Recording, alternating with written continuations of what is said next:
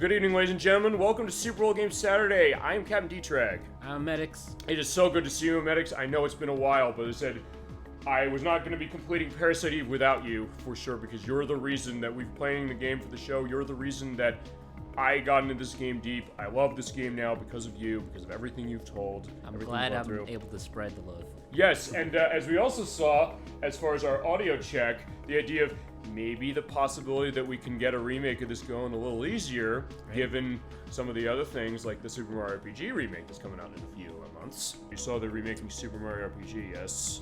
I completely missed that. Yes, they are remaking that. I remember Castle22 said specifically he'd seen the direct before I did. I saw they brought that up on the screen, the intro. I said, oh my god, they finally put this on Switch Online, thank you. He was like, wait, it gets better. Wait, so it's not just a port? No, it's a total remake. And then I even said, it was the point where, yeah, there are people as far as the other rooms, as far as where the break room was. I thought it was maybe too loud when I said, oh my god, they're remaking this. They are totally remaking this. There's hope. There is hope, but also because Square's been doing a lot of remakes, honestly, and some of them have been pretty good as far as remakes as opposed to remasters. Remasters, like, it's been iffy. Sometimes it's stuff like Final Fantasy VIII, they did that pretty well. 7 and 9, no. Chrono Cross, not really with some of the stuff they did with that. But they remade ActRaiser, that was really good. Whether story element or not, the Final Fantasy VII remake, the remakes of Front Mission that they got going, they got the first one, the second one, Live Alive. So more importantly, this means that Gino has a chance in the next Smash Brothers. Yes, he does. He is back. They show him in this way. You should, watch the trailer. I have to watch the trailer. Yeah, you do have to watch the trailer. In fact, sorry, keep it going on. Even while, I'll tell you what we're gonna do. Yeah, you're gonna listen to this.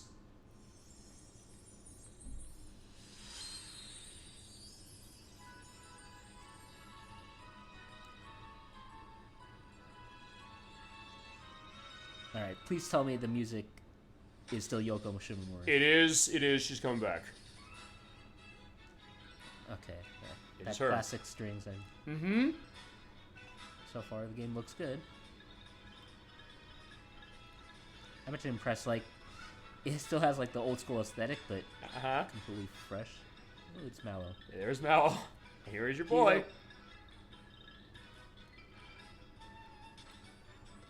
Oh, I like the UI. Yeah, they're doing new stuff with the combat as well. So they say, so far. Yeah, it's the first of its kind where they actually like made turn-based a little bit more dynamic. Or definitely one of them for sure. They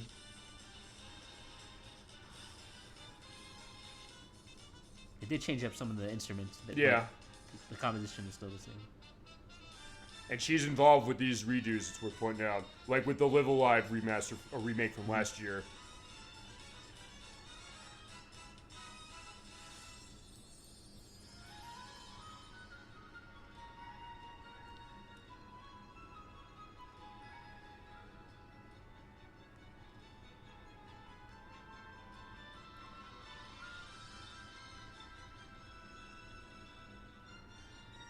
Is there a release date? Yeah, it is sooner than you think. Really?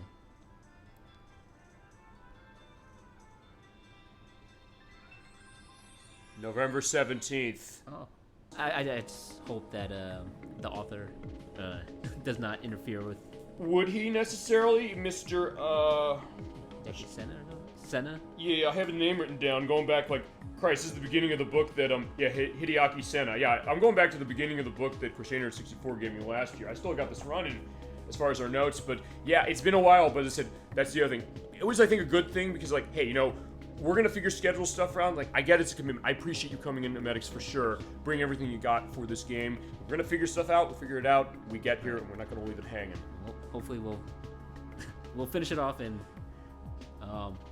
not die. To random chests. That's gonna be my thing. I do remember that from 2 times ago, and yeah, we will have all the other parts uploaded as far as it on the YouTube site. They already are uploaded there. They'll be linked below when I edit this in a couple days. And hey, our second show this week, because I did my preview program on Contra Hard Corps last night. That will also be linked below. But either way, we are back with Aya Brea, good old Aya Brea of the New York City Police Department. We beat the game 2 parts ago.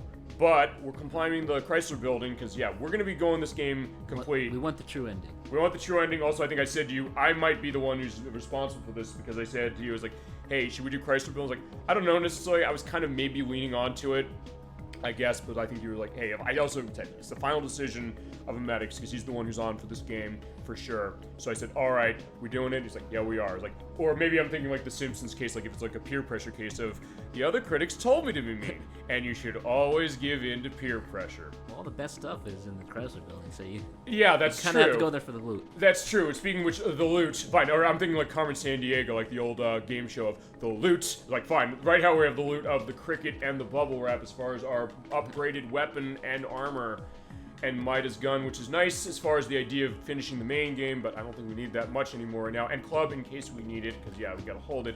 But for club. So yeah, last time you beefed up all this stuff really, really nicely as far as we got. We also have more. Did we sink more into defense? We did, I believe, as far as it, because yeah, our defense is pretty high. I know we did trade off based upon what we got in the Chrysler Building from the junk gun, I believe, or this is the junk gun. The junk. You're not gonna get better than the junk gun, right? There might be a few properties on there you can get. The triple command being one of them. I know that's one of them, and I know for the final boss, that is apparently going to be a case. If in any case is going to give us trouble, it's going to be that, I think. Although maybe not you, because you know what you're dealing with, as well as everything else here brought here. As I confessed to you earlier, I don't think I actually beat the game. Really? In the Chrysler Building, so this is be first for both of us. Okay, and honestly, I also say this is that I didn't necessarily practice because honestly, there's not much more to practice. We got our levels up as far as it. We're on day 5 as it was last time. Yeah, so part honestly, of me is wanting to say like, maybe we should invest more in defense, not truly knowing how dangerous it could be. That being said, we do have 27 floors more to go, and then we do have enough bonus points here. We can put it into anything, as you can put an active time, random capacity, or weapon or armor. As is, we have 1,000, and every 100 is a point. Correct? Right. Let's get through the next 10 floors, and we'll decide. Alrighty. So, based on what you're saying like, hey, you run next 10 floors. Yeah, we've been alternating as far as how it was. We just loaded the save that we had from a couple months ago for the purpose of running this. So we're gonna go back to the Chrysler Building, and because it is a randomly generated tower. Writing out maps, and I guess one thing I probably should have checked. I probably should have checked our item loadout, but you know what? I'll go in the building and see. I'm pretty sure I think you did. I'm pretty sure you did because the idea is that hey, we get the keys there, and we want to make sure we have enough, and we also want to make sure I hold our medicine and our revives, especially delays. Like yeah, that's the other reason 6 months. I've been. They tried to make me go to rehab, and I did go specifically. I guess if you want to put it that way, but I love that that's been the narrative. We had narratives going on with like every game we've been doing, especially Lunar. You ever play Lunar Silver Stars, by the way? I'm not sure. Is that Sega? It was on the Sega CD initially. We're playing the PlayStation version now. It's also been ported to other places. There's a mobile version on iOS. It's on PSP. I want to say no. Actually, you would like it because it's by Game Arts, the people who made Grandia. Okay. And actually, it's a really nice game. As far as we're going to be playing that. We've been playing that specifically. Proto has been leading us on that one. As far as our stuff, yeah, you're right. We do have the Chrysler key. We can't go to Narita. I mean, maybe the Good Luck Charm is going to be our savior here. We have our Revive and Medicine 4s. We have other ones, I think, back in the box with Wayne at the police department, but we'll probably find more as we go. I'm good with our loadout. Yeah, right now I think we're good. Yeah, here we go. Going back to the Chrysler Building. Also, it is also, I guess, a good thing as far as it's been this long because actually, in the time since we did this play, I said, I got to scope this out. So wait, does this put us on 59th floor or 50th? 50th. I believe, because we have the map. I have the map written down as far as the ones from the last parts, and every picture of that will be in the YouTube edit for sure. It starts you level 50. Fine, we start at level 50. We got the key. We killed the boss that was here. We got the elevator key for that. So we can go right back up. And since I do have it written down, and since it is usually a straight shot, at least it looks like it's a straight shot from how we had it here. Basically, just go down the way. And also the other thing I should do is make sure a little bit as I'm walking this way is that, yeah, since we're running this on a more advanced television and more advanced tech, I also apologize in advance if we had any audio syncing delays. We didn't when we used this for Contra Hard Corps last night. But in case we do, as I said, I always have enough so we can hear this stuff. Hear the wonderful music by Miss Yoko Shimomura, of course, because, yeah, we were listening to, you were seeing the trailer of Super Mario RPG's remake, and you're like, is she back? It's like, yeah, she is back. She's part of the magic. She is part of the magic, and I brought that to mention when we played Super Mario RPG itself for the show, and also Castle22 specifically said one thing. He said to me specifically, was like, "Are you gonna play this game with the show?" Yes. So like there was no delay as far as it, but I also I'm not gonna play that right away because I think what we're gonna do is I'm gonna hold that for the 30th anniversary. Yeah, that was of the like game. the last SNES game I tried to convince my parents to get me in. I failed. In my case, I saved up my $59.99 to go to Best Buy and buy it because like I said after I rented this game, I said I gotta own this. And I did. It's actually one of the first couple of games I ever paid my own money for. The first one was Sonic the Hedgehog 3 for the Sega Genesis, which I paid $49.96 for, also from Best Buy in 1995. I think it was like $80. I could have been wrong. I found it at a Kmart for $84.99. Yeah, I said, no, I can't. I was at Kmart, and I guess that's why they're... Okay. But even then, the game is worth that much, but then I guess it goes to something like... It was just hard to sell. Well, yeah, I guess so, but nowadays is also the question of what it is, as we're on 451. Also, I do want to... Oh, I guess I should start drawing. No, don't worry. I went forward, and I went left. No, it's fine. I did the same thing last part, as we were level 34. Okay, this nice, sort of faster remix of the police station theme, I think. We heard this... I don't remember when we heard this, specifically, in the game. Well, they play it when it's being taken over. There was like a police card FMV. Oh, right. I was gonna say also, when the place was taken over by Eve, I believe that happened too. I went up, by the way. Yeah, this was there as well. I think it was both places. All right. Okay, so here it is, right there. Perfect. Treasure. All right, so yeah, because what we're doing, just to reiterate this again, because it's been a while for Parasite Eve for this, is that we're going through each of these forces. They're randomly generated. No shit, I got a battle.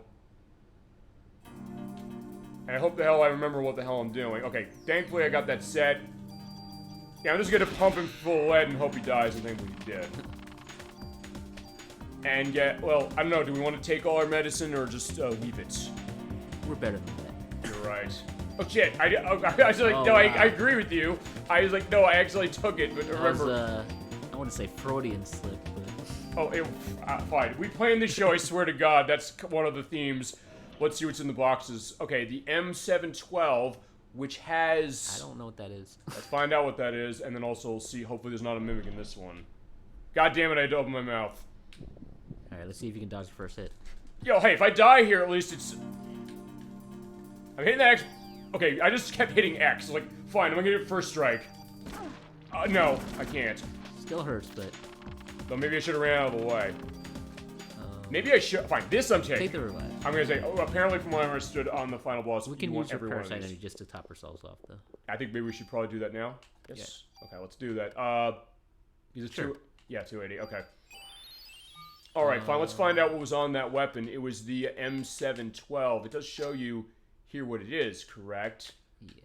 It is counterattack enemy. Ooh, What is that? That's something that basically when they attack, that you can just shoot right back and cause more damage. I think it's good, but I think that's something that we want. But okay. For now, as I said, we've got what we've got. Or fine, I'll go back and get what we get, which is wait, I gotta hit that with the X button, switch back to the cricket, because we have another slot we can put on this. Yes, I think, or were we? Right. The only concern is with that is it might lock you in an animation to counterattack when you might not necessarily want to. Okay. Is it something maybe we want to hold for the final boss then? Yeah, we'll hold off on that. There's no real need for that right now. Okay. But probably we would want that. Yeah, we're looting this damn place as it is, and as I said, it's also a nice reversal a little bit, because since we did this show, as we get into another battle, in this case, I guess because it's a battle we heard when we were fighting off Eve at the police station. Oh well, they're not dead. I know, somehow. I was like, actually, it is like the police station because, Jesus Christ, they're hurting. Okay, now they're dead. Yeah, because we had that going that way, but yeah, we want all the ammo we can take. I was saying, in the time since we did the last part, I did actually go to the Chrysler Building itself in New York. I didn't have much luck. Oh, really? I wanted to see it. I wanted to say, fine, that's how good this game is. Did you get lost? What? Did you get lost? I didn't get lost. They basically told me you can't come in here. Basically, it's like, yeah, we don't do tours, goddammit, leave. Not exactly those words, but like, it was interesting kind of just seeing the halls of it. You want the 3. But I think if I'm going to take anything, I should probably take the 4. But you know what? I'll take the 3 because, hey, I can use it just to, you know what? I'll use it now. Oh, no, no, no, no, I don't want to get rid of that. Yeah, because we're using analog stick control. You have to use it this way for this. I'm taking it now because, if nothing else, I can also get an item slot. Just use it and get rid of the evidence. Pretty much, yeah. Yeah, fine. I'll mix the bottle over into the I guess what? Oh no, that's the goop that Eve has. Yes, whatever that is. What's up? The stuff before this. Oh, that's yeah, what that is. I guess that's the people in Central Park. Yeah, you're probably right. Because as I said, I went there specifically because of this game. That's how good this game is. I said, it's a game that's making me think a lot of ways outside of the game itself, and making me saying that, hey, I want to see what this is all about. I think we're gonna probably loop around as far as how it is. Sorry, I completely. No, it's fine. Ourselves. What? I haven't been doing my job properly. No, you've been doing fine. It's like we've just gone in a circle, which is good that way. But it's also a question of like, wait, where are we going? We went down, up, and all the way around in a circle, and I think we might have actually gotten to. Yeah, see, I'm always used to the way the camera is looking. All right, we're going in like a spiral. Yeah, we're going in a spiral, so I'm gonna make it easy. Specifically, go up as far as how this is. Okay, this is okay. Well, actually, no. I think this is where we were. In fact, this is short enough. You know what? Fine. In that case, I think I'm gonna go back down. So, okay, we basically just went in a massive circle, which is good. So I think then if we go to the left, we should be able to get our way out. I think. All right, there's the elevator. So at least that's good. Assuming that the way I had this is set. And go downwards. That's fine though. It's like, hey, I did the same thing as far as it. We got more battles, and also I gotta remember get myself in the mindset of when I'm battling multiple enemies and battling the. Actually, we've never seen the squirrels. Actually, have we even seen the confusion state of this? Confusion? I don't remember. All right, tell me what that does. Oh no, it's a different movement. All right, so fine. Confusion means that your movement is not straight. So yeah. So fine. Oh, ran away. Never saw that before. This game just got real. Wait, where'd it go? I don't know. Oh, no target. Oh, okay. Have you ever seen it run away before? I never have. I don't think so. There you go. We have it on video, so that's the idea. Is that sometimes we run into cases where, it looks like a squirrel is shooting like orbs at us. It's like, what's that about? Yeah, it seems like the difficulty just ramped up quite a bit. Also, from what I'm understanding, is that we haven't seen that. We didn't see them in the story. No. So we're seeing new enemies for the first time. We're seeing new enemies, but also the idea of like, what are these new enemies, and the thought of, hey, mining this game for ideas. I think that's the idea, or as you said with one of the parts last. I mean, you're in New York, so we're bound to run into some squirrels. That's true, but we didn't when we went to Central Park. Central Park was fine when we were at the edge. I can tell because of the camera. It's like, okay, that was the one case of what that was. But yeah, it's like usually you see them outside. You go into a building, it's like, yeah, what kind of building is this? Fine, this is Parasite Eve's Chrysler Building, but from what I understand, they did their homework as far as what it looked like. Even like the way inside it was lit is we're at a T shape. I'm gonna go to the right and see what we got. It feels kind of a piece, you know? It feels like something that could take place in the real world as there are the, well, okay, like the Beatles again. Wait, oh. I'd like to use an AI program to like stack all these maps on top of each other and see what the building would look like on the outside. Yeah, I mean, I think that would be really interesting. It might be something to do with this. I don't know if that's something they would do if they're going to do another one of these, or do a follow-up, or a remaster, or a re-release.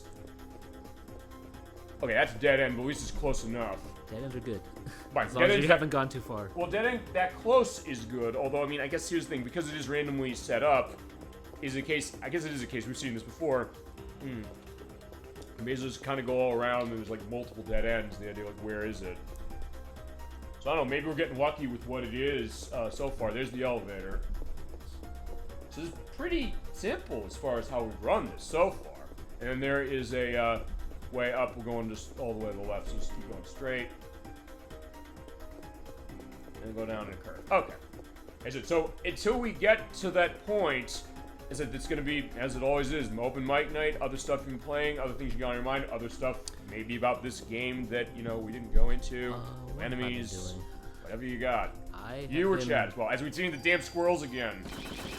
Yes, pumping full of lead. Alright, so yeah, you don't want to be in front of them, it looks like. Yeah, in that case, okay, he did run away too, so fine, they run away. And also, I guess to do that, you have to... Okay, so you have to target them. My question is, like, wait, I was... They, like, give no experience.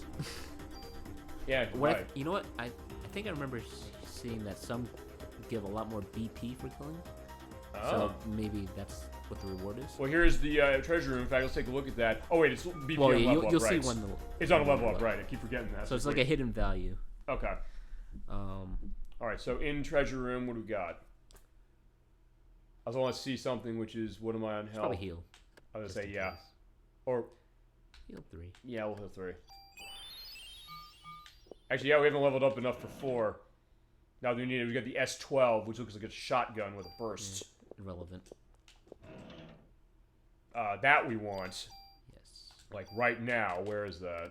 Yeah, things are getting a little hairy, so... Yes, psychic energy defense. Let's use that on our good old bubble wrap. There it is. That's quite a jump. And then what's... Oh, fine. There's 4 boxes in here. Critical armor, which is increase of HP, a drop of active time recovery, and an up in... What is that? Burst? I don't... More damage? I'll find out. Hopefully there's not an enemy in here. Okay, the full recovery. That we definitely want. Let's see what's in this one. So... The equipment. Or armor. Equipment, right. It's a armor. So what is it? It's an attack power increase. Okay, so increase of attack power, max HP, add to time recharge is slower. So for our purpose, it's definitely good, but right now, wait, yeah, we'll have to wait. We want to wait. I think we want to pace ourselves specifically. Yeah, we want to see our armor too, where we can fit all of that, everything we want. Right. And since we do have no concern really with tools anymore, I don't think. Right. But we will want the super tools to transfer everything. And I think we're getting to a case you said where basically they're infinite, right? As long as you get the cards, the rare cards. Okay. Ow. Okay, fine. They're tough to avoid as well, so I like this idea that's kind of challenging. And he just runs away. Like, I didn't even have enough time to do it. Actually, it gave me no experience. Yeah, there must be a reason why they had run away and give 0 experience, so they have to get, like, a significant BP boost. So. Unless maybe the thought is, as we're at the dead end, which is fine. We found what we needed. Where? I guess it might be one of those things that basically as soon as you see it, try and focus on a kill of it, or, I don't know, maybe it's not even worth bothering. I feel like they wouldn't just do that for no reason. So okay. It has to be. So is the kind of thing next time I see one of those, I should absolutely try and focus on killing it with something a little different. Actually, I don't know if on Magic, or on, not on Magic, on our Parasite energy, if I have anything that's going to necessarily just take that thing out in one shot. You could do 3 and then use that. Yeah, that's true. And so we'll do that when we run into another one, because something tells me we're going to run into them. So I guess that's going to be sort of the narrative so far, is that, yeah, it's Ayabray's experience with squirrels, which is just basically shoot them. More squirrely. Yeah, before Conker's Bad Fur Day did this, it's like, well, fine. I guess Ayabray was ahead of the curve on everything, as it was. And actually, fine, this was back when Conker's Bad Fur Day was not that kind of game yet. It was when it was 12 Tales Conquer 64, of which I believe Rare Replay has an unlockable. You can see basically the footage of what they had. As we got another battle. Okay, these are things we have seen before. They're like lizard men or something. Okay, they'll go away, no problem. That was satisfying. Yeah, very satisfying. Just that sound. I mean, the way the sound design in this game, it's a word Edward hates to hear, but I'm gonna use it anyway. Crunchy. It does, I don't know where that comes from. I'll have to ask him when we do Spyro the Dragon. I know he has an issue with crunchy and the word sock. What? Sock? Crunchy sock. Ask him about the crunchy sock. I will have to do that when we do Spyro the Dragon, or start that next month, or fine, schedule him as going to be sort of up in the air as far as when, but he said, yeah, we're going to do it. I just got to figure schedule with myself and Nikki as far as himself is concerned. So that's going to be the idea, and that'll be Friday for them, as is the case.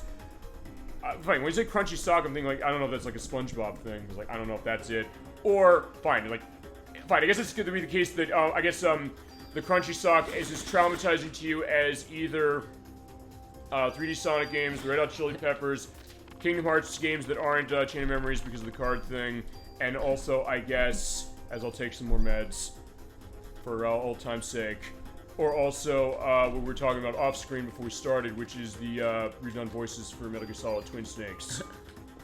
As it is, but you made a point to it that way. You did hear what I'm trying to say, right? I did, yeah. I did, and I think it's worth going into that. I mean, because it was the case that you said, like, hey, the voice actress for Naomi Hunter wasn't giving her all. I said, wait, you're saying there's a Jennifer Hale performance where she's not giving it her all. I kind of didn't believe you, but then I heard the dialogue. I said, you know what? I get it. There's something about what that was when they translated. Although, honestly, maybe that whole script... Wait, there's another one?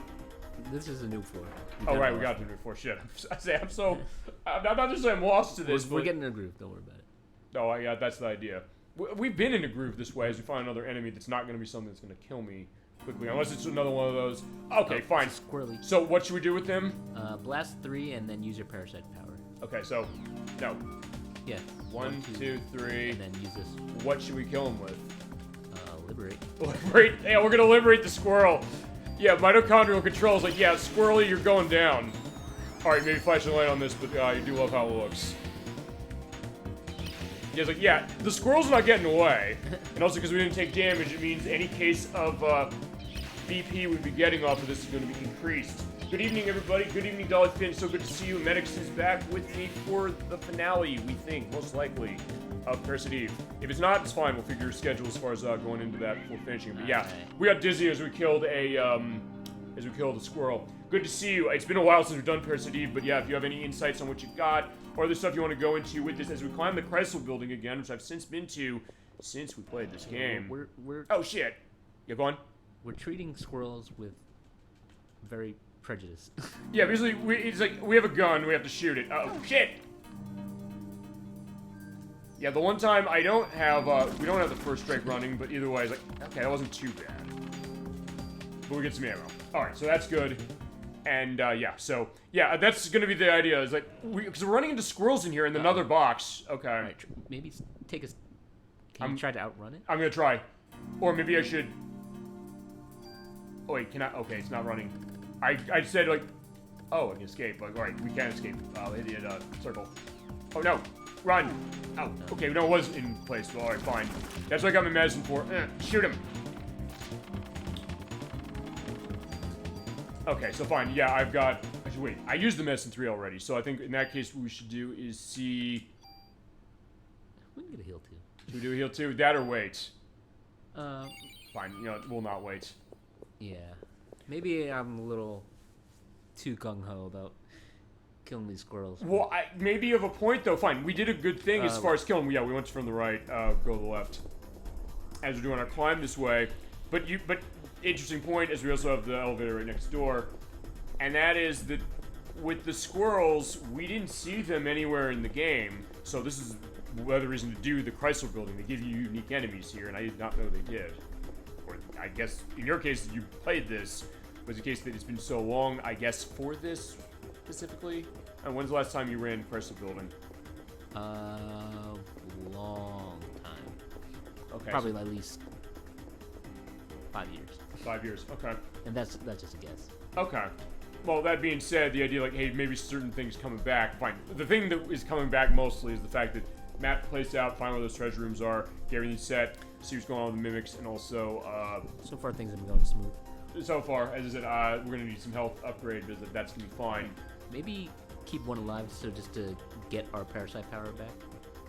Yeah, you know what? In that case, I'll just shoot that one, hopefully. Oh, shit, it went... Oh, no, whoa. We're good. Oh, you're right. Okay, it's fine. You know what?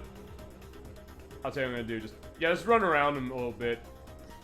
Fine. At this point now, he's stopped. Okay, so, because, yeah, when you're in battle, that's the only time your Parasite power will come back. So, in that case, yeah, there's a good strategy that way, especially because he didn't attack. He was just getting too close. So it's like, fine, back away. It's like, yeah, I've got a gun. I'm not afraid to use it. Especially the case like this, where it's like, hey... So, I saw something horrible on the internet today. Okay. I don't know if I should share it, but... Well, I don't know. Like, we're not monetized, as we're pointing out, so it's not going to be feared that way. Did you hear about the police officer who shot the dog? No, I didn't. Yeah. Well, I mean, fitting, I guess, for this game. Okay, it's worth bringing up, because remember, we had that happen in this game. We had, Shiva get killed in this game at the beginning of it. Yeah. I mean, I don't know, it wasn't like a self-defense thing, and it's a dead end. I'm sure the cop will try to argue that, but... Well, I don't know if it was. But you're right, like, hey, especially something like that, I get it. I would think if it was obvious, it would probably be obvious and indicated, but... There was a video, and I saw the video. Sure. Oh, Jesus. It was not... No, I get that. So I mean, there's that element to it as well. It's like, hey, it's one thing about being attacked, but it's another thing like something like that. It's like, no. It was a golden retriever that was like Oh, boy. wagging its tail. Oh boy. So that's the worst And then case. the cop kept on shooting after it tried to. Like it wasn't just one shot. It was. Oh boy.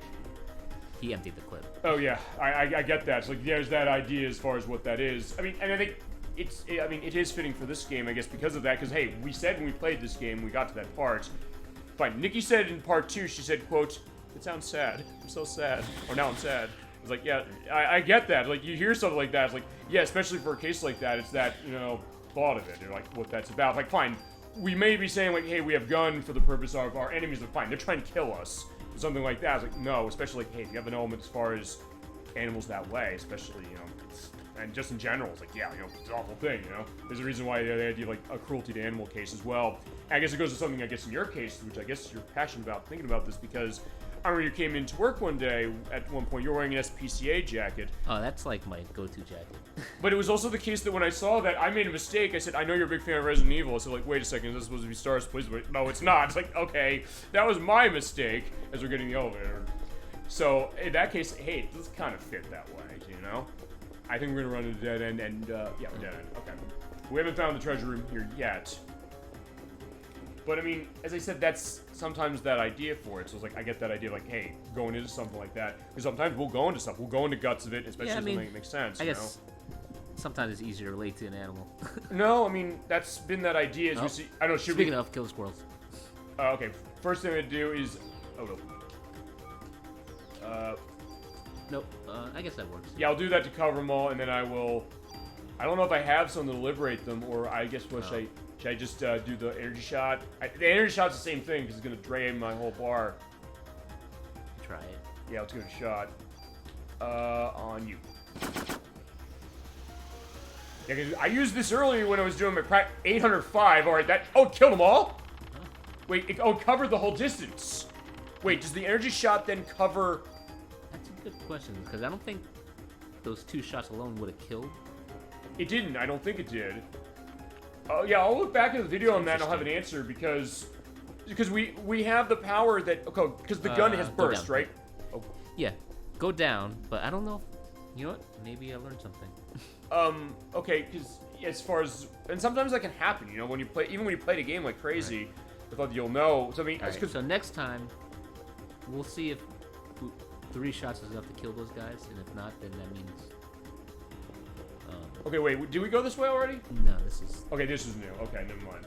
So, like, that's why, like, yeah, you're fine. You're the map navigator now, but every 10 floors you swap off, so then you get to see my really shitty map. So I do the edits. I'm doing better. I will say that for sure. Actually, I looked at the way. You're right. Okay, fantastic. There is our treasure room. Because I looked at the maps I did for the last part, and they have them all on the table here, and they will all be indicated into the edit as far as it was got another enemy. So I was getting better, but I mean, fine. He's the skilled one as far as maps. Maybe it wasn't enough to kill him. Well, I don't... Because, hold on, what happened there? Because I killed him in 4 shots, you said. Right. But I only shot in 3, and hopefully I can just fire. Come on, just keep hitting that X button, hope I can... Okay, but it's gonna get that first hit unless I guess I get out of the way. And there's a revive. Basically, just pretty much want to take every single one of those, I think. Yeah, unless you, like, run, I guess. I think you're just gonna eat. And there's full cure. Actually, didn't I have a 3 in here that I didn't use? No, I didn't. Okay. Actually, do I have... that. You're on so many drugs you don't even remember. There you go. I thought you got help. Yeah, I did get help, but I don't know. I was like, fine. He's my sponsor, as it's been, as far as it. He said, I am better than this, but I said, fine, I relapsed. Fine. That's a horrible thing to be saying, but it's also contextual to the game, as far as what it was. Well, actually, now that I'm thinking about it, none of the games I think we played since have had elements of drug to them. And fine, no, I played Narc last year, but that was before we started this, A, and B, it was also the case where I'm killing drug dealers. Not the remake where you can take it if you so desire. So that's okay. What is? Killing drug dealers. Well, I don't know. Do you ever play Narc, the arcade game, or the remake that came out in 2005? No. Yeah, the arcade game is awesome. The remake, from what I understand, not very much. Despite the star power they put into it, as it was. But also it was a weird case that, hey, you take them, you get bullet time. It's like, okay, that's weird, but people also saying that... The Age of Max Payne. Yeah. Well, yeah. Well, you're right. It was. Or John Woo. Or John Woo, and also because I know there was also thinking about something like that. The game based on the Punisher, which is a case like that. Which fine. Oh, well, hold on. Actually, fine. Let's put that to the test again. So, or should I? Okay, so 1, 2, 3. Because then we have what's that power? The burst that's on the gun. I don't know if that's gonna kill. Let's take a look. We gotta put it to the test. Because it'll probably deal less damage. Okay, so it did 3. So I shot. Yeah. Oh wait, no, okay, no, it did because fine. Okay, the energy shot only hits one enemy. The burst goes on the gun, so you have them in a range like that, they'll all get hit. So they got killed by the first 3 shots because the game paused for the purpose of running the charge up for the energy shot. That was what happened. I'm gonna take another. Well, fine. I have to use it now only because if I have to wait on the other thing, on the Parasite energy. We'll just say we're trying to conserve inventory space. Well, we are, because you do have inventory space to manage, so I guess that also would be another question of, hey, if they're going to remake this, I'm like, Square, please remake this. I know there are a lot of people who'd love to play this, and given that the original game, it's not as expensive as it once was. I actually saw a copy of this at a retro game store for about $60, $70, so I don't know if it's necessarily complete. The case of getting this game to more people, especially if you've never played this before, because I think this game is awesome, and especially, I'm also assuming you don't have a PlayStation 3, because if you do have a PlayStation 3, you can download it for $6. And in that case, if you haven't, absolutely $6? yes. That's a steal. It is a steal, my god. As that's the case with the PlayStation classic stuff on the on that system, even because they haven't turned it off. But some of that stuff is like, yeah, the Misadventures of Tron Bomb. What are you gonna do? You gonna pay $800 for that? Or you gonna pay $6? Fine. I technically paid $250 for it for Nocturne at one point when it cost that much, and that was cheap compared to how it is now. All right, so fine. Okay, fine. I ran away. It's not gonna be quick enough unless. I guess here's the other thing we do. Probably. Is there a tell on a critical hit? I don't think so. Because we've been playing Lunar Silver Star Story Complete, where it does give you a difference in graphic with stars all over the place. Is we got the FAMA, speaking of Metal Gear Solid, which looks pretty typical, but then what we got is probably gonna be better for what we need. Actually, fine. I was gonna say the other games might do something like that, but remember, all the other games have totally different gameplay styles. Which is weird, but as I said, that also goes to my thing with this game, which is that this game was so good. I said, I want to get the other ones. Whether they're good or not, or as good as this or not, I want to get them so I can then say, hey, have more experience with this franchise, even if it's a question of what are those other games going to be like, and how are you going to feel about them. I guess I'm that way too, because I haven't necessarily gotten as much time to play the others as. I mean, I did hear good things about the second game after a while. Yeah, but I mean, you said also like that matter of an expectation there, which is you're expecting a game like this. It's not a second game like this. Fine. Okay, I was yeah. Oh wait. It bounced back. Okay, I don't know if we saw that. Maybe we did, and it's just been so long. But yeah, sometimes that idea of an expectation, because sometimes it comes a question of, hey, when you have a game and you get a sequel and it plays differently, when are you going to have a problem with that? When are you going to not? Although, honestly... Didn't that happen with the Mass Effect 2? The gameplay changed a lot? I think so, but I mean, at least with Mass Effect 2, as far as I know, I played the first one, I believe it still played similarly, at least. I mean, as far as the kind of game it was. Uh-oh. It looks nice with the stars, but it was like, yeah, no, no, fine, you know, yeah, just kill you. Don't worry about it. Yeah, just unloading bullets in that thing. Oh. Like, no, I want to... Kill this one. Yeah, I was like, wait, I got to do that. Okay, well, I got it that... Oh, wait a minute. Oh, right, I forgot. Because when you do a killing blow on an enemy, if you're targeting it and you have all the bullets, you just stop your shots. But these things are easy to avoid because they'll just do the roll. Okay. Yeah, because, I mean, I guess so, but I mean... have you ever played a game, I guess, where... it's a totally different style of game, because the second game in this series is a survival horror game, like Resident Evil. You said, like, hey, it's like Resident Evil, and you're right, it is. But as far as other series, I don't know if I can think of other ones where it's like, hey, you know, it's totally different from the first one. If you love the first one, well, it might be a... About Zelda 2. Oh, there's Zelda 2. Okay, fair enough. That's no... Okay, there you go. Thank you for reminding me of that one, as you see more of the squirrels. Maybe I'm, like, making things up with that squirrel? I don't know. We'll find an answer. Because, like, hey, we've said this before. The idea that if we don't know something or something new we haven't seen of a game before, we're going to get an answer somehow. Even if other shows don't get an answer for this. And I'm running into that a lot, actually, where we had that with Bomberman World when we played that last week. That game is not well documented, shockingly, despite the fact that that came out, I think, not... Actually, only a couple weeks after this game did, in 1998. Actually, by the way, the 25th anniversary of this game for the US's release is on September 9th. That's worth pointing out. That's when we got it. It was March for Japan. But that game, I was shocked how little documentation there was of that game. There was a Let's Play of that game that goes into strategy on that amazingly. Even on GameFAQs, you can't find a GameFAQs of that game as we find the elevator. I'm saying, like, what's the element of what it is. Or even the fact that, hey, when you're in levels, hitting the triangle button to go out because you have to upgrade your bombs significantly. And it was surprising to me. It's like, the manual doesn't say that. There's nothing online that says that. So I've sometimes found, like, hey, we're able to get answers on things. We had that with Shadow Hearts as well, the RPG that the Crusader 64 played, as far as it. And that was... yeah. Oh, yeah, unfortunately, I mean... Okay, so he dies to almost all the bullets. It's just that then he needs one more as far as going down. But I've realized that, hey, sometimes I've realized when I try to look for answers to this for the edits, I say, I don't find anything. But then I look back at the video, or we'll look back, just like, hey, I saw something that gives an answer to something, and we get it on record that way. And we had that with Shadow Hearts. There's something with the dialogue as far as, it's like, there's a typo in the graphics here. It says P-O and the name of an item. He's like, why is that? I said, I think it's like a pointer reference in the code that they didn't comment out. And it has to be that based upon it. And I could find nothing online that indicated that. But I said, I think it has to be that, specifically. So, in that case, we can get some of the answers to some of the stuff that maybe isn't documented, you know? So if nothing else, like, and not saying like, hey, you know, we're gonna necessarily do that for every game, or be able to find that for every game. When it comes to something, maybe people's like, we haven't seen this. Like, well, okay, why? What is it? Sometimes we can figure that out, you know? We'll see when we level. Okay, I mean, that's going to be a case of it, but it's also going to be a bit of a ways, and so far we haven't gotten a dead end going this way. This floor is being difficult.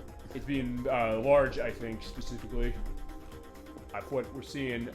Okay, I'm going to go up to see if maybe that means that we're up to the floor. We're at 54? Where are we? Did we go... Oh boy, it's like... Okay, no, we made it, I think. Yes, we did. Thank God. Thank God. Because this map is getting out of hand.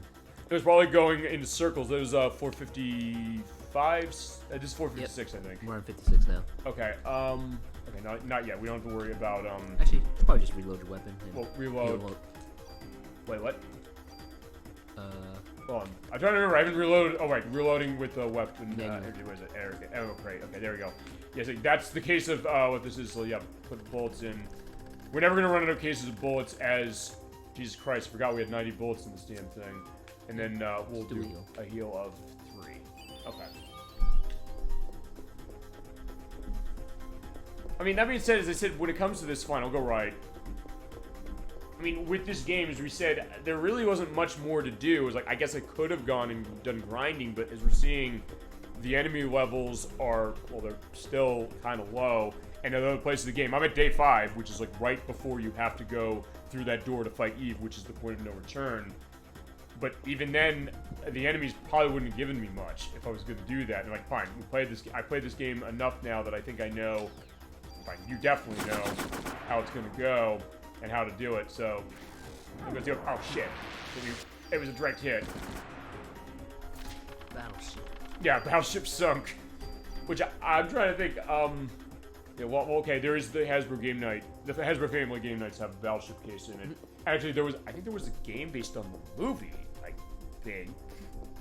Rihanna was in it. Rihanna was in the movie. Was she in the game as well? Assuming there was a game. If I'm wrong, there's not a game in that. I don't know. Yeah, it was Peter Berger directed that. The guy made Very Bad Things and Patriots Day, and they made Mile 22, which is horrible. I couldn't believe how bad Mile 22 was. Don't know that one. Yeah, just for the better, I think. Even people I know who saw everything basically he made. He made The Rundown as well. That was really good with Rock and Christopher Walken and Sean William Scott. That's 20 years old this year, amazingly. I saw a bunch of American Pie movies the other day. It was on think 4th of July. Okay. Well, I mean, hey, I guess an American perspective of that. I like the first. Oh shit! What was that? Speaking of fireworks. Yeah, there it goes. We got our fireworks show. This is the 3rd show in a row we've had fireworks in some capacity or another. Bomberman World, Contra Hard Corps for the preview program last night, and now this. I like that first one. I think there is kind of a weird sweetness to it, even for a movie that's, you know, I guess like an 80s style Porky's-ish kind of sex comedy. I don't know. I think I saw the second one and it didn't hold up as well for me. I didn't actually. That's the only ones I think I saw. I saw 1 and 3. It seemed like they were trying too hard to be raunchy. Maybe that's the idea that maybe that was okay. It bounces off walls. So it's like okay, and me in the back as it happened. Billiards. Okay, there you go. Yeah, so yeah, it's playing pool in the Chrysler Building that way. Yeah, because I saw the first one and I saw the third one, which is American Wedding. I liked them all. I think I liked the first one more, but maybe here's the other thing, is that the idea of, like, I don't know maybe what you think as far as American Pie as well, is like the atmosphere of what it is the kind of a sweetness to it. And maybe the idea of like going raunchy with that, maybe sometimes works across purposes, maybe in that second one it does. I just feel like Sean William Scott's character was just like, I don't know, too much of a caricature of in himself. that one. Yeah, Stifler as he played. Although then you see something like Role Models, and he is hilarious in that, particularly. You ever see Role Models? No. It was him and Paul Rudd in it. They basically got into cases where they had to be, I guess, like the big brother, little sister cases specifically, and they're involved with that as far as, well, fine. They're going to this person run by Jane Lynch, and she basically like, yeah, you're not going to get out of this. You can't bullshit a bullshitter. And she goes to her perspective of how she was handling stuff like her drug habit when it came to like a bad relationship he had. But even the idea of like how Sean William Scott's character is, he gets the kid into Kiss, the band, because he's just like, every song they do is about sex specifically because he plays him Love Gun. But even the idea is like, he's like, the young kid is growing up, he's kind of perverted the way he is, but he's like, the idea, like, how do you eye people without them noticing? He's like, how do you notice all that? You have to be perceptive. It is very interesting and funny, and there's, speaking of the Kiss thing, there's a joke in that. Late in the movie, I will not give away, but it is, I think I need to take the medicine now for this, just because I'm afraid we're seeing something in the box. Or getting range, I'm absolutely putting that on right now. So anytime we see something like that, it's basically going to just go on the weapon or the armor immediately. Yep. But yeah, there's one thing I will not give away. I was howling so loud when it came to that. And there's another thing. Okay, no enemies in here. So there's our defense up by 1. So we have 1 more point. I'm going okay. Yeah, but I get that as far as that with the case of, I guess, Sean William Scott. Specifically, is that I liked Role Models quite a bit as far as that. Kind of a mixture of like a weird case of a sort of raunchy thing, but also kind of not in its way. And he's very good as is Paul Rudd as well. But yeah, I mean, there's something to be said about that, because yeah, that's like franchise like, hey, I haven't heard much of that. And I guess with American Pies, like, there was the 4 that they made that were bears in the series, and they just did a bunch of direct-to-video ones that were not. Did they? Yeah, from what I understood, I think Protorova himself said horror stories with that. I mean, he's not big into that kind of thing anyway, as we hit the next floor. But for those, it's like, you should see the other ones. It's like, well, because, hey, they're kind of sweet. Even the most famous scene in the first one, even just the reaction of Eugene Levy, who I love Eugene Levy. Yeah, particularly him, like, I'm a big one of his because of, like, a lot of the Christopher Guest comedies, like Best in Show and Waiting for Guffman and stuff like that. I didn't really know much of him before American Pie. A lot of those films of Christopher Guest, we're talking about dogs. In fact, I'll give you a recommendation right now. Best in Show came out in 2000. It's basically about competitive dog shows, and in that movie, it's basically a bunch. It's like a mockumentary. So, have you ever seen This Is Spinal Tap? It is Christopher Guest who wrote that movie as well, and he directed this as well as other ones. But with that, it's basically these dog owners who are so insanely neurotic about their animals. The fact, like, there's a married couple. It's Parker Posey, I think John Michael Higgins, who were saying, like, their sex life is suffering because they feel that whenever their dog is in the room, that they think that there's emotional trauma going on. There's another dog is like, if it's the same dog, saying like, you got to get her Busy Bee toy. If you lose it, like, she's gonna go crazy and she's gonna have the psychological damage. And then you have the host of the dog show, or like one of the MCs, played by the late great Fred Willard, basically just going into all these things like just things that make no sense, including the fact like, hey, you know, like, You ever play like a Sherlock Holmes hat on a bloodhound? It's like, oh, that's not really the point of these things. Like, but wouldn't it be great? People would love to see this, and it's hilarious. It's probably one of the best movies ever made about the idea of dogs specifically, and Eugene Levy is in that. Him and his real life wife, or Catherine O'Hara, I should say. Wait, they're married? I think they are. Really? I believe they were, because I think they made a joke of that in Over the Hedge, because they're both voiced in that. But yeah, actually in a lot of their movies, specifically that element. But yeah, he's a guy. He has 2 left feet, but that's not actually a joke. Wait, hold on. They're actually married in real life? I'll fact check that or chat if you want to tell me I'm full of shit if that's not right, or I don't know. If you're on map duty, specifically on this, or you want to, I don't know, if you want to fact check this while I'm doing that. I believe so. Or if they were... I'm assuming you've seen Schitt's Creek, right? Yes, which is amazing. I love Schitt's Creek. And that was the other thing, because I knew specifically from them from that, and it's kind of that style. But then going back to the American Pie thing, just how reserved he can be is like when you get the most famous scene in the movie. He says like, "What are we gonna do?" So, are you saying Catherine O'Hara is Daniel Levy's mother? Eugene Levy's wife, I think. Well, yeah, but Daniel Levy's is his son. I guess so. Which might be part of the joke, you know. Maybe the thought that, hey, there's a relation. Damn, talk about another twisty map for it. Okay. If this doesn't go to a block, then I don't know what to do. Go to block? Okay, see, when you said that, it's... Okay, fine, it good. did. I was like, when you said that, well, because it's running into a wall in my map, so... Okay, see, when you say that, I'm thinking Hollywood Squares, but... Yeah, just to quickly go back to the thing with Eugene Levy and American Pie, he just says, like, what are we gonna do now with this pie? And he just says very... I love the way he just does this. There's the elevator. Just says very subtly, like, we'll just tell your mother you hate it. And it just kind of works, you know, as far as how it is. But he's a master of underplay, or a master of underplay. And same with Catherine O'Hara as well, specifically. Like I said, if you haven't seen Best in Show, I think you'd really like that. It's very funny. It's very wryly funny. If you liked, I don't know if you ever see This is Spinal Tap, specifically. No. If you like that, you'd like this. That is another hilarious movie. The case of, yeah, actually, that's a movie celebrating its 40th anniversary next year. I can't believe that. It's wonderful. Who's in it? Michael McKean, Christopher Guest, Fran Drescher, who's hilarious as far as this, as far as like one of the record producers, like they have this album they're gonna release. It's insanely misogynistic. He says like, that's kind of sexist, and then they stupid. This is like, what's wrong with being sexy? Oh, it was another rare card. And it was Rob Reiner directed it. It was as we have a full inventory, but it depends what's in here. Actually, you know what? You put a toolkit in there. We don't need. Yeah, you're right. We don't need no stinking tools right now. Oh wait, hold on. Oh yeah, we can replace it. We can just take it out. Tool. Bye bye. Critical Fate. Yeah, definitely worth taking that out for.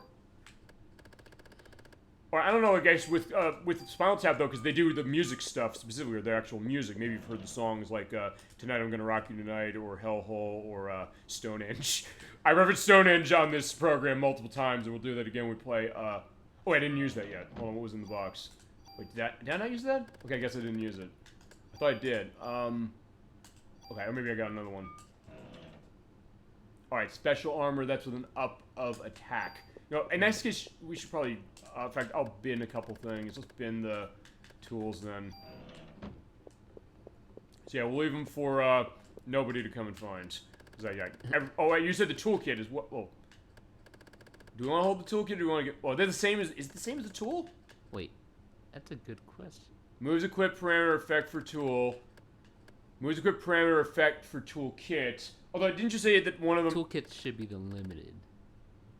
That's unlimited. Okay, so right. we'll keep that. All right, so fine. Tool goes, and so we got our next rare card. And so we're gonna get close to the next fight here. It's on floor 58. Okay.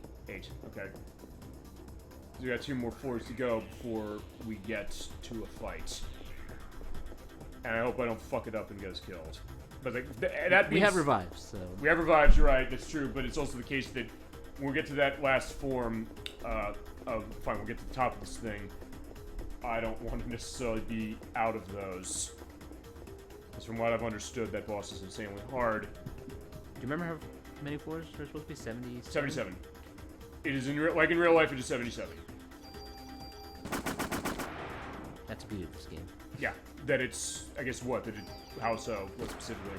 There's some ground into reality. Well, and that's what you said. In fact, I went back to that video specifically because I said not only has it been a while, but I just want to make sure that, hey, we knew what save we're going to run. And that is exactly what you said. The idea that this is a game that is grounded in reality makes it more interesting. As like for when we played one of the parts of this, the second part, I believe, saying that it makes biology really interesting. It's something that people have attached to as far as real life, as like our Game Monthly indicated, as one example. And you kind of understand, it's like, look, as I said, I went to New York in real life to see the Chrysler Building because of this game. That shows the power it has, and that shows, I think, how much this game is meant to me in just the year or so that I've played this. What is the Chrysler Building if they don't let you go in there? Well, I think from what I understand is that, well, fine. It used to be used for, I think it would be the case like with Empire State Building or something, like they do tours and things like that. It was actually, I think DollyFinn in the last part, she gave the Wikipedia element as far as what it was, as far as the tall building, as far as New York, one of the tallest specifically in it. The historical significance, I think it was something that was commissioned by Rockefeller, I think. But maybe I'm wrong, but like, hey, I'll put the link that she provided from last time to get it for this one. With the idea that, hey, you know, I guess the thought that's like a little bit of a, what is it? I guess sort of a bit of a landmark that way, and I guess it's kind of staying that way. Although, in all honesty, so they're not like office buildings or anything, like, or are they not that I'm being used for? Not that I'm aware of. Or fine, maybe it was because no, they were, because I think I saw that we got the treasure room here. Yes. Okay, I think they were, because I believe that it was not open to the public, but I believe there were like sort of businessmen who were there. So I think maybe there's stuff running out of it specifically. But it's maybe one of those things that, hey, it's like a I guess more of a cultural landmark to kind of see the things specifically nowadays. And to be honest, when I was there, it was about 4 months ago, there was a lot of construction going on. There's the elevator.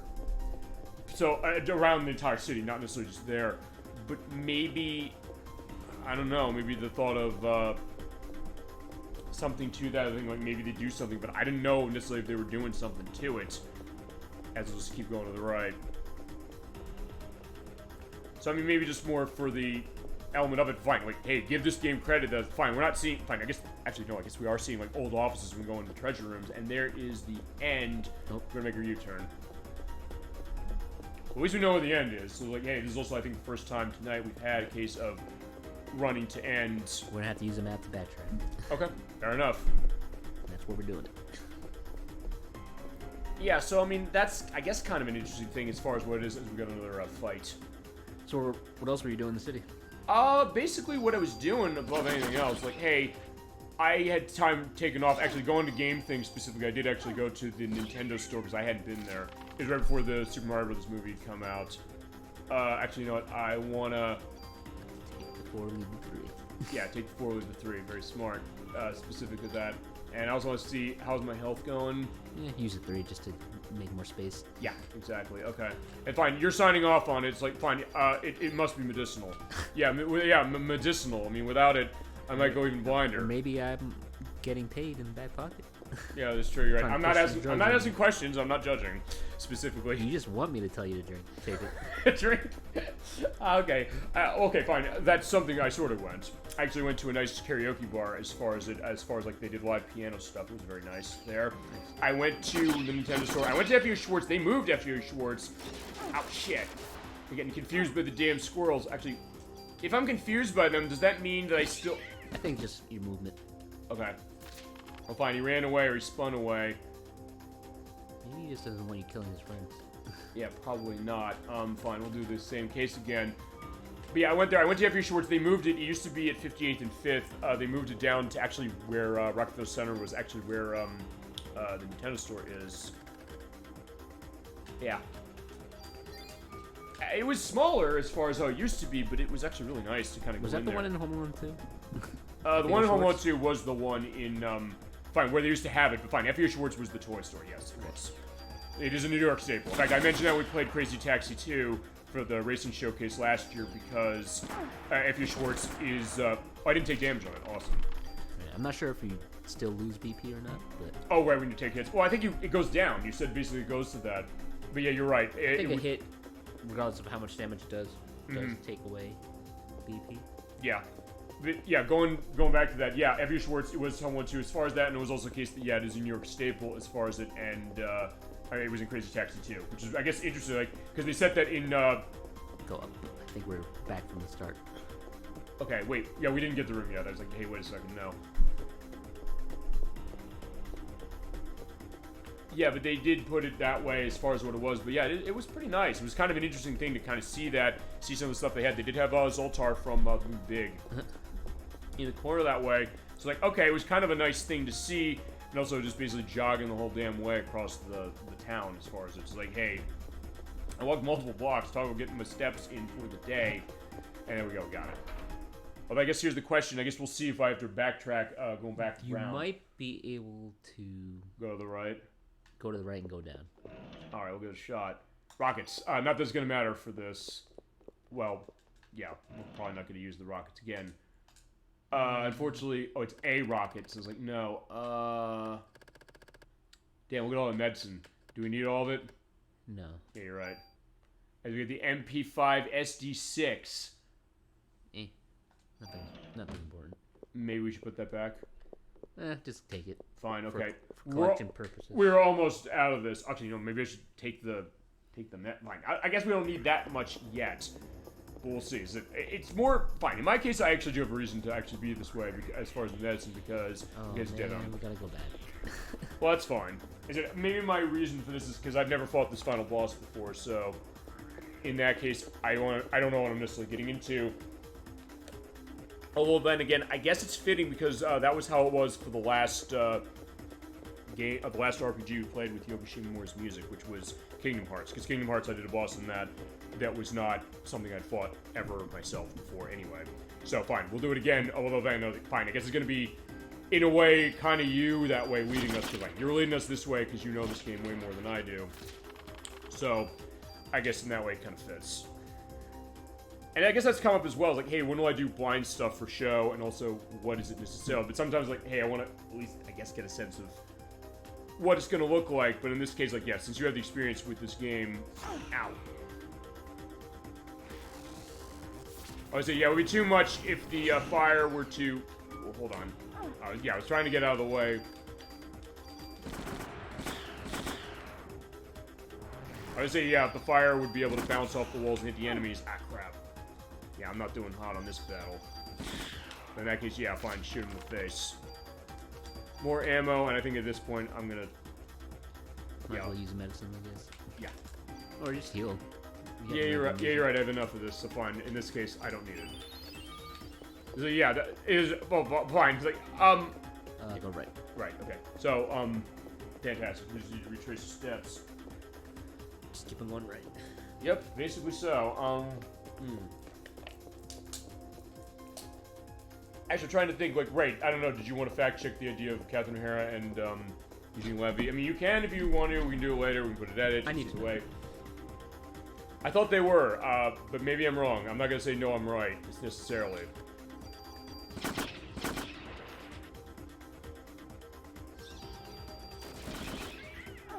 Alright, fine, he hit me once, but he died, so either way. Actually, wait, I can't take it, so fine. I'll leave the medicine on the dead squirrel. Sounds really wrong in context. But I guess then consider the preview to Conquer's Bad Fur Day when we play that, eventually. His wife is Deborah Divine. Okay, so never mind. I don't know, maybe... I know they were in movies together prior to that. And they did play married couples, so that might have been my perspective. Did I go the wrong way? Yeah, I think so. Okay. Yeah. Go until you hit the wall and then go up. Go and hit the wall and go up. Fantastic. Okay, so fine. I was wrong. I just want to make sure that, but okay, fine. They did play married couples and a bunch of things. Best in Show, Mighty Wind, and Over the Hedge as well. Off the top of my head, and you mentioned Schitt's Creek being in case of that as well. And this is 460, I think, right now. Yes? Correct. We got a boss here, so I don't know what we're going to see up here. That is correct. Yeah, I was going to say, do you know what we're seeing here? I don't know. Okay, so yeah, and usually the 50th, 60th, or the last floor of a set of 10 is usually I guess it's been mostly straight shots. What I'm seeing, I know it was the 50th floor, but that's not always a guarantee. I don't think, is it? 60th, no, not quite straight. Not the 10th floor. Well, I think the 50th, here's the map of what the 50th looked like. That was pretty straightforward, but I don't know, maybe that was we got lucky, or it was like, hey, you know, we went straight that way, and that's how it kind of went. Fine, there's a path we didn't take, but you went the other way. It's like, it's mostly straight. Yeah, I think mostly as far just as luck. being specific. Although I guess, I don't know if we've been lucky with the run of this so far, because it doesn't seem like we've hit... Yeah, we only had one bad floor, really. Uh-huh. Well, there's tons of ammo, so yeah, whatever is up here is going to be dying with Extreme Prejudice. When's the last time we reloaded? Probably check, right? Yeah, when we get closer to there... Yeah, we got 59. So I usually just, instead yeah. of going on the crate, you could just click on the cricket and then reload from there. That's true. I don't know, it's one of those things like, hey, sometimes like, oh yeah, you can reload that, you can reload Midas gun. Not that we need Midas gun, but hey, it did help. Yeah, I don't know, maybe it's also the case, like, fine, you can do it either way. It's like, yeah, I'll definitely do that as is. Alright, so let's see. Yeah, let's go to the right. And hey, if I know the boss is coming up, it's probably going to be a little bit of a giveaway with that room, but yeah, I'll just keep going straight, see what we got, or going, pointing to the right. But yeah, I do love this music as far as how it is. You're right, as far as how great it is. And it's also a case that, yeah, I get to point to people specifically, like, as far as, you know, hey, like, we had with Nikki with part 2, it's like, yeah, she loves the music of Kingdom Hearts, and we say, like, yeah, she more did the music for this game, too, and Super Mario RPG, and, Do you know who did the music for Final Fantasy 16? 16? I don't think it was her. That's, I guess, more of a Kazan22 question, because I know he played through that game and loved it. Have you played it yet? No, I don't have a PS5, and I heard that they really cut back on the RPG parts of... I know that it, well, from what I've understood, they definitely took a little bit of a, I'm going to assume the boss is up here, they definitely went more of a, kind of a fantasy... Yeah, probably boss room. Yeah, we're not going up there yet. Let's find the treasure room, I guess. Okay. Yeah, I mean, from what I understood, it is more action-packed, but I don't know necessarily if, what effect that has on it as an RPG, because, I don't know, you said you played Final Fantasy 15, is that right? Yeah, it started off strong and then just fell apart. Was that because of the element of the gameplay kind of going more as far as you know, how that was too, or was it just because, hey, other things like story or something, or length, I don't know, something else perhaps. I don't know if it's just like a case that it shortchanges stuff with RPG elements. It still had enough RPG elements, but it's... I don't know, I felt like they just like, okay, we just need to finish the game, so I'll just... And it had been in development... Put a stamp on it, kick it out. Well, it had been, fair enough, because, hey, it had been in development since 2006. As far as how it was. This one, not so much. And, okay, that's dead end. Because I have nowhere to draw. It's funny you mentioned that, because I know that was something else I was thinking about as far as Kingdom Hearts was concerned, because people said sort of the same thing with that in the sense that, okay, Kingdom Hearts mostly has been an action RPG, except for Chain of Memories, but even then, I know Life Force indicated this, like, he loves the first one, he hates the third one, and part of that was because, even though it is an action RPG, it kind of went away from some of the... Medicine. Yeah, I'm going to take my medicine. But also the fact that it kind of went away from some of the RPG elements like this, in the sense that, fine, it is active, fine, it's more active than this. I mean, I don't care if it's, like, an active time. No, I know. Yeah, I get that. But I mean, also... I actually somewhat like the Battle System 15, sure. Despite how, I wouldn't say flawed, but... I don't know, it seemed kind of pointless. Well, I mean, I guess maybe that's that idea of, like, what that is, like, what's... Fine, I guess in that case, what's a really good action RPG as far as it would it be something like a... Fine, that's like Mass Effect, like a shooting case, or like Fallout 3 or something like that. Or maybe Oblivion, perhaps, or Skyrim, as far as, like, that kind of a real-time thing, although with this one, I don't know. Yeah, Castlevania 2 says the game is awesome as far as it, but then the question of, you know, what that's like for, you know, running like, as RPG. If it... You know what I hated? I hated Paper Mario Origami King.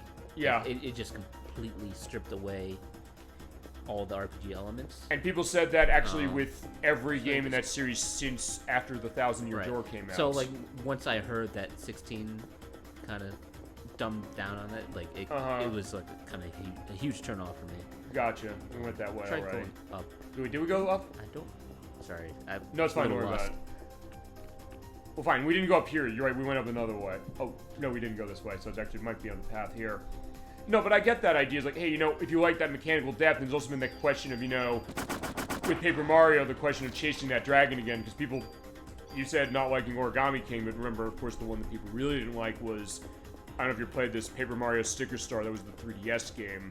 No. Is the kind of thing, from what I understand, you'd love Origami King in retrospect if you played that one, because that one strips it almost entirely away. I mean, well, a more bad game doesn't make a bad game good.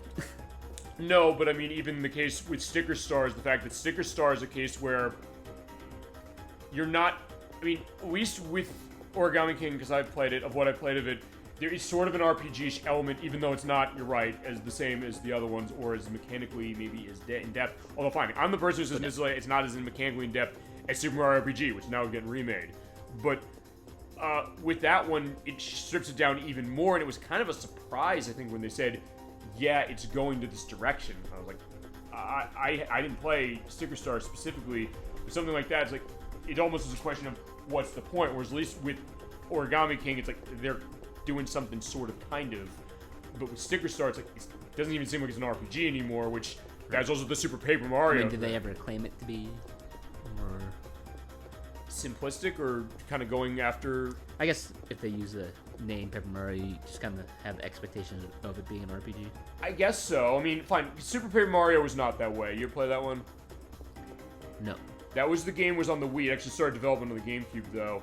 And what happened with that is that it was more of a platform game, kind of. It's like, it was a precursor to Fez a little bit, in the sense that you change perspective of the environment to do platform challenges. Like, hey, if you can't go one way, you twist the camera around to do that. And it's basically the focus, I guess, being that with the writing. And wait, did we go here already? No. I don't think so, unless my map drawing is really bad. But go up. I don't know. Do we want to Could be go a wall. Okay, you're right. Okay, good. Now we know. I just wanted to get a sense of, oh, am I going to go into a battle and not know it? I think the camera pans out a bit. I think it's what the one we saw. So where we had it, where we think that was the area with the battle, is like, okay, that's going to be it. No, but I get that as well, as far as like what that style is, and the fact that I guess Nintendo's thought of, fine, because I don't know, of the Paper Mario games after Thousand Year Door, is there's the elevator. It's gonna be interesting to get back there. I don't know, did you play the other ones after Thousand Year Door that were not really Origami King? No. I'm off the edge of the page. I guess what got you to play Origami King if the question was, hey, you didn't like, or fine, I don't know. It was new. I had to Switch at the time. I really wasn't buying too many games before that. Okay. Oh, I see. In that case, you hadn't played the other ones, so you didn't know they changed how it was. Is that what it was? Right. Okay. Which is fair enough. Because actually, and then the only other one was Color Splash, which was on Wii U. Which I never played that one. It's one that goes for a decent amount of money. Okay, this map is completely wrong. So it would probably be better than my attempt on maps specifically for this, because yeah, it looks like it's looping all over the place. But you know, we'll do it. We're gonna get there. You know that. We'll find it. We'll talk our way through. We'll go. Yeah, I'm abandoning my drawing of this map. There's no hope. That being said, it's like how many dead ends we run into. Like, fine, it's the final four. Look, I had to say, oh, the final four is the easiest. We just got lucky on 450. This one is fine though, so like either way. And hey, here's the other case. Like, if we're gonna time this necessarily, if it's like an hour or so each time as we get to another dead end, it's fine that way. This is worse for you yet. Yeah, I mean, I just hope that did I go this way? No. Okay, fine. It's a bad time to run out of map space. If nothing else, we are I'll go right. I'll go to the right. If nothing else, it is also explaining what the struggle of this game. Oh my god. I think we went here. Is this how we went? I don't know. Okay. Okay, this looks like maybe we did go this way. Or no, we didn't. Well, you know, maybe. Let's see. Okay, this looks a little different. I don't think we had like two of those corridors. All right, I'm gonna see if this might be back where I think we might be. think this is where the boss is. Alright, just heal and go up, just so we know. Okay. Should I use an item? Yeah, we're good. We're good. Fine, I'm using 3 because also we have some space. Okay, no, it's a dead end. Okay. Jeez, this is horrible. Either way, it's like, hey, showing what this is about. What is the struggle? You said this is the hardest part of the game. We're proving it to people. Because, as we said, sometimes it's been that thought that, oh, we found it. Okay, perfect. We just had to start complaining enough, and then we find treasure. I'm gonna put treasure is checked. Okay, we got it. So then we just have to find our way back. But like either way, it's fine as we got another fight. So yeah, whatever's in here is gonna die really good. That's what I'm gonna say right now. Yeah, bird. Yeah, like you're going away, bird. Boy.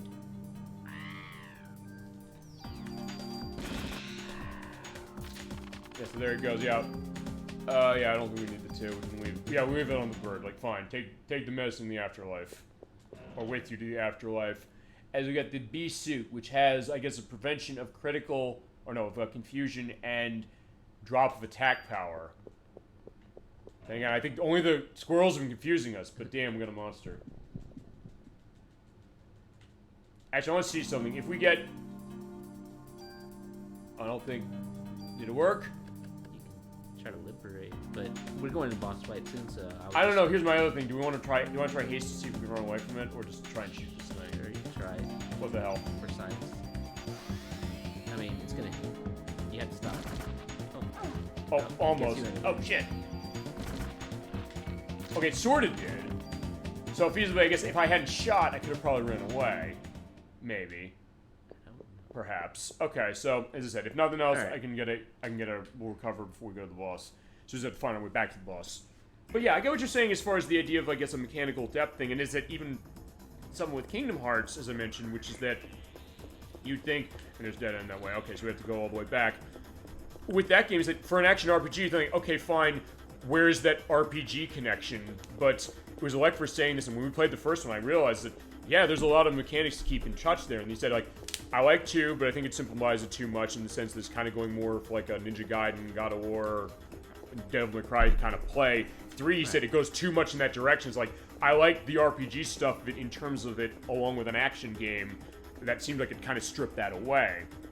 So the idea of, fine, in that case, turning that into a spectacle that's cool, but then the question of, if you're coming in for an RPG, and in the case of Kingdom Hearts 3 being another one where it was in development forever, it was waiting on forever, people were saying like, hey, I'm not excited, I'm not happy about this. Try going up. I think there's a dead end. Is it? I don't know, we'll find out. We may as well. We just have to get ourselves going backwards. That well, okay, no, you're right. No, you're right. Or right. I think we just kept going up. I think. I hope. But either way, it's like, that's fine. So I get what you're saying as far as Final Fantasy 16. Okay. I'll have to ask. Well, there's the elevator. So right, now I know where we are. Okay, fantastic. Yeah, we're not lost. We just don't know where we are. Yeah, that's what lost means.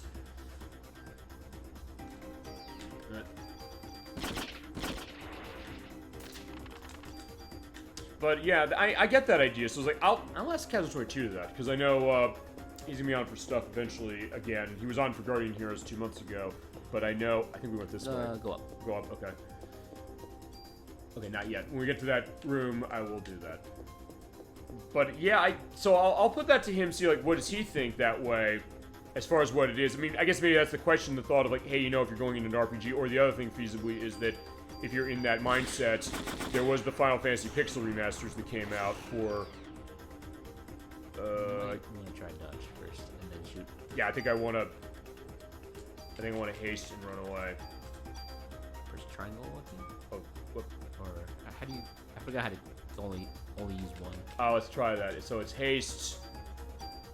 Square maybe? Fine. Yeah, you're right, square. Okay, so yeah, you can use your. Okay, yeah, there you go, perfect. Fine, I got hit by the bite, but that's either way, I'll take that. So yeah, if you have the double command, you can just do one. If you do the one command, then hit the square button to get out of the way. I want that revive. I am not going to leave that. I'll get rid of the medicine 4. Just use one. Yeah, I think I'm going to do that specifically. And then we'll go after, and we'll do what we always do as far as that after we beat the boss here, which is we'll go back to the elevator with the new key we got. we'll offload and we'll take a look at stuff. Okay. Is it, yeah, I don't know, have you played the Final Fantasy Pixel Remaster series that came out? Because it's on PC, but they put it on PS4 and Switch in admittingly a stupid way how they tried to get a physical version. What do you mean stupid? Because it was initially, the PS4 version was only able to be bought from Square themselves. PlayAsia was going to do a physical version for PS4. They said, no, you can't sell it. I had to buy mine from PlayAsia for a physical version on Switch, which I got, and it's great. It's a fantastic release, but it's also a question of, like, why is Square not selling this in stores specifically, except... So basically the idea is, like, the rarity value of your copy of that on Switch specifically is going to be, if it is an ESRB rating on the box, it's worth probably a ton of money because it's the only way that they sold it. I don't know if they're going to do another print, or you can buy it digitally, as it is. But it's a collection of 1, 2, 3, 4, 5, and 6, and they're very well done. And it was a case of... And they've enhanced it since it was on the PC. How's, like... I know a lot of people complain about, I guess, the UI on some of the other... They enhanced it. It was actually the PC version. It came out on the PC first, they put it on console, and they enhanced it, and they patched the PC version for that as well. It's great. I think they managed it really well. It's better, I think, than it was on the PC. In fact, I think Gemini 96 had the PC version, and then he's like, they enhanced it more. Maybe I went the wrong way. Okay, well, again, I don't know where to go. Well, as I said, feasibly going up is going to be the answer, because the end of it is always going to be pointing up. It's just the question of, yeah, where it is.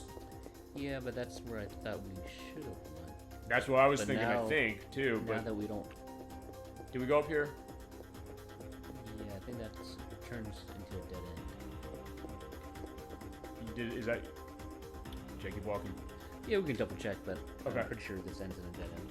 Okay, so yeah, if nothing else, this is going to be what the element is like. Yeah, so we have to fight our way up these floors. No. So we have to go back down to the Nightmare Maze, which means Is- I should probably redraw this map. Well, I don't know. Maybe I should go back and see what we're going to see.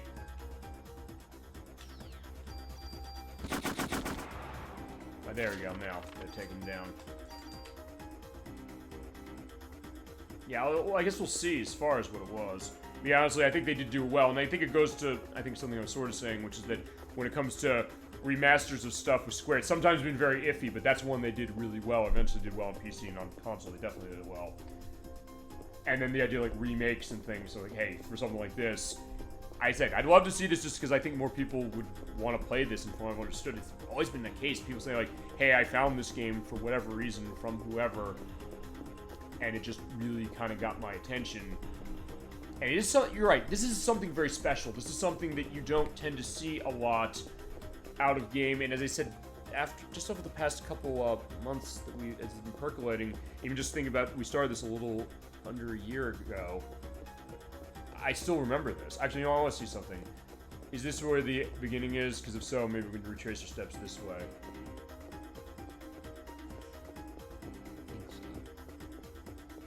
Alright, we'll see, and then I'll go back. Yeah, I think it is. Because there's the camera. It's alright, fine. There's the beginning. Redraw this. Okay. Well, that's good that way. It's like, fine. Okay, so if nothing else, fine. At least we're back at the beginning, so... You know what? I'm gonna draw this on the back because Okay. this one needs like a whole page by itself. I would think so. I was like, yeah, there you go. This is the one. Like, watch. Is this going to be the worst we see of this feasibly? We'll find out. But either way, hey, it works fine. So I get it. And if nothing else, yeah, you get into the atmosphere. It's like, yeah, something serious is going. We got to get going specifically. As you mentioned, another game that goes to Christmas, which I didn't know at the time. I think we should go down. Yeah.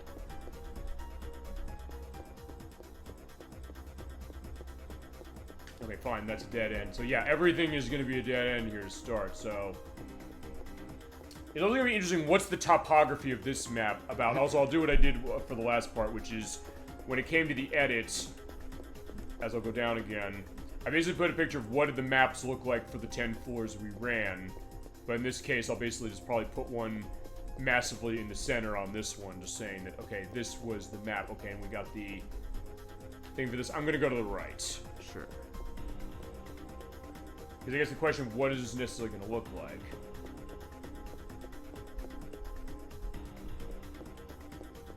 I think I'll try right again, but I also think that maybe this is going to be where we went. Wait a second. I guess it doesn't matter because you're redrawing it, but then again, also, it's like, hey, you know, this is also a big question of what happens when... Okay, dead end. Okay. For finding the elevator again for this. Yeah, it is deeper downwards, at least. And I guess... Yeah, I was thinking... You said, like, hey, how does this make sense? How would somebody build them? But it's also because it's going to generate randomly, so basically they'll kind of feasibly go on top of each other. And it's like, you're going to get a nice break. Okay, there's the elevator. So that's good. And hey, you're going to get a break, a well-deserved break from map drawing, and you get to see my shitty ones afterwards. And then we'll get the last floor. Okay, so we have 4 directions. I'm going to go to the left. Unless, I don't know if that was one of the dead ends. I feel like we should always go to the right. Okay, fine. In this case, another 4 doors, so you know what, fine, I'll go back and I'll go to the right. So fine. There's a 4 path there. The one I went to the left, that's another 4 path.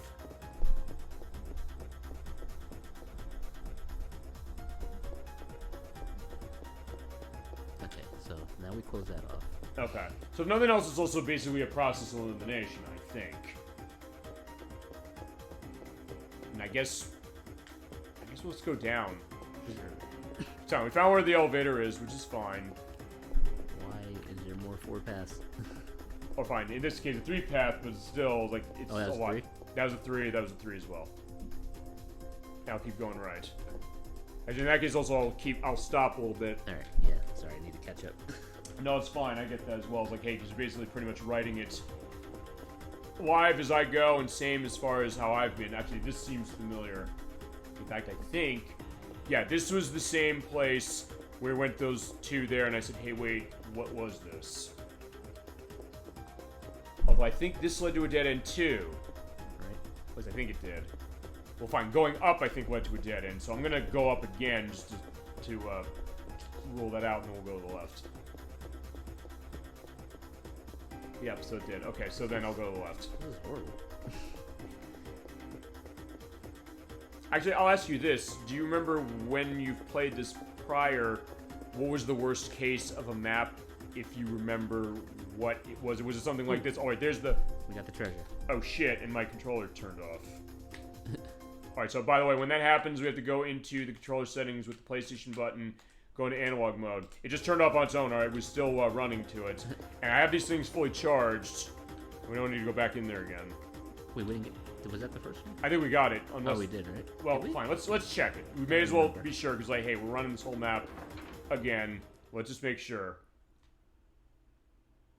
Because I think the idea is that we got here, and then we said we're going to go back and... Right. Oh, yep, you're right. Okay, we got it. All right. Yeah, but worth making sure. It's like, hey, we're running this whole map. We probably need to do that. This floor has been so awful that I don't even remember where we were. Okay. Yeah, but you're doing a good job as far as drawing the map, as far as what the insanity was as we get another blocked off place. Although, yeah, looking at that, it does sort of make sense with the topography, I guess, in the sense of what this is. Okay.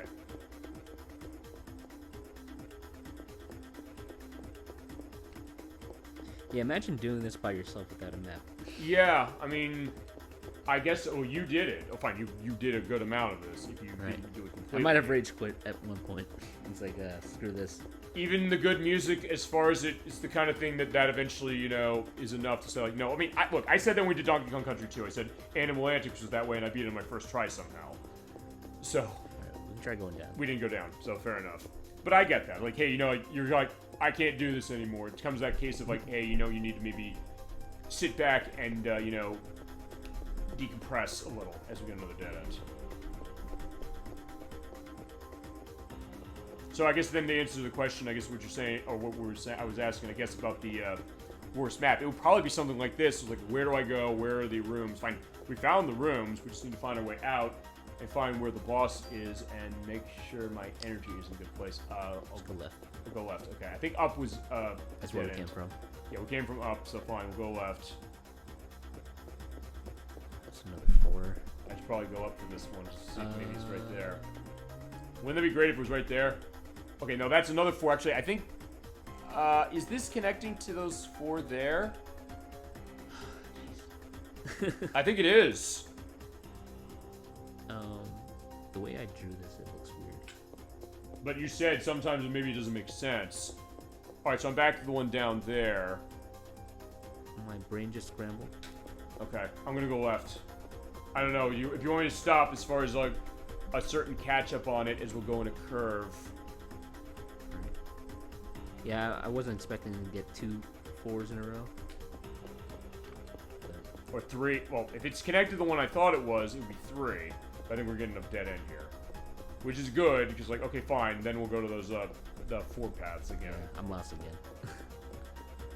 Okay, so he's like, yeah, there. Okay, that's what you had. We got another fight, so you can kill something. We just get our aggression out that way. It's like, yeah, things are gonna die. I don't know if this is also gonna explain where, I guess, where Parasite Eve 2 starts, because, I mean...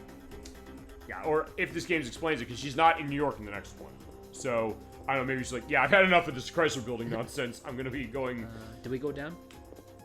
We'll take another look. I think we came from down, but let's see. Hang on. Okay, no, we didn't come from down. We found dead end. If nothing else, we're also eliminating the ways of, like, where do we need to go. If maybe my thought is like, hey, just go up because of the thought of what that was. That's... And we came from there, so it would be going up. Sure, just keep on going up. You just keep going up.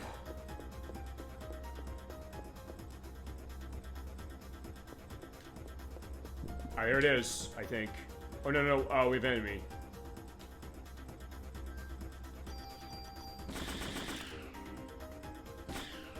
Uh-oh.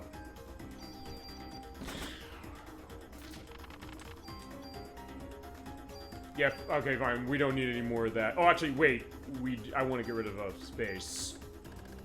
Yeah. I was gonna say, like, is this a case like now you're Don't worry about it. Just. Well, no, I'm not. Okay, I'm not asking you for approval here. I'm saying like, no, this is probably enough to like, no, I think you need to start taking now. Okay, I'm enabling this. I wouldn't say it's worth it just to heal 20 points. I need that into space because like, look, I know we need to get the key that's gonna be at the end of this. Oh, here we are. Finally made it. Thank God. All right, breathe it in. Okay, so we have everything set. Let me do a reload on everything. Let's reload. We can reload from gun, as you mentioned. Boom, there we go. We are all set. Whatever here is going to die with extreme prejudice. I didn't even do the damn map stuff. All right, so what do we got? Mr. Krabs. Oh, fucking hell, this thing? Can I just liberate this thing and be done with it? I would highly advise against that. Because you're going to be... You're right, You're not going to kill him, and you're just going to be a sitting duck with no energy. Good point. Okay, fine. I was just nervous because this is the thing we found in the warehouse, right? Oh, what happened? Oh, there was an instant kill. Damn. Which is how it was in the warehouse as well. Don't stand too close to him. Okay, fine. At least use one of them, but we have tons, so alright, I'll take that. Thank Christ we had that, because, like, oh, the fucking bubbles. Yeah. Don't stand in front of him now either. And now, yeah, especially now. So what? Don't stand. Don't haste and get out of the way. Yeah, I was just thinking. Like I knew that's gonna be the idea. And no, wait, hit square. Like now, remember, hit square. Get my ass out of my way. Uh oh. Crap. Oh crap! I went through 2 of them. So like, fine. We're getting our drug addict. Yeah, I'm getting in touch with my inner drug addict. Can I get that defense off? Stay to the side of him. Don't stay far away, and so that you have a lot more room you have to run because of where he's standing right now. Okay, I'm nervous. What's your item situation? Okay, with 3. But here. Yeah, you know what? I need help. I can't do this myself. I can't do it alone. That's why I have him here. It's like, yeah, save me, liberate me, or do whatever you need to do for me. I mean, we're gonna just have to eat this right now. All right, fine. This is also why he's doing the rest of the floors, and like that's that idea. All right, fine. Okay, okay, I'm not gonna say I didn't need his help, but I'm glad he gave it to me. All right, yeah, sorry about that. Of almost getting us killed. Yeah, because if I get us killed, that's something that's gonna be bad. All right. All right. So, hey, that's fine. I was gonna say that got rid of a lot of space. We'll get the maps on this thing, especially now. And then yeah, he's the expert for this game for a reason. So I'm glad that I was. Yeah, thank God you were here. See, this is why I couldn't do this game alone. I would have just gotten our asses killed here. And we still didn't give a level up as well, so that's gonna be that case as well. Yeah, if this is how this is gonna be, I am nervous about whatever the name of the last boss is. I looked at what the name of the last boss was. It's, well, fine. We'll get to that later, because they'll tell us what it is, I think. Alright, but now, yeah, get to have a breath.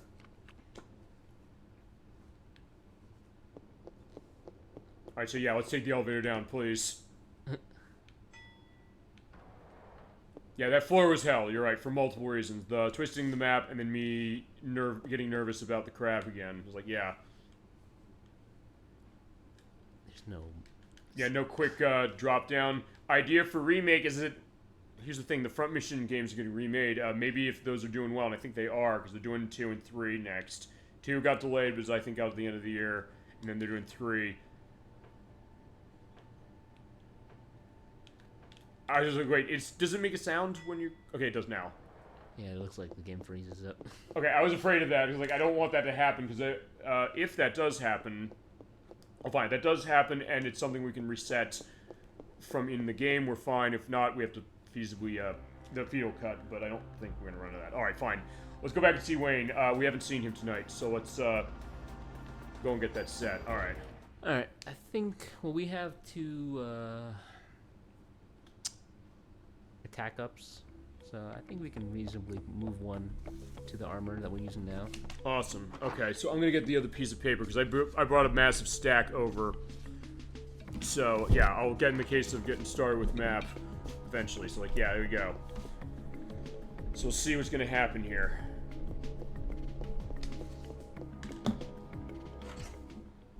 Yeah, this is why it's definitely our home base as well. So, yeah, getting to see a good old friend. Let's... Forgot what I was doing here. Alright, hi Wayne. It's been a while. We do have an extra, rare card for him, but I guess we hold on the card. Usually we just give it to him all at once. You can give it. Because there's a reason to get all of these, correct? All the ones you brought me. Does that count the ones we gave him? Or no, that's just the fact that we gave him one. Or you can give him something, isn't that right? Or you do the junk discard? I'm trying to remember how you give it to him. Maybe it wasn't a rare card. Because usually he would... Didn't it say it was? Oh, fine. It's Type 38T card. Gun trading card. Alright, so maybe it's not. Okay. Sorry, what we're doing with our weapons and also with anything I have in there. We also said, like, hey, we're not going to run out of item space. It's like, well, I don't know if that's actually going to be true or not because I have tons of items in there. Now we're putting that to the test, putting the limitations of the item storage. Although this game gives you tons of it. So if nothing else, that's also something that I guess it did right when you think about it. Tons, but I feel like, I don't know, I'm a hoarder, so there's always never enough room for anything. Sure, but I know, going back to that remake of Super Mario RPG, the first thing Chasm22 said today, I said, are they going to increase the amount of items you can hold? To which I said, I don't know, they haven't given an indication yet. But also... that maybe that's something that they could do. And we ran into that way actually with Lunar because we're playing on PSP. Or no, I'm playing on PSP as my practice. Brodeany's playing the PS1 version as through for us. And what that game does is that it has Null who's carrying all your items. They change that to a normal item list in the PSP edition. So it does mitigate that a little bit. Although there's other stuff with that PSP edition that is... contentious, because they do change stuff of dialogue, and some of that I think they had to change, because otherwise they would feasibly get sued. I'll keep 3. 3 what? Medicines? Revised. Oh, revised, okay. Fine, I went through, like, what, 2 Things of got a them? little dicey, so... Yeah, I was like, yeah, I should trust you with the... In fact, I don't know if that was revive, or that was, 2 were revives, because it was the same amount of health that I had. Oh, did I just lose...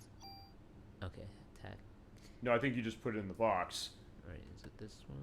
Okay, SP armor. I guess they're both. Yeah, I guess it's either way, really. It's pretty much just put onto one. And because we're going to hold 8 slots on this thing. Right.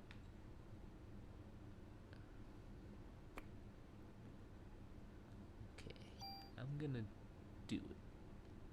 I'm pretty sure SP armor 2 is not any better than... Right? Then what will we have? Yeah, I mean, I think it's going to be that way. So, I mean, we just want to take that thing off of it, so...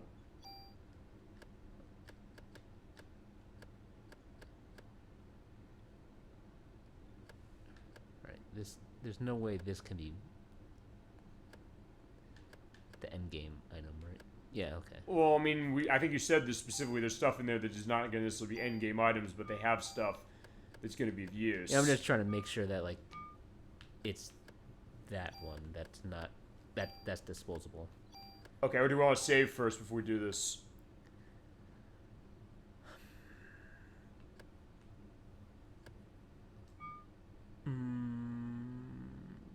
Sure. Okay. I was going to say, like, yeah, because we technically have not saved yet, which is fine on one way, because now we're back here, we're safe. I want to say the best item is called CR Armor 2. CR Armor 2? But okay. You might want to look that up. I will do that then, since I'm not in a play case and die bug that came into our page. Yeah, thankfully I was able to get it this time. Sometimes we'll see that happen, I'll get them. Sometimes I've caught them out of the sky, but that's a rare occurrence. Actually, I did that in front of people at a party once. There was a mosquito I caught out of the hand. It was like, I was definitely getting into my inner Karate Kid. So you said it's, it was the what? It was the CR Armor 2? Or just look up the best Parasite Eve armor. Alright, fair enough. That's the other thing, so... Which line am I saving on? Anything really, but yeah, it was that second one there, that one right there, that's the one we used. Alright. So it's your pick. You can save anywhere at this point, it really doesn't matter. Let's see. Let's see what I can find. Yeah, because unlike Bomberman World, this is much more documented, which is bizarre. That's a franchise that's massive. By the way, what's your experience on Bomberman, if any? Bomberman 64, that's about it. I keep hearing that. Everybody seems to be saying that their experiences with the Nintendo 64 Bombermans, that one in particular. So it's all because of that commercial. Which I put in the link list last week. I can put it in this week. It is a great commercial, and I found it like an HD version of it, and it was amazing. Specifically, but I mean, hey, it does get you want to play it. Okay, let's see. Any full armors with the 10 slots? One with 9. Let's see. PE light. Let's see. No, that's not that. Ceramic armor 2. If you already have survival armor 2, that makes a good second. All right, so ceramic armor. I think that is CR2. Okay. Okay. That's not what we didn't get that though, I don't think. Okay. Yeah. In that case I will do what I was gonna do. Okay. If we got enough super tools for this, and see, it's funny, I was also trying to look down. I thought like somebody put a chart as far as what the weapons are, but no, it's an ad saying it about how quickly we can get into summer body. Yeah, probably in 2 days. I don't know. I wish it was that easy. I know. So does everybody that way. Yeah, so, yeah, CR Armor 1 has 7 slots, SV Armor 2 has 9, CR Armor 2 has 10. Yeah, alright, CR Armor 2. So CR Armor 2, okay, which is 10 slots. And then, let's see, equipment stuff, Club 4. P90 is 7, but it was like, we have something that's, wait, is that what we had? Fine, we renamed it, but I don't think it was the P90. Okay, I think it was. It was the P90, so fine. The P90, what we want. And the CR Armor 2, because it has 10 slots, and then we can run a lot of what we want to run. There's no reason not to use the CR Armor 2. I think that's just better in every respect. Right, I mean, hey, it's good you know that, because, I mean, if I just play this game first time, I probably wouldn't know that. Even if I did practice, because look, here's the other thing. If it wasn't you with me as far as this, or saying you want to be in on this game, calling dibs on it, and I would have gotten this game eventually, I'd have played it, but I probably would have practiced, and I wouldn't necessarily have that level of insight. You run that in with the other games we played as far as RPG when other people have been controlling them, and same with this one, really. So it comes down to that idea that, hey, you have the experience with this, and it chose specifically. Or it's like with, fine, I was that way with Super Mario RPG, which we showed off for that, but that was everybody else with the other stuff I'm running. You with this, the Chrysler 64 with Shadow Hearts, Protorova with Lunar so far, and then the other stuff we'll have on tap specifically eventually. I guess always be an eventual case as far as we get to Lufia 2, which I know that's you and the Chrysler 64 called that. Paper Mario eventually. I don't know, do you want to call one of those? I know Chrysler 64 called Paper Mario for Nintendo 64. We can also split dibs, and there's some Final Fantasy games I think are going to have to do I might pop in. But, Okay, perfect. I Eventually. don't remember those too well. Yeah, eventually it's going to be a case as far as what it is, and then other stuff, too. Yeah, that last floor just took as much time as all the other floors combined. Yeah, I also put a time down here saying how long were we on that floor compared to the other ones, so I will at least have an answer to that.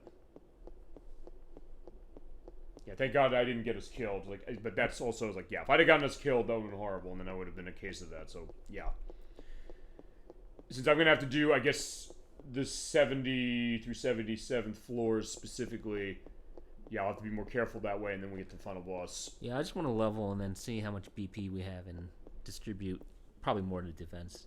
Okay. Necessary. Yeah, sounds like a smart plan. All right, so what Hopefully music? we'll get more experience on this floor. Is this new music? I think so. Oh, wait, is it?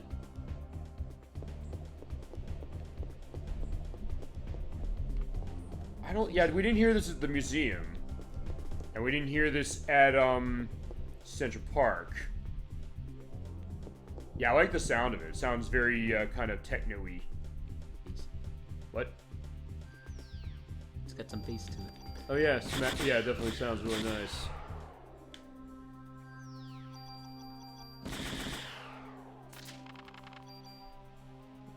Okay, fine. We're getting at least all the revives back that I wasted as far as the last floor. It's not a waste if it was used for good reason. You're right, we lived. I mean, fine. That's that idea.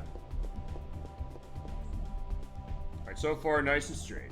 As far as, fine, nice and direct, I should say, as far as the way it's going, because, yeah, it's fine. It's not straight, because it's curving a little, but it's basically just going pretty much in a path with no, forks in the road quite yet. But soon enough. In fact, right now. Where are we going? I'm gonna go right. Going to the right? Okay.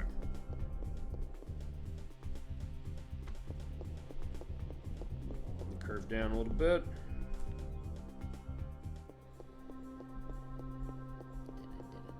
Yes. Okay.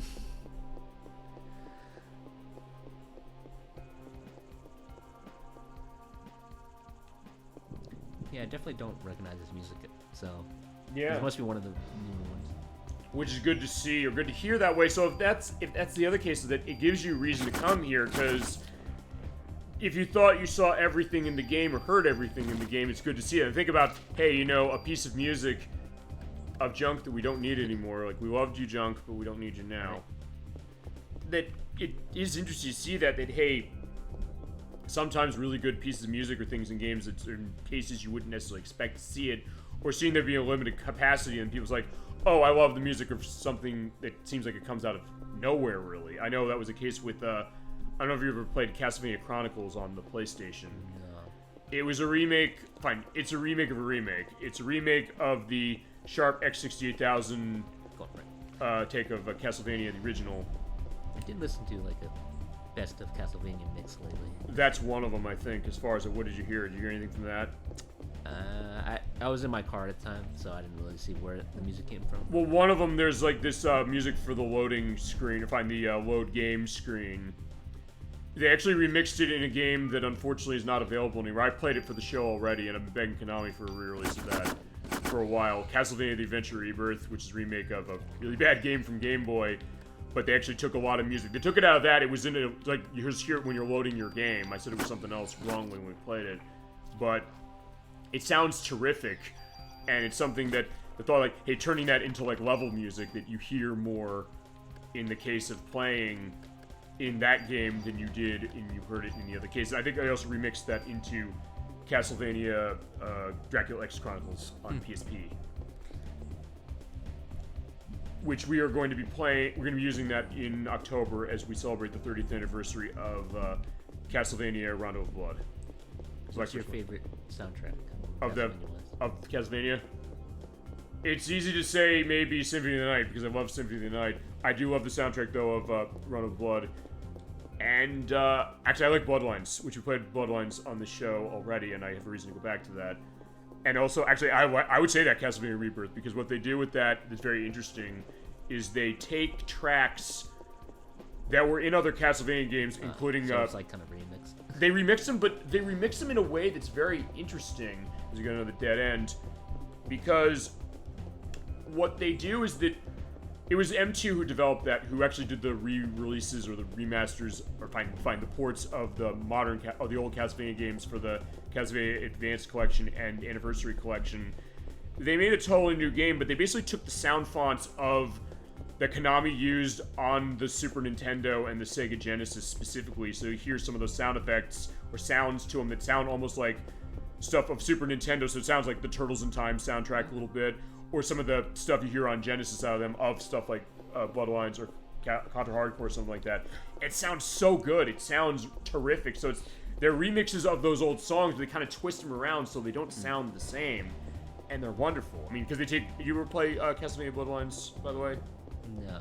That's on the Sega Genesis. It's a great game, and they take Reincarnated Soul, the first... Elevator. There's the elevator. The first music in that, the... And they turn it into this terrific sounding piece of music. It's almost like a Super Nintendo font to it. And it's wonderful. I've been, like, watching a bunch of videos with... I guess everything transcribed with the Super Mario 64 sound font. Yeah, I get that. That's kind of cool sometimes, the idea of like taking that and taking other music and like saying like, what does it sound like doing that? Yeah, it's like, I mean, it's not, oh, well, I guess modern music, but... Well, it can be. Not non-video game music transcribed to Super Mario 64. Well, people do that with Mario Paint all the time. It's like, hey, let's try and turn stuff in that from how that sounds, but sometimes that can be very appealing. And it'd also be a case of, hey, working within a limitation, sort of. And I guess I'm going in a little bit of a weird direction with this map, but hey, it is, fine, it works okay. So, like, it's not going to be exactly the same, but, like, fine. Okay, if I have a curve going off at that end, but, like, that's fine, but... I feel like sometimes a limitation, it really brings out the creativity of it. Yeah, and you can talk about that with Yokoshima more this way, because, yeah, with Parasite Eve, it is running on a CD system for PlayStation with this. Oh, wait, there is an update. I think that's the end right there. In fact, that has to be the end. Yeah. Okay, so actually that was not too bad. But for for something like Super Mario RPG, or even something like, fine, you said one of the examples of that, Street Fighter 2, she did Guile's theme, that maybe sounds a little more, I guess maybe primitive as far as it sounds, but because of that, it does bring out that sound really nicely. Or sometimes you have cases where actually you had that sort of reverse when we played Donkey Kong Country 3, because when we played that, there's the Easter egg where you go to Wrinkly's Save Cave and she's playing Nintendo 64. They do like a 16-bitified version of Peach's Castle from Super Mario 64. It sounds great. I mean, as much as I like this Final Fantasy VII remake soundtrack, I think the original had more charm to it. It's interesting hearing that, because I bought Theater Rhythm, Final Barline. Played that. It's the music game of Final Fantasy. There was 3DS versions, but they did that one for Switch. They have music from every Final Fantasy, basically. You basically just kept going left and right, or to the left, right? Is that... Oh, as we see a fucking bear. Yeah, shoot the bear. In this case, he's gonna kill us. Actually, I don't think we've seen this thing yet, have we? I mean, there was a bear in Central Park, but I don't know if it was that big. Okay, yeah. It was more like a polar bear. Okay, I think we're just going left that way. We haven't made a turn yet, have we? Yeah, I think so. Okay, yeah, good. I just want to make sure I'm looking at that right. I don't remember. No, but yeah, as you were saying, as far as the stuff with the sound fonts, like sometimes they can be very appealing that way, and also kind of, you were saying something else that we also were saying to that. Yeah, I guess like sometimes just being limited to a certain like number of sounds brings out more charm to it. Sure, I mean the idea that, hey, they work within the limitations they might have, which is not an easy thing to do as we find the elevator. I guess like some of the digitalness of some of the MIDIs just sounds better to me. Okay, and yeah, another case of the treasure room right next to each other. Actually, it's funny you mentioned that, because that's been the case of, actually a couple people I've had on the show. I think Nocturne's that way stuff with Mega Man, in that, I know, like, some of the Mega Man games that were on CD systems, where they had tracks they were mixing from other versions or earlier cartridge takes. She's like, hey, I liked how it sounded better on the cartridge. I'm that way with Mega Man X3, because it's like, wait, why does it sound different? And then I realized that the 3 had different, I guess, remixes. Oh, well, Mega Man X3? Yeah. Yeah, because there was the PlayStation, Saturn, and PC edition that came out that had a totally redone soundtrack for the CD. but even like the way they like the speed of the music specifically is usually slowed down. So even though they're using real instruments, which I love that, it feels like hey, it's maybe a bit slower. I know like the and we'll get into this when we play that game. Like the music of Blast Hornet stage on Super Nintendo, it has this kind of drive to itself, but it kind of slows it down a bit. And I think even she said like I like it better outside of the game. Whereas in my case, I was kind of in a shock of that case because when I bought the only one of the only re-releases of it in the US, which is the Mega Man X collection, it was a case where I was like, it's not the Super Nintendo version. And I liked that it was different a little, but then also a question of even with the limitations, like running it on Super Nintendo, I liked how it sounded better. Although there's some of those versions I do like about as much. Am I going left or right? You're going right. As far as that this is, well, maybe if we get a dead end, this might be a good thing, or maybe not. But either way, the elevator and the treasure room are right next to each other, so if nothing else, we're in good shape. And that could be fascinating. Actually, same with Castlevania, because, I guess with Castlevania, what's your experience with Castlevania as far as which ones you've played, if you remember specifically? I played a little bit of 4, a lot of 2. Okay. The first 3 Game Boy Advance. Okay. Well, I guess all the Game Boy Advance ones. So that would be Aria of Sorrow and Harmony of Dissonance and Circle of the Moon. Yeah, and then Dawn of Sorrow is probably the last one that I really got into. Right, for DS, which we're begging Konami for re-releases of those, because I think they could. And like, hey, the other ones I think sold well. We all bought them. I think you bought the you bought the Advanced Collection when it came out. I did. The Crusader 64 did. I think basically we all bought it to show that, hey, there's a market for this, which there clearly is.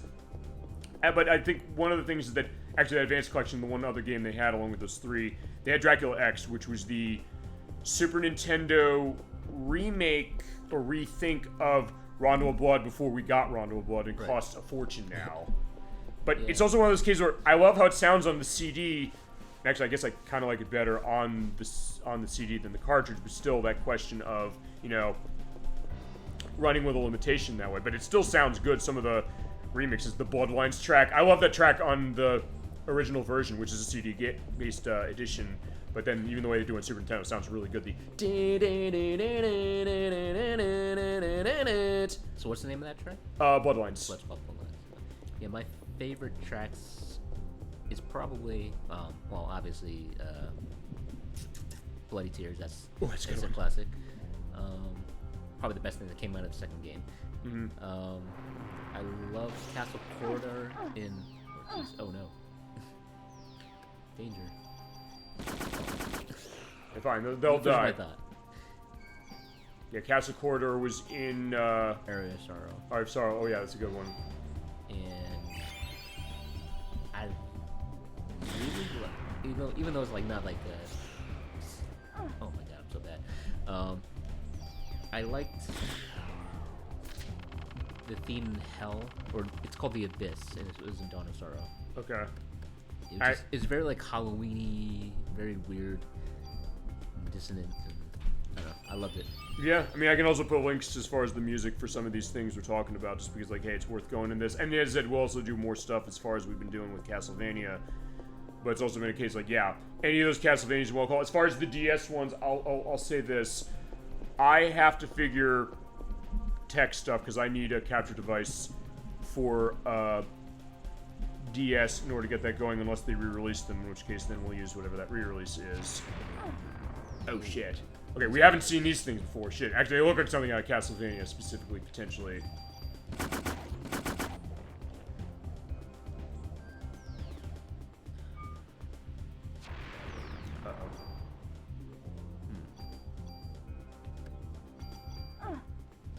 Oh shit, we died. The good thing we saved. Oh, wait, we did. Oh, no, we didn't. We revived. Okay, so wait a second. Hold on. So you didn't use revive. Okay. Fair enough. Never mind.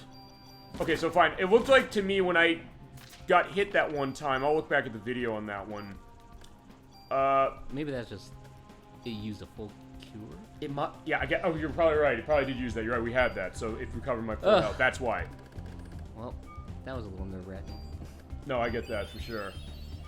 Alright, so, note to self, those guys suck. There's the treasure room, but I am at the end of the map here, so actually, you know what, I'm going to start over here, so if nothing else, it is a simple enough map, so... Alright, well, things just got real. Yeah, I know. But either way, it seems like we're going okay with it so far. Oh, wait, is that another... That wasn't an enemy, was it? No, super tool. Oh, super tool? Awesome. So, that's that case. That's our perspective of this. Wait, CM armor. What's that thing? It has... Parasitic energy down. I guess it's... Yeah, it's not something we want.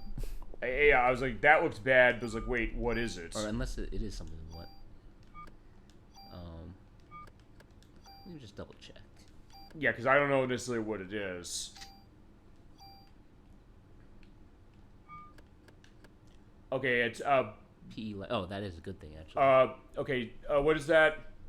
You just use less parasite energy. Oh, okay, that's actually very good. Wait, hold on a second, wait. Oh, wait, because you switched to armor. I was like, wait a second, why'd your health go down? That's why. Never mind. Okay, so yeah, we do want that. PE burden decreases. So basically, it's just... I think that's a good thing. I think so, because, like, hey, so pretty much the fact that, hey, that would make sense what the burden is, which is that, hey, it's not going to take as much parasite energy. So, I mean, I don't know if that means that stuff like Liberate that takes the whole bar doesn't take the whole bar now, but I'm going to assume it does. It probably still won't take the whole bar. I mean, it takes the whole bar, but then the question is then, if it does take the whole bar, like other stuff that doesn't, does it maybe just recover faster because how that is? I doubt that. Okay, that's going to be a question, and yeah. Also, if you when you see the edit of this, if you're seeing why I'm putting in 61th, 62th, and 63th instead of the right things. I think I've told you that story. I think with Harvest Moon on Super Nintendo. I think before, have I not? What's that? Which is that they run on dates in that game, so it's like supposed to be like 1st, 2nd, and 3rd of spring. When it comes to the 20th months of the season specifically, I actually for years thought it was like everything that was just a number where they don't change the TH. It's only the 21st, 2nd, and 3rd. It says 21th, 22th, and 23rd of spring. So I just do it all the time and fuck with people. And it's like, what are you talking about? And I get to explain to them what that is, and then they say, I can say, oh, have you ever played Harvest Moon? And I also get to tell them, hey, it's on Switch Online now. So if you have a Switch Online account, it is there. And somehow Natsume was able to get the they were able to figure whatever that licensing thing is with the Story of Seasons, which is the new name of Should I just go back and go up? No, you're kind of going straight. Usually, you know, go. Have we gone up before? We haven't gone up yet, no. Right, let me just. But it could be right there, and that could be right where the end of it is. In fact, yeah, no, get that on. But either way, it's basically either go left where the elevator is or go down. Because yeah, we've been on a straight path mostly as far as hitting the treasure room, which we got the one dead end. In this case, the elevator, so it could go that way, or that could be a dead end, in which case it would be either way pretty good, because then I'll just go back and go down. Or go up, and maybe it's right here, so that would be an interesting thing, like, hey, the way through is up here. In fact, it is, I think. Yeah. Okay, so that was an easy floor. It's not for me dying, but it's okay. We have revives, and we have the revives for a reason. Alright, so yeah, on 64th floor, going back to, like, the Nintendo 64 because of that. But, I mean, I guess you heard, like, real songs they would do with that font size. Actually, no, I heard... Okay, no, I was thinking something else. I heard Tool. I was listening to Tool. Well, I'm going to see this. Oh, really? In November. Oh, that's cool. Alright. Are they going with anybody specifically, or just them specifically? You know, a lot of tours will do. Well, they're headlining. I'm going with a friend. He said he had an extra ticket. So I was like, oh, okay. Awesome, because I know sometimes when they'll have like bands cases going on, that'll be going on for it. So it's definitely interesting to see that. Like, hey, you'll have bands like together or certain things.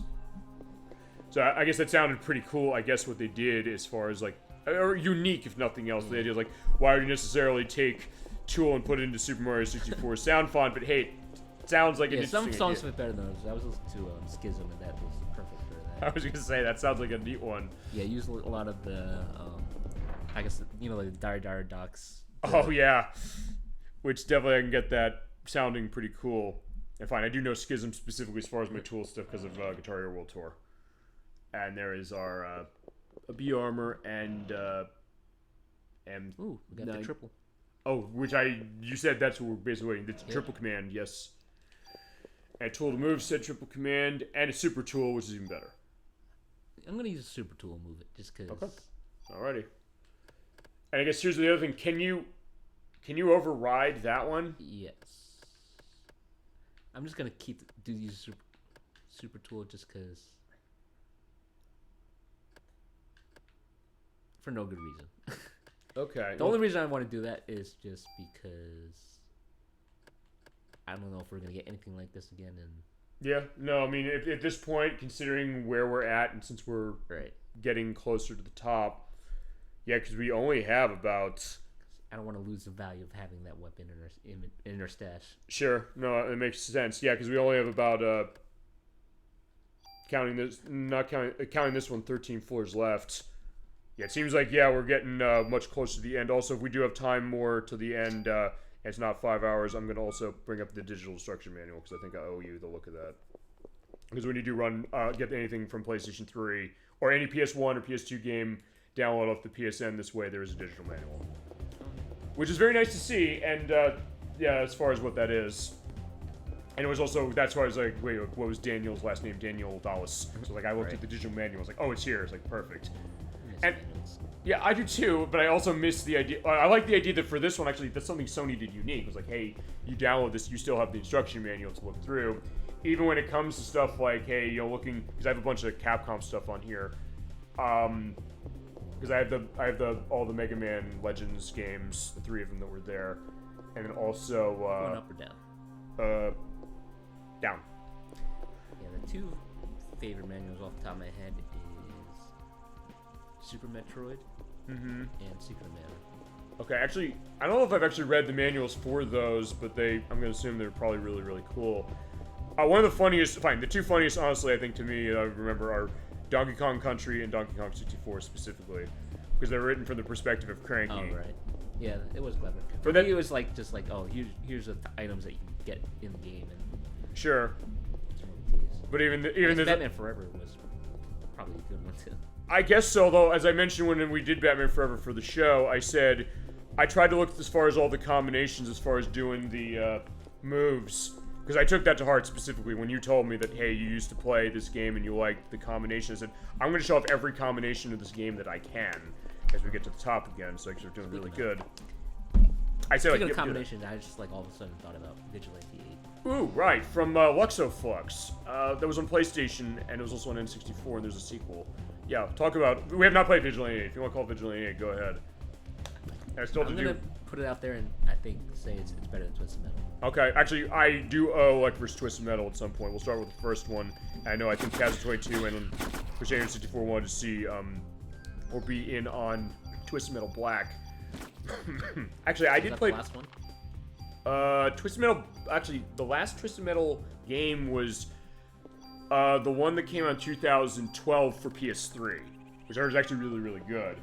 But we haven't seen something since, and actually, we are sort of getting returned to that, but we're getting a TV show that's on Peacock that's coming up, I believe, this month. It's very weird. How are they doing that? Have they showed anything? They showed a little bit of a clip of it at the Summer Games Fest, or as I said, you off screen, the new E3, because it's not the old E3. They canceled it for the next 2 years. Like, fine, this is what this is now, but basically, I think it's like a comedy show. I think Will Arnett from Arrested Development and Lego Batman movie is involved. Really? I think, sort of. It seemed weird because they're like, okay, fine. The early ones did go kind of comedic, and same with Vigilante 8, because Vigilante 8 was the case. It was very disco inspired. Oh, yeah. I played the N64 version. I guess you played it on the PlayStation? No, I played the N64. Okay.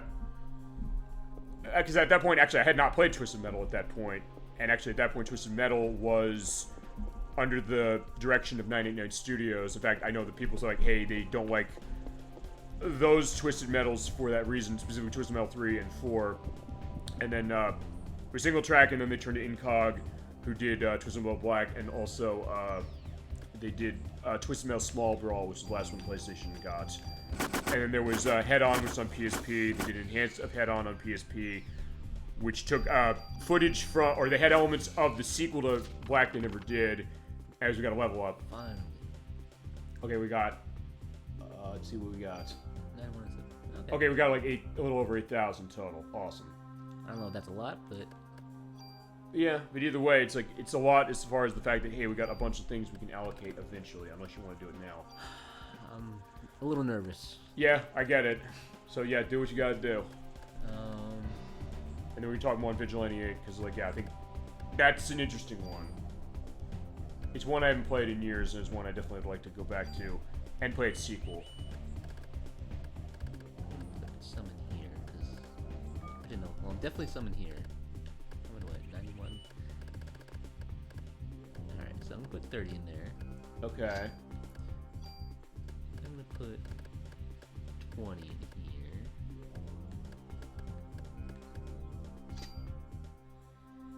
And then I guess critical defense. I don't know how. Part of me says, yeah, I should do that, but Okay, I mean, I guess to what degree? And then also the question, like, I guess, do you want to hit I want a harder? little more power. You want to hit harder, which is fair enough. So it is fine. A lot of the power we can put into gun, like, hey, that can maybe mitigate some of that defense if you just get them out of the way quick. The best defense is a good offense. And then I'll There save you the go. rest for later. Okay, fair enough to that. So yeah, if you want to go into the stuff in Vigilante 8, hit us with that. I don't have much to say. I like the funkiness of it. That was neat, honestly, when I saw that. I said, okay, that's kind of cool. And that's actually before I got into the disco phase a little bit, as far as it. I felt like I had a good story. Well, Well, it sort of stories. does. It sort of does. Right. I mean, and this is another time, like, most of the rooms we've had this floor, fine, For a car combat game, it had a good story. yeah, I mean, I guess the question, like, what was it with Twisted Metal until Black came around? Because Black said, fine, we're going to go insanely dark. Basically, I guess, inspired by Seven or The Silence of the Lambs or something like that. But with Vigilante 8, I guess it's kind of thing that it's kind of going serious, sort of, but also kind of has this kind of campiness to it. Because it actually was something that got some attention, because it got a sequel. I don't know if you ever played that. Vigilante 8 Second Yep, Offense. that's the one I played. Oh, you played that one? Okay. Oh, I played both of them, but... And was it N64 for that second one, too? Yeah. But I do remember being able to import the first game into the second one if you put the CD in. But you couldn't do that on N64, obviously. Okay. Oh, okay. On PlayStation. Okay, so actually, I did not know that because I was thinking if we're gonna do Second Offense, I'd run it on the Dreamcast. But then again, if you're saying, hey, there's a reason for that on PlayStation. I think the Dreamcast did. I think the Dreamcast was the best version. I don't remember if the Dreamcast had the first and second game. The first one was not on Dreamcast. I don't know. It was PlayStation and Nintendo 64 for the first. Second Offense was on all three, and also there was an HD version, Vigilante 8 Arcade, that was on Xbox 360, and it might have been on PlayStation 3. I don't know if it was. And we're at the end of this room, of this floor. So there's 66. 66. Yeah. So yeah, we got elements of that. I don't know if it was on PS3, so they did sort of remake it, kind of. That was back in 2000. Did they? I don't know, 10, 11, 12, specifically. I don't know if it's still available if it got delisted or something. I can get an indication about that. And then also, there sort of is a third one, kind of in that they took the engine of the second game, they put it into a Star Wars game, Star Wars Demolition. That was on PlayStation, and it was also on the Dreamcast as well. I heard weird things about it, specifically also from people's like, hey, I don't like Vigilante 8 Second Offense because of how it controls. But then again, also, hey, there were a lot of people who loving Vigilante 8, and I can kind of get that, honestly. Actually, there's something about the stuff Luxaflux made that was interesting. Usually that and also the true crime games they made. Although some of those were fine. New York City was horrible, but I liked Streets of LA. At least on Xbox, I liked it because I heard it's very buggy on the other systems. I don't think I played those. Actually, it's funny because I know the Streets of LA game, as I have kind of gotten myself into a corner here, so I have to quickly go down. You went right there or left there, yes. Yep. So that's that. And it was a four thing there. Yeah. Okay, so that. Well, it wasn't a fourth thing. It was. Okay, that's fine. I'm going. Don't worry, I'm going around. I got it that way, so I think that's good. Yeah, that's good. Yeah, actually, there's actually a lot of star power in finding both of those, but especially that Streets of LA. They had no, it's fine. Yeah, actually, it had Christopher Walken, it had Gary Oldman, it had James Wong or James Wong, James Hong. He was he's the father of Poe in the Kung Fu Panda movies, and also was on Jackie Chan Adventures. He was in that game as well. I think they got one of the villains from Big Trouble in Little China in the game as well. It's really cool, and even the way they tell a story is an interesting one too. And also does the hand-to-hand combat actually really well for a game that they were saying, you know, they're going after Grand Theft Auto 3 for this, and they basically openly said, like, yeah, we appreciate being compared to this as far as it, but then they also came to the plate a little bit with saying, we're doing the hand-to-hand combat almost like a Shenmue take, and it really was fun. Huh. And also so it wasn't the like driving. What? It wasn't an afterthought? No, actually, it was. They give you a lot of combos. In fact, they give you combos as far as things to learn. They give you new driving techniques as you go along. You can shoot from your car in ways that are really interesting, including basically being able to kind of slow down time and shoot out. What was it? It was on PlayStation 2, GameCube, Xbox, and PC. The PC version is buggy as hell, from what I understand, but actually, they technically all are to a certain degree because I think they sort of rushed it. But I played on the Xbox, and I didn't run into cases where it ran that badly, and it is backwards compatible on Xbox 360 if you have one of those. I really liked it. The default controls are weird though, but the good news is you can customize the controls button for button.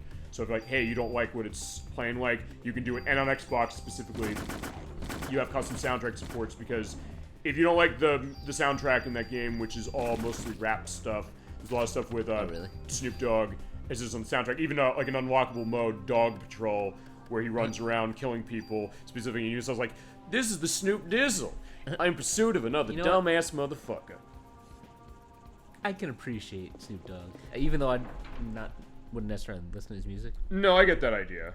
I have a thing as far as Drop It Like It's Hot, and I thought it was funny in Starsky and Hutch as far as that film adaptation.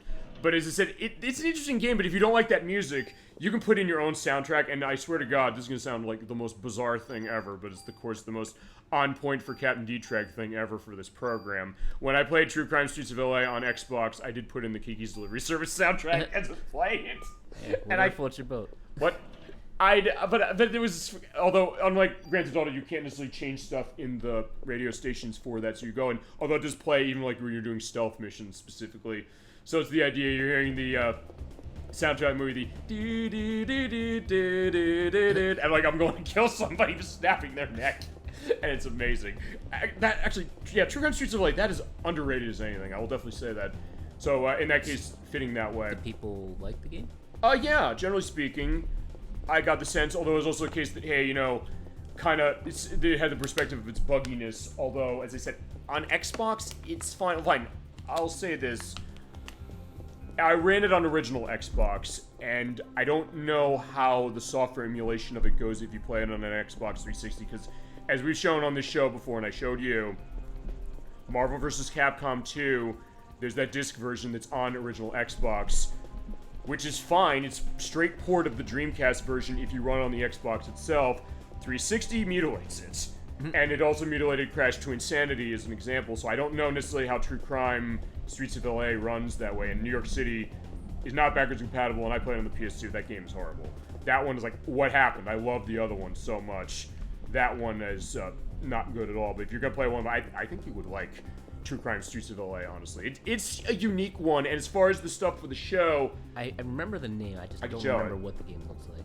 I'll have pictures, by the way, when I edit this, as far as what does it look like, because it's unique, and there's stuff that does the story. Also, multiple endings.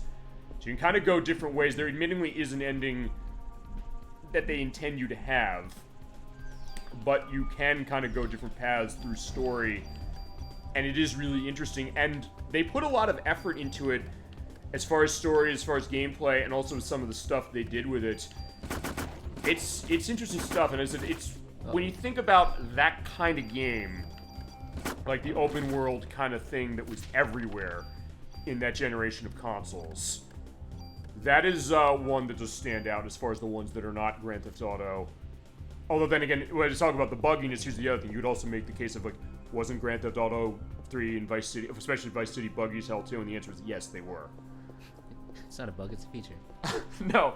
Yeah, when you pull your gun out and start firing, and then the animation goes up but the bullets don't come out, it's like, yeah, no, that's not great. And that's a case where they put that on the PC and they fixed it, but then when they ported it to Xbox, they reintroduced it. So I was like, okay, fine, you're right. There's the treasure room again. We're getting lucky as far as having it, like, right next to each other. It's like it's one-stop shopping for a good amount of these floors of this 60th floor, or 60th floor series. Things are looking up. Yeah. Also, that game is dirt cheap. That's the other thing. Like, you're wondering, like, hey, you know, if it's something like, would it be like costing hundreds of dollars, perhaps? No, it doesn't. They made tons of copies of that, and it sold pretty well. So, yeah, it's a unique one. We could show it for the show. The only thing about it is that I just have to mute the music, but that would be fine as far as what that is. Right. Although, as I said, right, given my choice as far as my music choices for running that game, I was like, fine, I probably would have done that anyway. I think this is one. CR Armor 2, that's it. Okay. I think because it has 10 slots. Oh, right. Oh, you have to use the super tool or whatever it is to enhance it to 10, right? Let's worry about it after this floor. Okay. Because I don't have that many super tools, but I can get rid of this one, Survival Armor 2. Because do we move the, Oh, I guess we'll move what it is onto that and then move everything onto the other one. Because we have to you have to chain things that are on the armor to this, right? And I guess here's the other thing, because we have to use the things to get the extra slots on the CR Armor 2 as well. Yeah. So. Okay. Yeah, so whatever you want to do, go ahead and do it. Or we just toss our, Okay, fine. Or in that case, we just basically, you know, chain it together, saying, like, here's an item, let's use it. Yeah, you know what? I'm going to worry about it later. Okay. I don't think we're in a spot where we need to use it just yet. Yeah, we're going to get Club 5. Oh, wow. It's weird that they're saying use Club 4 if you're going to use a club, but what does Club 5 have that 4 does not? Probably just more attack. It looked like that. It looked like it had something else as far as a property. Okay, it said first strike. Steal. It's first strike, and it has a poison hit. Oh, yeah. Okay, yeah, you're right. It is, I think, just more powerful than 4, I think. At least I believe it is. Cyanide. Yeah. Oh, wait, did we... Oh, wait, no, I was thinking for 4. Did we chain it? I don't think you can chain stuff onto 4, can you? Maybe you can. I don't think so. Okay, never mind. So, like, fine, never mind. That's probably why they say there's so much stuff on 4, run 4. It's irrelevant. Really. Okay. All right. Yeah, we already had our fun with Club in part 1. Hopefully we'll get enough cards to get the super duper trading infinite cards. Okay. Yeah, we'll see as far as how it's. We hit every one of these basically. I think, as I said, there's the one I don't know if we... Yeah, I don't know if there's any on, like, the 70, 77 where, like, I doubt it. Well, that's going to be the last of it anyway, and I guess we'll have a fight there, and then that's going to be it. Yeah, we're booking through these specifically. It hasn't even been an hour, and it does 68. Yeah, how long did we spend on that 60th? I will time that for the purpose of the YouTube upload or the edit specifically. Another thing about Triple Command is, like, by the time I shoot all these bullets, my thing's back up. Okay, fantastic. Oh wait, so you did move it over already, right? Okay. Yep. Yeah, I guess we were kind of getting into our Luxaflux discussion. Yeah, we can definitely do that as far as those other games. I think you'd like True Crime, honestly. That's a really cool one. Especially for that kind of thing, like, you know, I'll say this. Yeah, if you're gonna pick any game out of that era as far as like a Grand Theft Auto-like game, take that over Driver 3, please. Because Driver 3 is, you play that. I played one of the drivers. I don't remember which one. Probably the really good ones. 1 was good. 2 is pretty good, considering Parallel Lines ripped off Grand Theft Auto, but was not too bad, I think, from what I've understood. I love San Francisco. That game is awesome. But 3 was totally busted. Hilariously so, to the point where I think that's an April Fool's Day game showcase waiting to happen. But, yeah. It ain't a good game, that's for sure.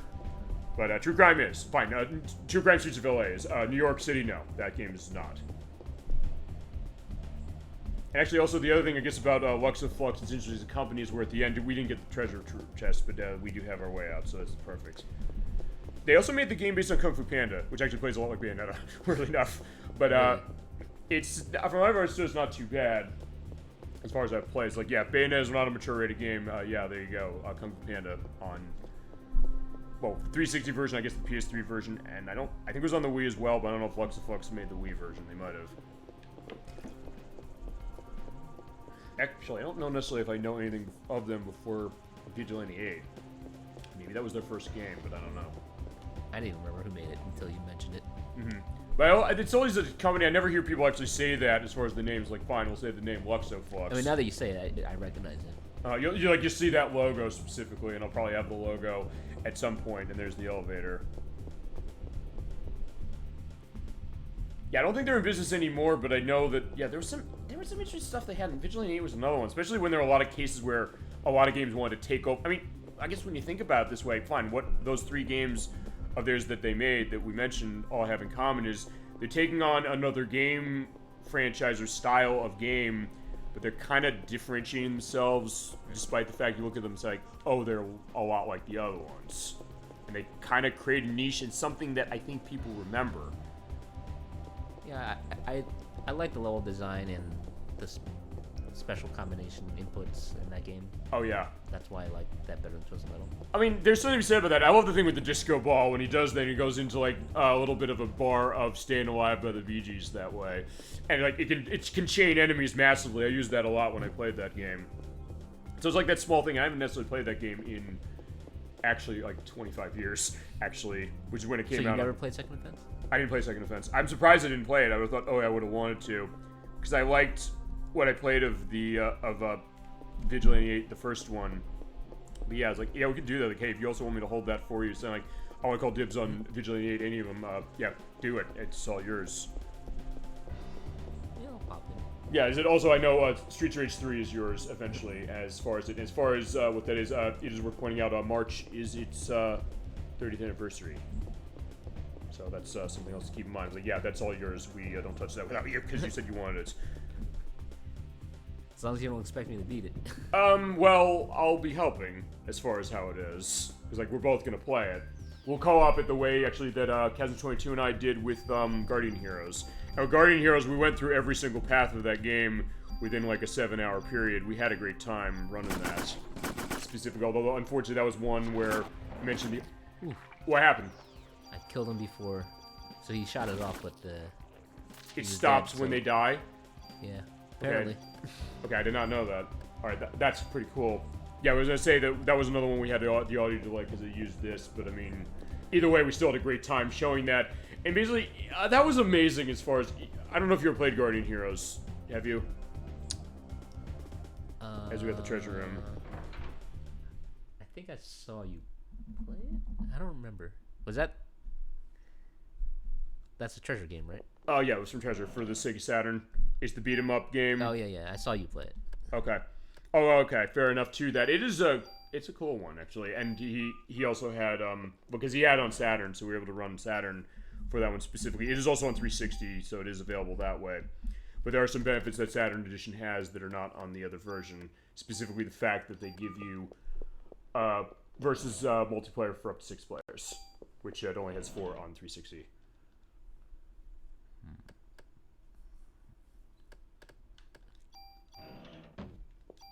Alright, this is the M500. We did take that armor we needed, right? On the last floor. Okay, for some reason I don't know why I get the sense that maybe we didn't. But it's like, fine, you had to. I would not leave such a beautiful thing behind. Yeah, I wouldn't say, yeah, not that I'm saying that you did or would, but it's also the question of like, fine, maybe that's what that is. Alright, so how do I get back? Go to the right.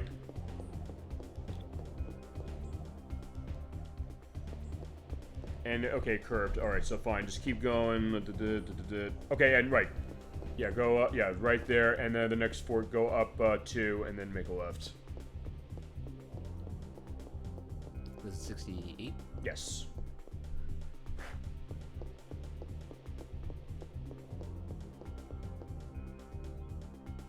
And make a left here.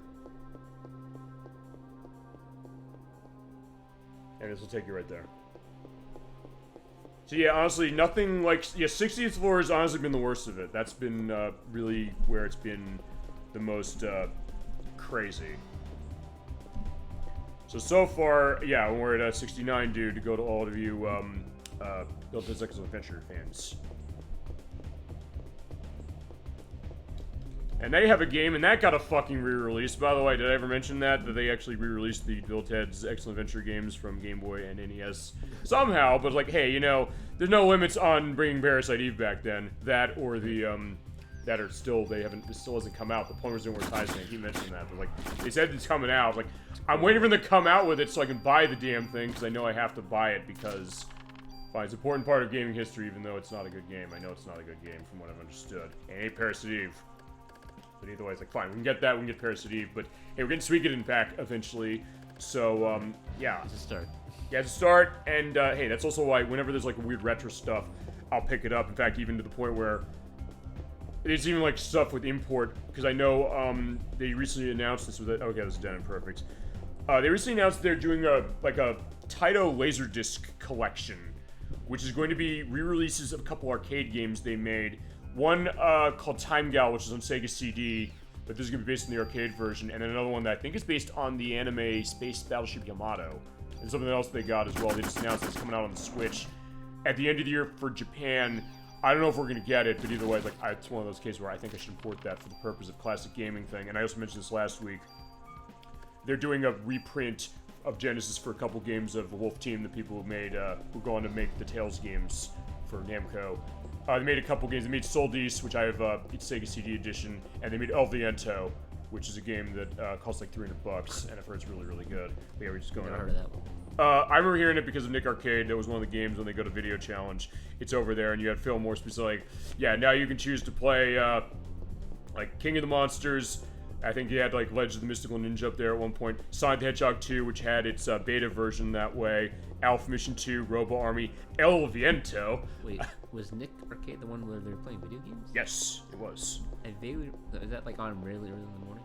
It could be, yeah. Specifically, it could be at that early in the morning that way. But it was also a case like, yeah, you know, they go on the video challenge, you do the Experts Challenge or stop the video game wizard that's there and move Mikey, our video game venture, across the board in every single direction except diagonally. And as you do this, you run into the 4 Ps: points, puzzles, pop quiz, and prizes. There's also a video enemy. If you run into him, control slips back from you to the other team. I have to look that up. I memorized all that. I know there's like, yeah, there's some nostalgia buttons there, and I don't remember. Well, video power as well, but I mean, but that's an interesting thing with that, because I said even with Sonic 2, you're like, wait a second, they have they had Sonic the Hedgehog 1, so he kept calling, except for a couple cases, calling Dr. Robotnik Dr. Robotnik. But it's like, one thing is that it was the beta of Sonic 2, it was before Sonic 2 came out, and we'll get to this when we do Sonic 2 as a show fully. There is very important history as far as that version, because it was basically while it was still in development, they had it there. And when it comes to, like, I guess the community of, like, the hacking community, like the beta community, like the beta of that drop, and it was like, this is the one that was in Nick Arcade that had these things that had Hidden Palace Zone in there. Did they play any NES games in there? Yes, they did. They had Monsters in My Pocket. I mentioned one last week. I mentioned Rockin' Cats, which was by Atlas, which is a game that's like $200-300 now. Okay, because I vaguely remember some show them playing Ninja Gaiden 3. I think they might have, actually, no, I think they did have Ninja Gaiden. One Ninja Gaiden's on there. It might have been that one. I'll also see if I can't find a link to it, because I know they've listed everything they had on Video Challenge. Actually, also, like, the toss-ups they did, the actual original games, they were developed by Psygnosis, the people who made Wipeout.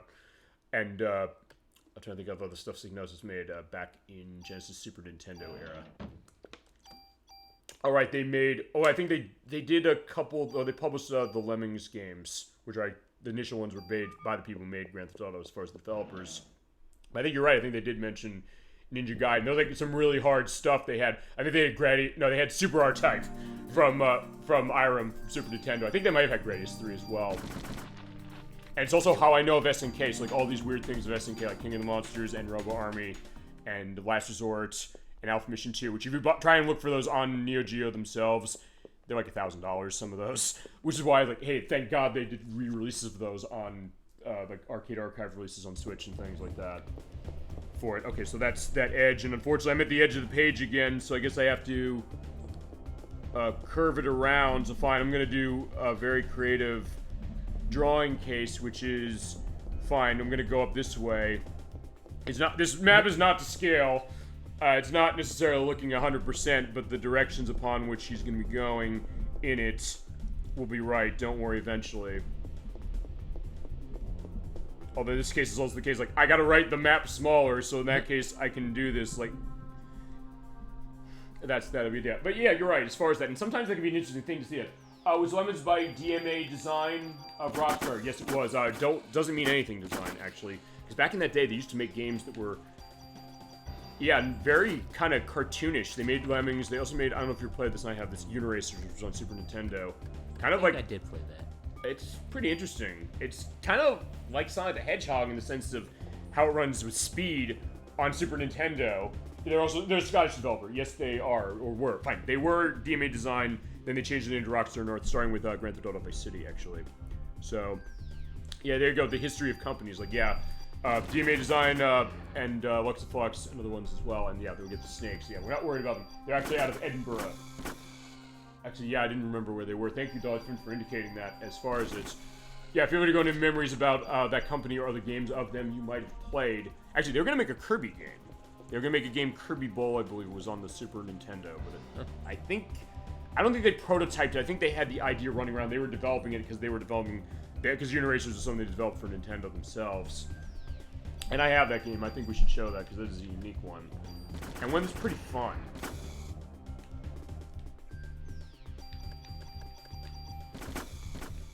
I guess we should do something with Lemmings on top of it. Yeah, they had shooters specifically. One was Menace. Okay, what was that on?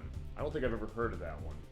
I guess it was on the Menace. I'm trying to think about that. Are you familiar with what that is? Never heard of it. Yeah, neither have I. So it's like, hey, that's that perspective. Okay, so, alright, fine. We're going down there. There's a left. You went left. Yeah, I'm going to assume in the case of this is going to be an underground tunnel that they're going through. So I'm going to loop over. And then go up this way. So it's like, fine, he's gonna fuse with the 67th floor. Let me out. Okay, no. It was for the Commodore 64 and the Atari. I'm not sure which. Oh, I guess the Atari ST and the Commodore 64. They were PC cases. Okay, so that's actually, yeah, that knowledge. And there's elevator over there. Elevator. Shit, this is not gonna look right, but all right, fine. Elevator. And then you went down that way, and then went up. Shit. Okay, this is not gonna look good as far as what map is, but either way. Yeah, they were. Okay. Alright, so yeah, okay, because we haven't necessarily touched ancient, fine, those ancient PC machines for me. We did PC for, what was it? It came out about 1988 or thereabouts. Okay, thank you, DollyFinn, for sure. I'll have a picture of what Menace is looking like. Yeah, because I don't have a Commodore 64 and Atari ST. We've done earlier PC stuff, as far as like Windows PC stuff, and we'll figure that for more, because I can just look it in. Myst? We have not played Myst for the show. I have Myst. I can play it at some point. And there's the exit. This map is going to look fucking weird for 69, but that's fine. It's better than 60. Well, it's just not going to look as great. We were desperate for games then. Well, I mean, yeah, maybe, but then again, also on Commodore, thinking about that, like, people were getting games left and right. Let's see how bad 70 is compared to 60. Well, I know but we've sometimes talked that as far as, like, early PC stuff, but yeah, I have not played Myst yet. I do have it specifically, so we should play it, probably. I don't know, what's your experience with that, if any? Probably insanely hard. I've seen it in stores. Yeah, I remember seeing it specifically. I think we did buy that game when it came out. Yeah, as far as that. Okay, she's saying as far as, like, we're desperate for the games as far as Atari era, and there is our treasure room right away. So I'm getting a better feeling about 470. It's hard. Actually, I know with Myst, they did put it on every console. It's even on the DS. I couldn't believe it was on the DS. I think I went to a Best Buy and saw it. There's like, wait, when did they make this for DS? But then also its sequel, Riven, which I think is the record of, actually, of every game on PlayStation. I think it's the record holder of largest number of discs in these. It was on 5. Oh, wow. Yeah. Oh, yeah. For the Atari stuff like Space Invaders specific, which we're going to look at Space Invaders for our compilation program next year. Because we're going to play, like, first one to see this, and the DollyFinn mentioned this when we did Tetris Attack. We're going to play Title Legends. I'm probably getting that on the Xbox. It's also on the PS2, but we'll run Xbox for that one because it costs the least. And for 2, I'm going to have to play it on the PS2, although it is on the Xbox in Europe, but weirdly enough, I think it's region-free, even though it only came out in Europe as far as Xbox, but it's like $80, $90, so it's like, okay, fine, it's like $20 for the PS2 version, so that's going to be the idea. Or after Pong, which, yeah, we haven't touched the Atari collections yet, and I want to show that Atari 50 collection, but that's going to be a multi-month case, because that collection has so many games in it and so much information that we're going to go all the way into. Actually, it's funny, because Nocturne's father brought this up actually after we did the last Lunar part, saying about Pong elements. I said, I'm going to give him lip service when we play that, because, like, I was hooked to this game in 1972 when it dropped, and, like, what was the fascination of, like, what that was about. And he said, I think he did kind of semi-give me a bit of a challenge, saying, like, hey, you know, with the stuff you've been playing for the show, or that you and my daughter have been involved with on this, he said, like, can you do, like, can you make 5 hours a show out of, is there even enough to talk about on Pong to make a 5-hour show out of that? So it was like, yeah, there is. Watch me. I can make a 5-hour show about really anything. It was simply kept us engaged, and I think that's what he said specifically as far as what it was. But as I said, yeah, we can make a 5-hour, multiple-hour show on any game we want, as I've said specifically, even multiple parts as far as something like this. Actually, you know, as I said, I'm going to be doing that in November for the pre-Thanksgiving Disney Showcase game, because I'm doing from Capcom. I'm doing Chip 'n Dale Rescue Rangers on NES, and we're talking to Yoko Shimomura, one of the earliest games she did music for, Adventures in the Magic Kingdom.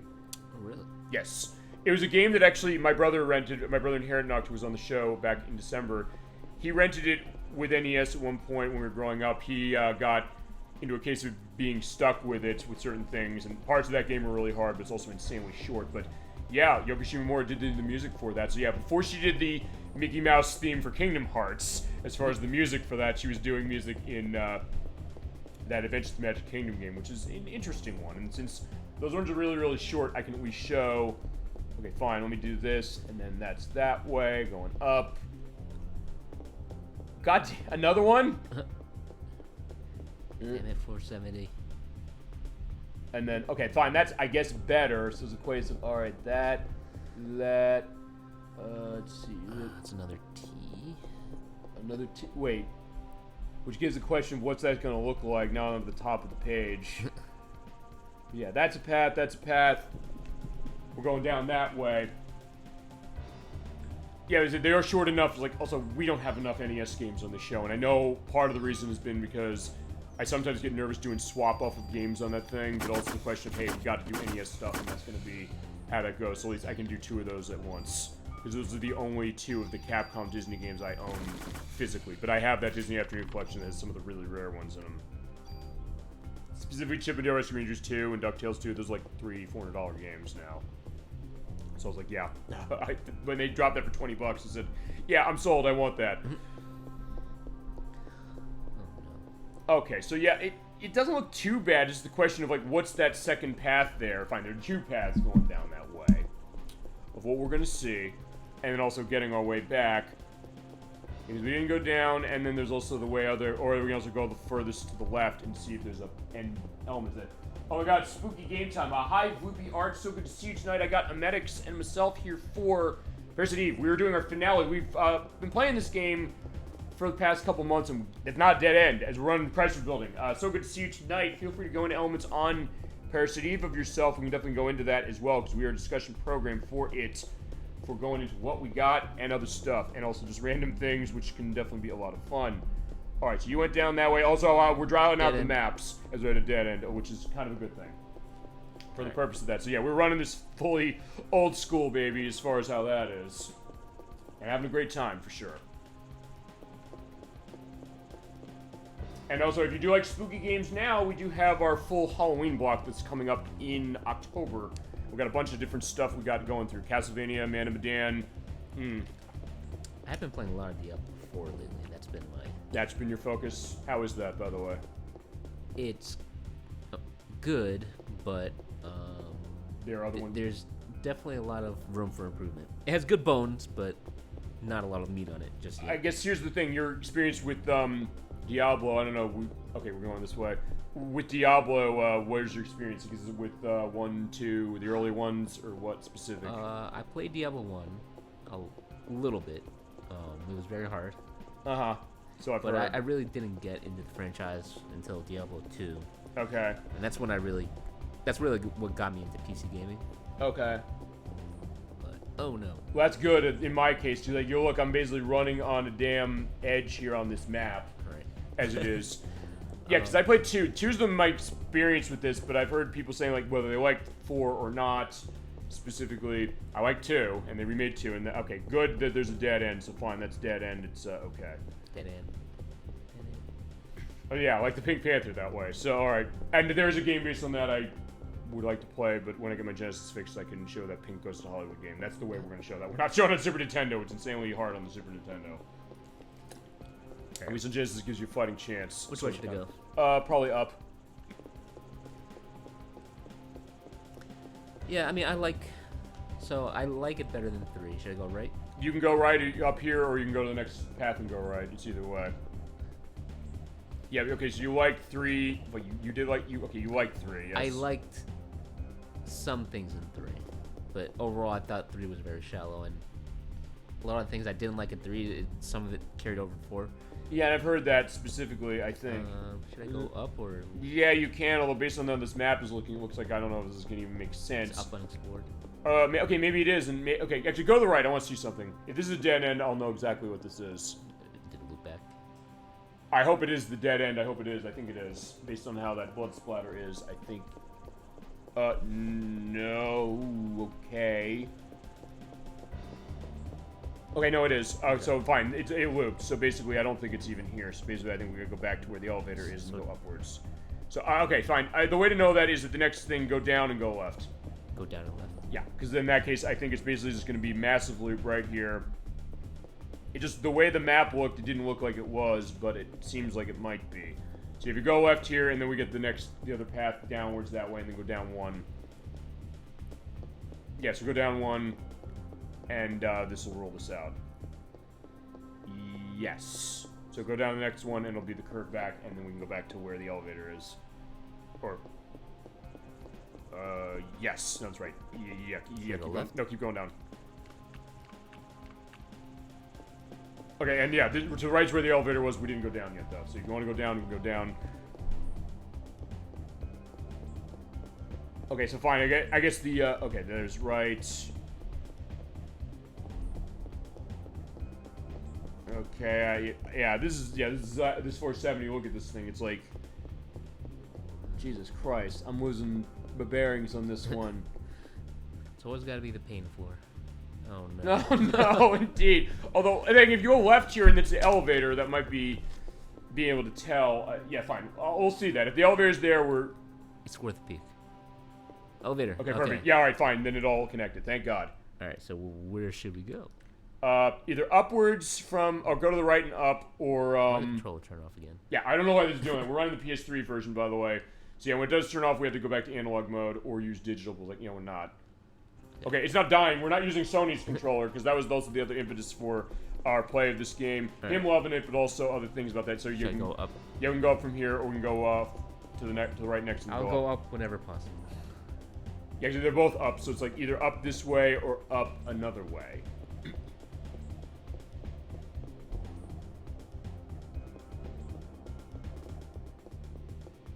Okay, so that's dead end, so then what we can do is we can go back to that 4 branch, go right, and then go up. So there's 2 ups. There's also down over there, but I doubt it's going to be there. Well, hopefully it won't be there, but fine. If it is, at least we'll know where it's going to go. So go to the right here, and then whenever we get a case of going up, we can go up. Yeah, because we're mapping this out by hand. Or, Not what you expected? No. Okay, maybe I just didn't. Okay, keep going. Yeah, I can go. Yeah, we can go up. We can go this way. Okay, there you go. Perfect. We're at the end. All right, so boss time. Right. Every 10 floors at Chrysler Building is a boss. So yeah, we're at 470. All right, how many revives do I have, just in case? Yeah. All right, I have enough. Yeah, you're good. All right, so what do we got? Should have reloaded, but oh well. We'll be okay. All right, let me start with the haste. Oh, spider. Let's haste. Okay. Oh, the one from the roof of the hospital. So awesome. Okay. Although, yeah, we're much more enclosed of an area. Oh, wait. What is this? This is not... What is that? Okay, that was not as bad, it seems like. Okay, fine, never mind, it is. Uh-oh. This is not what I was expecting. Alright, let's aim for this thing. And let's aim for... I mean, it still probably hit him, I think, anyway. Okay, there you go. Yeah, thank God we got the triple commit. Uh-oh. Let me think. What is the best course of action here? Do I still have haste? I think you'll survive the hit because it looked like it took only 200 something off. Let me rehaste myself. Just keep hasting up. That's what we're gonna do. I guess start. I'm gonna run.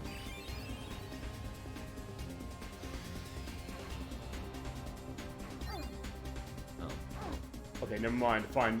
Yes, screw what I said. That was right. We do have enough revives. We're gonna be okay, I think, on this. I'm just gonna use a medicine 4 and then. Yeah, just unload into this thing. Whew, dodged it. All right. Yeah. Okay, so I this want to is use new. more Parasite energy defense because those things are harder to dodge and they hurt a lot. Oh, I definitely want haste back on. Yeah, so you can get it away from the not boomerangs.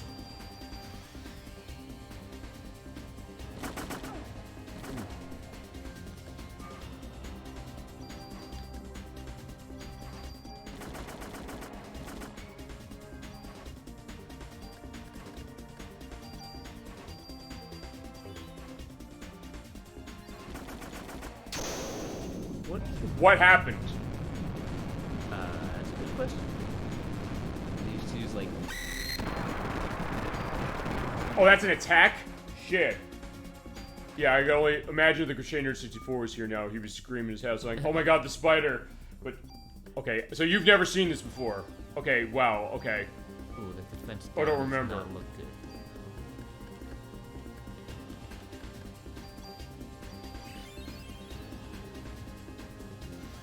I like to think we almost have him, but never guarantee is it.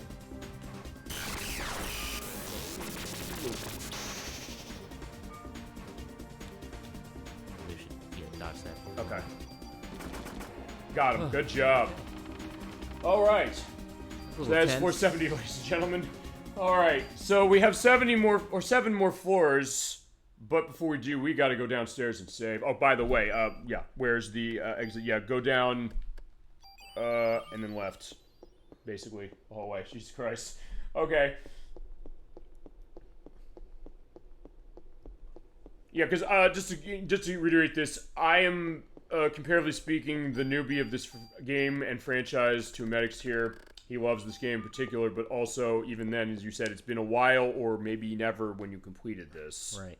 So even then, we're like taken aback, saying, like, "Wait, what was that? We need to know." I guess here's this might be uncharted territory for me. Okay, well, we'll figure it. Don't worry. But so far, we're going okay. Or maybe I did beat it. You probably did. I mean, I would think. But then again, as I said, I don't know. I mean, you've said you think you had, but it's also been so long. And because of the random nature of this, it might be a question of what do you remember of everything said. Although, the one thing that's not random are the bosses you fight. Right. The bosses are set. And when you do beat the floor that way and go down, they are locked as they were. They randomize when you go in there first, but when you beat that boss, they're all in line. So we come back, we can just follow that and go through. I mean, in that case, I think you probably deserve a break then. I'll do the next 7. And then I guess we get the final boss because that's all we got. We're going up to the 77 floors. We only have 7 more. And then that's going to be final boss time. And then we'll... Although I guess... I'm trying to remember. Do you remember if they give us a boss before we go to final boss? I don't think so. Then in that case... Could be wrong, though. I guess if that's the case, then that would mean that we might need to pretty much go through those last 7 floors to get our way out, unless... yeah, I think we're on a one-way trip after this, so... Are we? I kind of want to get an answer to that before we go into this. But yeah, at least we'll calm down with the great music of the police station. Yeah, well, first we gotta make a phone call.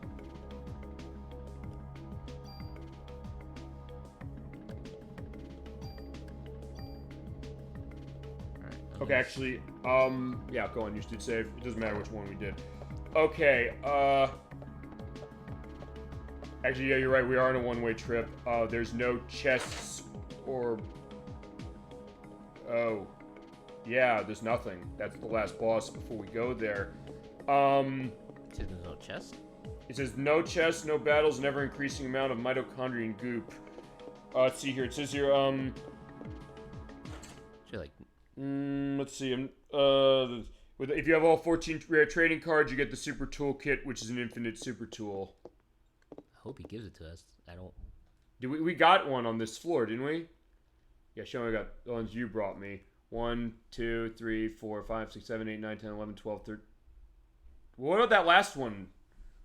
The one we didn't give him. Unless we missed. Do we have to use it? I don't. Yeah, okay, fine. Because they're. Okay, there they are. You saved. Mamma mia, here you go. One of a kind. I forgot. Oh, right, we have to use it to run on a weapon. It doesn't matter which one we do, though, does it? Armor 2, then. Okay. Right, slot add.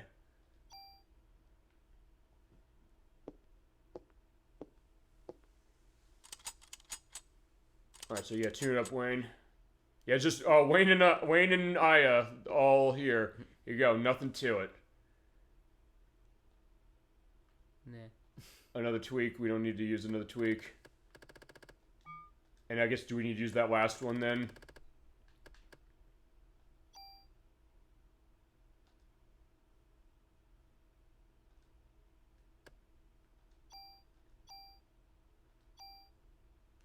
So yeah, I'll get our club. Not that we're going to need it now, but either way.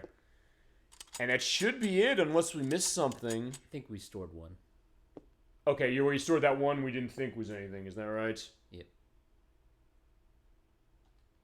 Alright. So yeah, let's get that one out. And apparently by doing this, we get the rare, or the super toolkit, which basically is an infinite super tool. Is that right? That is correct. Alright. And then I guess we'll get ourselves set for the final battle. Because apparently that's what we got. Alright, here we go. And we don't have anything else to tune up, so we just pick something pretty much, yes? Yep. Okay.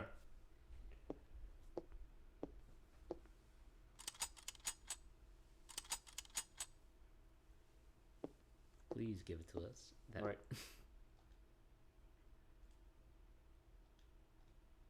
Nope. Okay, do you have to talk to the collection, see what that's in there? 1, 2, 3, 4, 5, 6, 7, 8, 9, 10, 11, 12, 13, 14. Not too many gun freaks with this many rare trading cards. I think we got it. So you got real guns, though. Here's my special toolkit. This you can tune up any of your equipment without losing any of it. We got it. We got the super tool. The super tool kit. Right. So yeah, talk to us about the super toolkit as we get ready for our final challenge. Basically, I can just move things as I see fit without destroying the item itself. Hooray. So yeah, that is why you go through the Chrysler Building. That is why you go for all the treasure rooms. Actually... All right. So all of these things, I can still be a hoarder, but take what I need out of it. Awesome. Okay, so yeah, we're in good shape now. All right. Yeah, this is getting exciting. It's like, yeah, you talk about things are getting real. Now, they're getting real this way. It's like, yeah, we're going to go up there. We're going to handle the final boss. And, yeah, we're going to finish this game off right. Is it definitely our full Super Bowl Game Saturday look. And by the way, Vloopy Arts, it looks like you were new to the show. Welcome to the show. Welcome to the Best Show on Twitch and being part of the Best Show on Twitch. But also, when we are done with the show... It'll be on Twitch for another week, but also we have a YouTube site over for Super Bowl Game Saturday where all of the past parts, including this one, will be up there. All the other past parts are there already. Max has been on all of them, but also so will this one. I will take that. So basically just pretty much take off everything and just put every weapon power into this. Is that what you're saying? That is correct. All right. I will take that. Here's the question. When you take that off, basically it removes the properties, the extra properties off of the other guns. Just a bonus. So we're going to actually gain a lot of power like this. All right. Because I think from what I understand, that final boss, we're going to need it. This might take a while. That's fine. It's like, whatever you want to do. Yeah, Chad, in the meantime, if you want to go into anything else about Parasite Eve or anything else talking, we've jumped on a lot of conversations as we do on the show, because it's a discussion program. Yeah, feel free to go into that. I'm trying to think of what other things necessarily we haven't talked about the fine for this game. Really, I think we covered most of it. We covered the background, covered who made it, elements of music. We celebrated the music multiple times over. As far as Yoko Shimomura, who did it, talked about director Takashi Takeda, who directed the game, and many other stuff. Yeah, I think we have definitely gone that because yeah, that's what we do. And yeah, fine. We mentioned stuff as far as the physical release of this. The microbiology PhD of the author of the book this is based on, who signed off on it, and everything else. Alright, so there you go. They said, we're going to want to do this because, from what I understand, this is the last boss, which is story canon, and it basically, I don't know if this goes right into Parasite Eve 2 as far as explaining where that game starts, but we'll see. As I said, I've not seen this, I've not played further to it, but we will have our answers that way.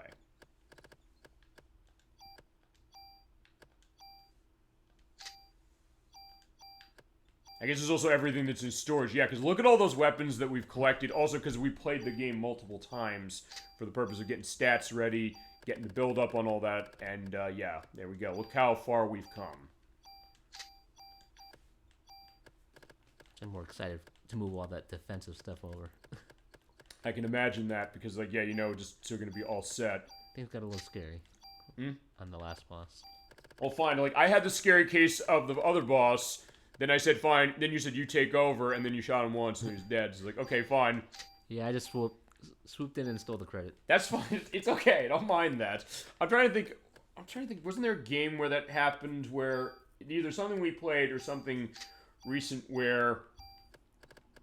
Oh, no. It was the Freddy Fish Case of the Haunted Schoolhouse, specifically. The idea. No, it was a case of the Missing Kelp Seed, specifically the first one. We played both of them that way when Nikki played. It was actually the fact that when that game ends, without going into the spoiler on the ending that way, or go back to that play of that game we did, which is an amazing show we did. It was basically the case that Freddy, she is the Fish main character of that franchise, and it was Luther, who's her best friend, but he's like the younger brother. He like taking credit, like, yeah, I was able to get the kelp seeds back, and everybody else was like, yeah, sure, it was you, kid. But even the fact of, like, when there's a case of Freddy Fish to take credit, she doesn't necessarily take the credit. She's very modest that way, which is why I guess she's the main character. Wait, Freddy's... Is she? Yeah, I didn't know either. It's like, I guess it's like Frederica, specifically, I think is like the idea of it. But then when you hear the voice, you kind of get a sense of what it was that way. I don't know, you ever played any of those games or any of the Humongous Entertainment games? No. They're on sale on the Steam sale this week, like all of them $50. Apparently that's before my time. Or it's like what Castlevania always says, like that was before I was born. It was 1994 for the first one, then 96 for the second. It was like point-and-click edutainment games, sort of, but it also wasn't quite edutainment. It's actually a lot of people who made... Humongous Entertainment was accompanied by Ron Gilbert, who worked at a lot of stuff on LucasArts, like Secret of Monkey Island and Full Throttle and things like that. It kind of has a style of that a lot in its way, too. So it is something that is appropriate for younger children, but something that, as I mentioned, 52 minutes on the sliding puzzle in the second game, and we had a hilarious case when it came to that. It was a case of also us being able to talk over the fact of what that was. We kind of went into these weird perspectives. DollyFinn was in the chat on that one saying specifically, like, I've seen this sliding puzzle. I was thinking of buying the sliding puzzle collection off of Steam, but looking how hard this is, I'm thinking maybe I shouldn't buy this. Or the idea, like, all these weird cases went into horror movie directions, talking about some of the horror games we're doing in October that way.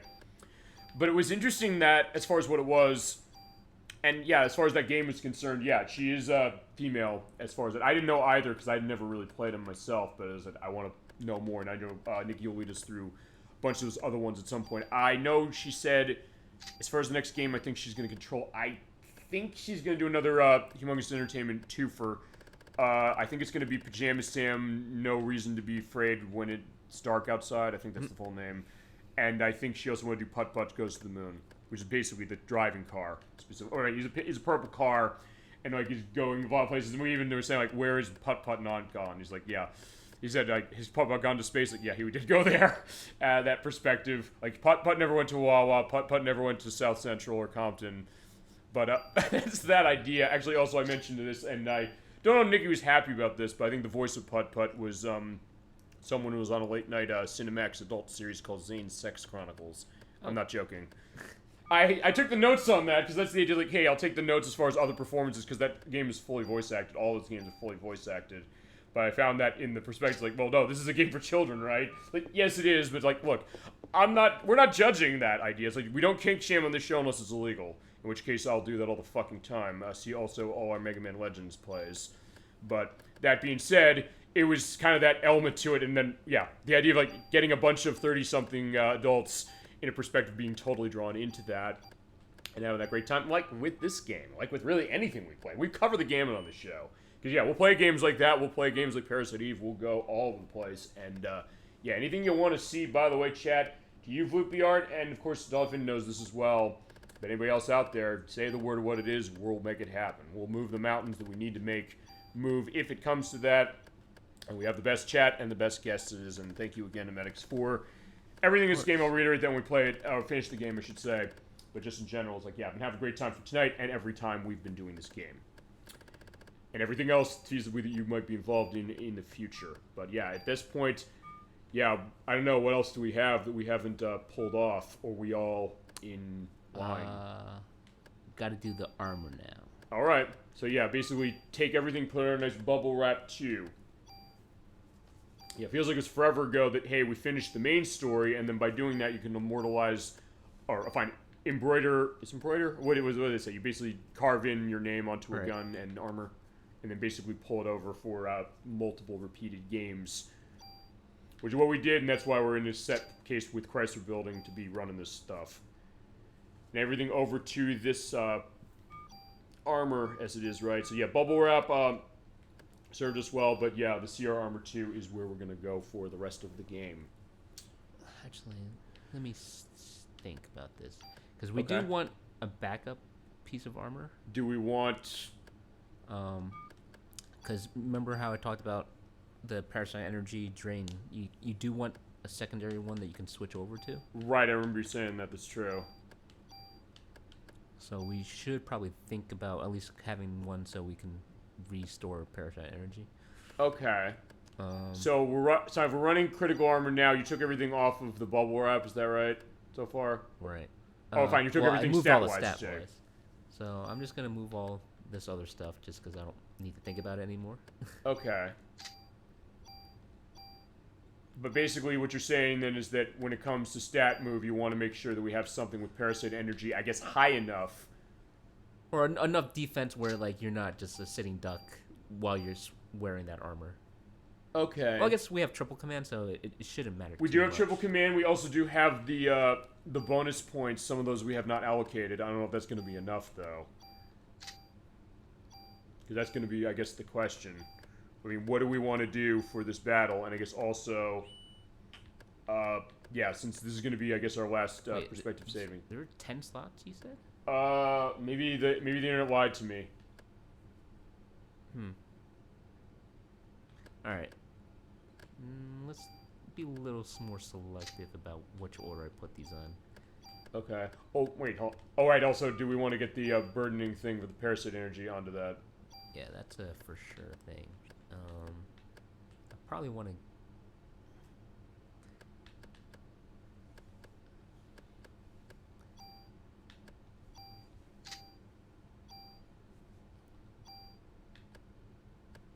Yeah, maybe the internet lied to me as far as a number of things for that. It was a GameFAQs post specifically, but I don't know if that means if that's right or not. But then again, I've also gotten cases where they've been able to verify things that I couldn't verify otherwise. So I'm not going to put limits saying like, oh yeah, they led me wrong, I should never trust them. Although maybe this is also the answer, saying, hey, you know, you want to keep one of them, maybe keep some of the stats that we don't think we want right away for going into this final stretch. Yeah, don't want that. Well, yeah, we don't want to recharge your solar. We have a max. Fine, we have an HP max because you can't put more than one of the same on it, can you? Right. No, you can't. Okay. So I guess the choice is between which stats effect don't we want? Let's see. Blind is probably the worst one, I think, for us. Yeah. Okay. That's something that would be the most. There's blind. There's stiffness. There's poison. I think it would be blind, because what blind does is that idea. Honestly, I don't remember if the slot one was 8 or 10. It's been a long since I did the EX mode. Hi, Darth Loctus. Good to see you tonight for our finale of Parasite Eve. Medics is here with me for the purpose of this. Yeah, so good to see you again. I'm sorry it took a long to get back to Parasite Eve, but we're finishing tonight, I promise. We only have 7 floors left of Chrysler Building. We're going to run it. I'm okay so good with to this. see you. So, feel free to go into anything else you got on Parasite Eve or any other insights as we get ready for the final battle. Which, I think that's going to be a good perspective of what we want to do, honestly.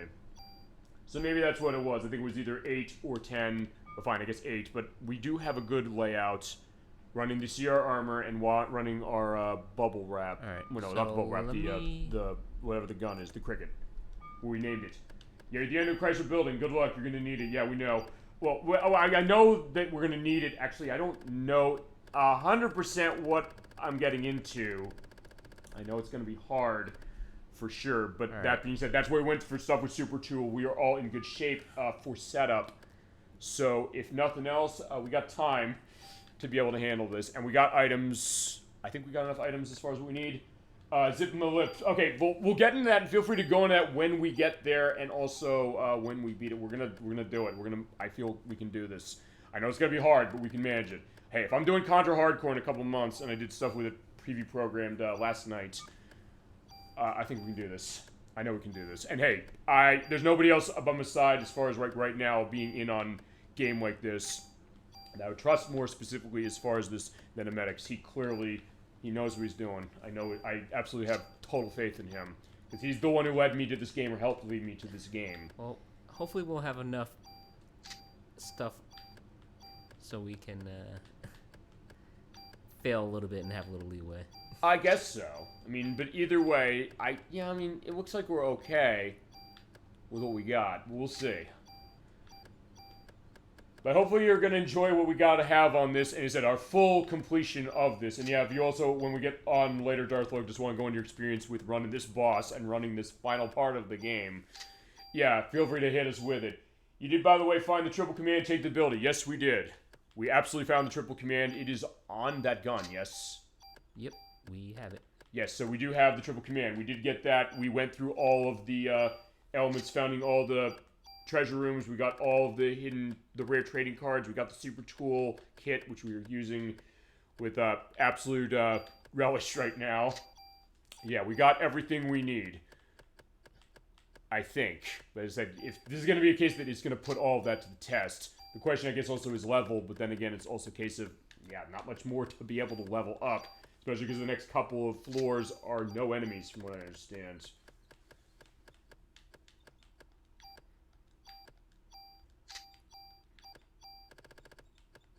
Squeak, squeak, squeak. Yeah, I guess I've noticed that with that controller, because I'm using actually a really nice third-party pad for the purpose of that, because we had to figure what's going on with Sony's as far as this HD version, but this was it the digital version of this game.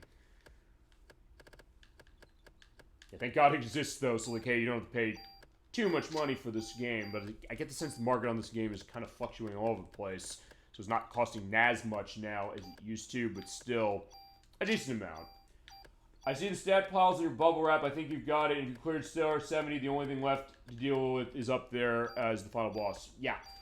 So, yeah, we had a close call. Fine, we had close calls on 460 and 70 as far as the bosses there. But yeah, we are, I think we're ready to go as far as what it is with, being in good position with what we have set. So nothing else, consider this the calm before the storm. So yeah, sit back, relax, get yourself a nice snack or beverage, and we'll see what happens as far as, us completing our love of Parasite Eve, and taking Ayabrea to her true destiny as far as this. I do love the way we did this, I really do. I definitely feel a sense of excitement, a sense of terror kind of going up there, so like, what are we going to see? But also the question of what this is. And fine, I did look sort of what we're going to see, only to get a sense of we're not going to have a nudity case in this game. The answer is no, we're not going to. Because we had that also with the past parts of this. We had this with Lunar a couple weeks ago, some of the areas we saw when we were doing our bathing. So, that was fine. So I think it's going to be fine with this one, too. Yeah, as long as it doesn't show anything, we're no problem, but either way. And that was also our perspective to beg potentially for a remake of this or re-release of it. Probably a remake at this point. Like the Super Mario RPG remake that's coming out, which, yeah, I'm buying that day one because I love Mario RPG, but also like a more perspective of remake stuff out of Square. Been doing a good job with them recently with stuff like that. Feasibly when it comes out, we'll see, hopefully. And Front Mission, and Live Live, and ActRaiser, and Final Fantasy VII, and others as well. Okay, so... yeah, look at that. We are getting pretty good, I think.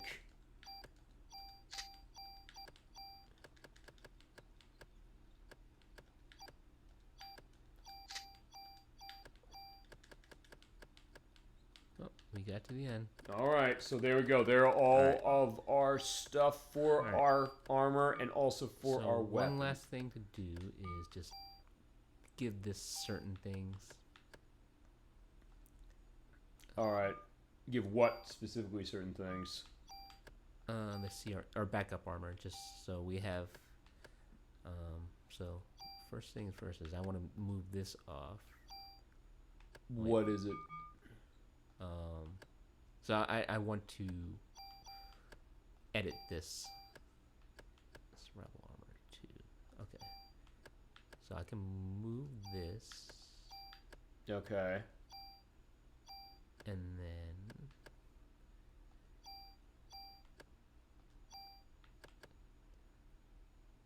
move this. Oh, this thing has still has stuff on it. Super. Okay. I mean that should be enough, but I should probably just put the least annoying stuff on there. Okay. What do I want to protect against? I know, is there anything on there we want to make sure we don't protect, or that we have that's not covered by the other one? Cure. Auto cure, okay. You know, one more slot, I think.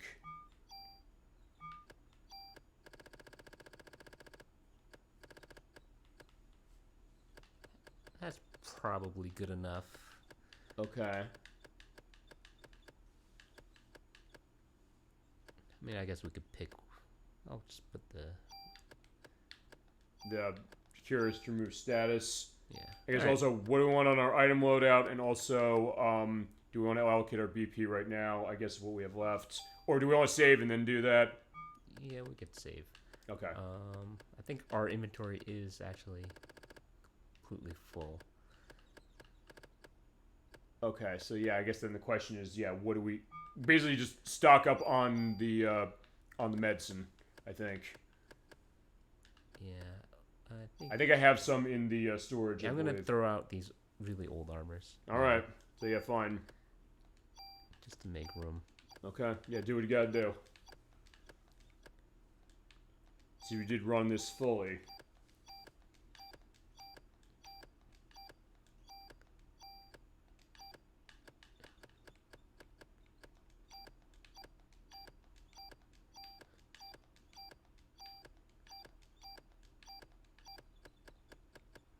And I know I could have used a super tool just to destroy it, but yeah, it's true. But then you're like, wait, I may as well. May as just hold on to the tool, you know. Okay, I think we're good here, and we probably want some. Yeah, we want to take medicine and revivals, I think. Right. I think we have enough revives. Okay, so how many? Yeah, how many we got? 7. I don't know, 7 gonna be enough? 7's a lucky number. That's true, but I think we do need more medicine, so fine. It's like, yeah, as I said, I have a drug problem, but in this case, like, fine, we're using this for a good reason, and it's not, yeah, fine, it's the good kind of medicine this way. It's gonna be keeping us alive. Full recover, full cure. Yeah, we do have a lot of those, so if nothing else, there's stuff to be said about it. I mean, we're hoarding it for a reason. Might as well use it, right? Yep. Well, it's like what the Crusader 64 did when we played Shadow Hearts. The idea that there's certain items he was waiting for the final boss on. He killed the final boss in like 5 turns. Although, different case than with this game. That's for sure. All right.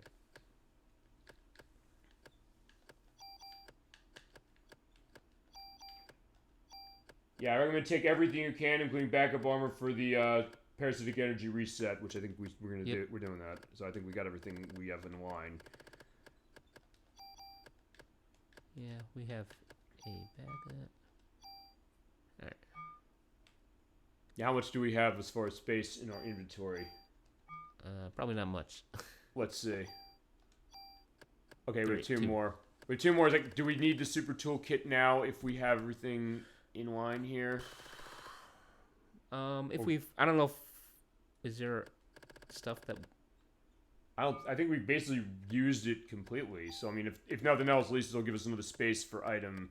It's like, if we want to... I think if we're going to be ready on this, is to take every item... So there's no more items that... From what I've understood, that's correct. I don't think there are. Fine, free ammo, so at least we can take some bullets. Not that we need bullets completely, because we're at 999. And can we crate his gun? No, unfortunately not. Okay. I do want to take some ammo crate, just... Okay, I guess how many more do I have? Oh, fine, another 600. I guess... Oh, I see. No, not that. I was going to say, yeah, just fill it up completely. Nothing finding the remaining floors except your final opponent. So yeah, I guess we don't need that. So yeah, just basically just run through. So there's no more items? Yeah, apparently not. Alrighty. Well, goodbye, Super Toolkit. It was nice But yeah, knowing you. I would say, yeah, we're not tossing that though. We're just going to put it over on the sides. Like, there it is. There is a savior for that, and just pull more items out, I guess, or whatever we want to do. I don't know, do we want to take more revives and medicines too, just because... Fill that up completely. Maybe it'll make a difference. Like, we have 3 slots. I think we should. Just so we're set in, like, hey, so we're going to save before we go up there. Alright, I'll take If that turns out to be a bad decision, we can get a sense of that. And at that point, it won't feasibly matter. Wait, do we not have any more? Okay, we have a full cure and we have, fine, revives then. So, like, fine, that's going to be what we're going to do. So, basically, all revives... I feel like status effect's not that big of a deal right now. I guess not, feasibly. And we do have something to take care of. We have detox, or fine, we detox and we have medic, right? Yep. Alright. Alright, so let's go save, and then I guess the only last thing I think to do probably is just allocate those 20 bonus points. However you see fit, probably after we go back up and save. Alright. Something tells me I should put in defense, but... Yeah, maybe then. I like seeing bigger numbers on. I would say maybe trust that judgment then. That or put more in parasitic energy, or the parasitic defense, or whatever you're thinking you want to put into. So yeah, I'd say if you're the one who's thinking that, you probably are right to think that. But yeah, we gotta make a phone call. So yeah, our final phone call. Feasibly, like no, it is gonna be a final phone call. It's like I don't think there's gonna be an element of us saving again.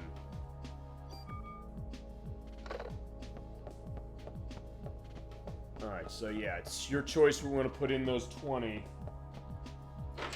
We'll see what kind of enemies pop up. If we see any. I think it's just that final boss. Yeah, nothing except their final opponent, so I think... we still have a few floors to go through, right? Yeah, but from what I'm understanding and what I've read, what Dark Cloak is saying too, is there's no more enemies. Oh, really? I don't think. Actually, no, I'll double check that. They're going to make us run that many floors for no reason? Yeah, well, given who we're going to be running into, I think that's... Yeah, nothing here. No chests, no battles, ever-increasing amount of mitochondrion goop. So yeah, use those badge... I say badge points. We're talking Paper Mario earlier. So in that case, yeah, the last thing, just put those points in as we see. And hey, if we get a game over, we come back here, and then we can put them into something else if we think it's worth it. So, yeah, your pick on where we can go on those badge points. It's going to make us run those floors just to get there? Just the 7. It's better than having to run all 77, although if we did, we'd have all the maps. I guess here's the other question, which is... I don't know if the last 7 floors are randomly set. That I don't know. I wasn't able to see anything to that. Maybe it's all straight shot. So I'm going to hand this off to you. All right, let's see what we do. And I guess then tell me also what do we want me to do with the energy? Or with the... We'll decide. We got a few floors to decide. All right, fine. Before we go into 60th floor, or 77th floor, I should say, let's go. All right, so we begin.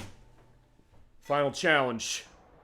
The truly final challenge is that we've come so far. They're not random. Okay, so that's going to be... Oh, they're not random. Oh, the floors are not random. Awesome. So that's the other thing. Let me also take a look at my map. My really weird map that curves around for 470. Which is like, hey, it went kind of in a loop. You'll see the perspectives of that when I edit this in a couple days. It's basically up here we go. Okay, so basically it's going to be a straight shot. So, alright. So after 70 floors, they stop being random. And off we're gonna go. Alright. So, alright, here, this is it. Let's get going.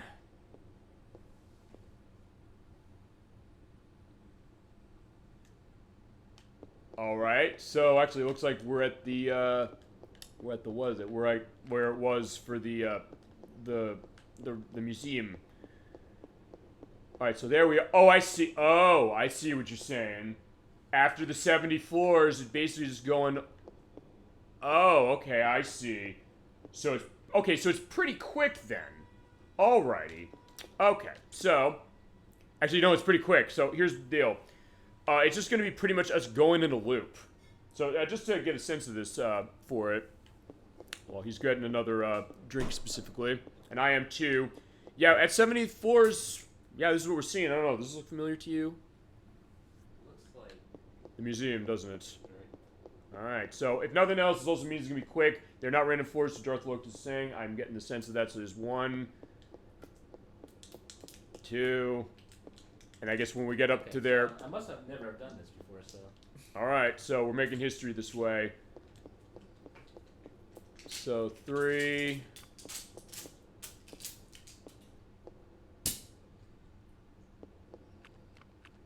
Oh, okay, so 4...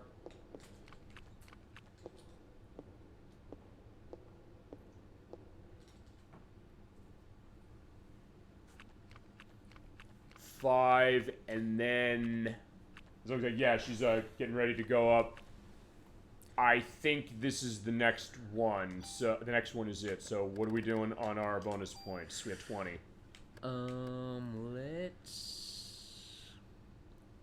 Let's pump the damage. Pumping the damage of attack, or fine. Yeah, weapon or armor.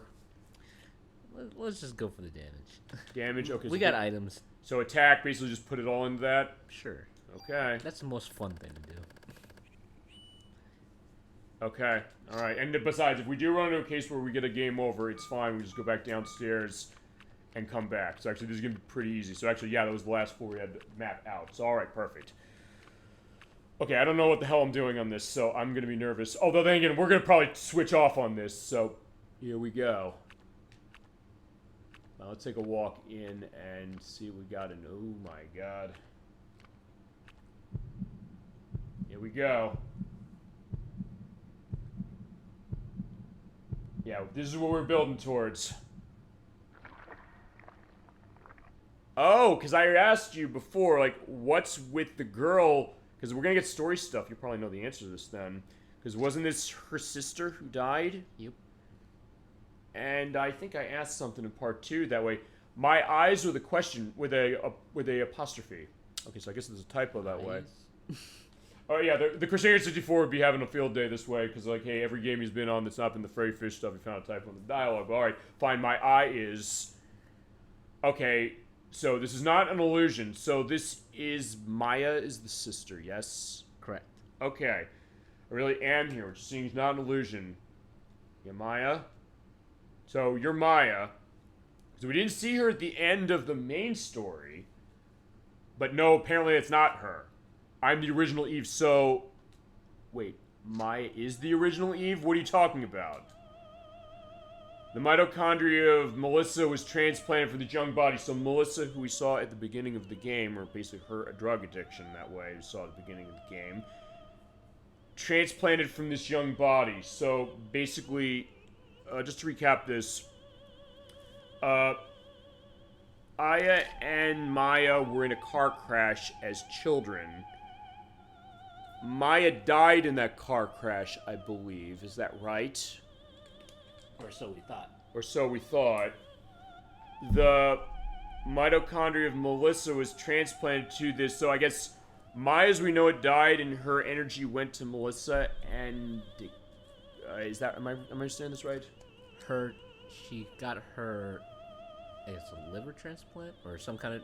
Okay, so it was it was an organ transplant Or a kidney.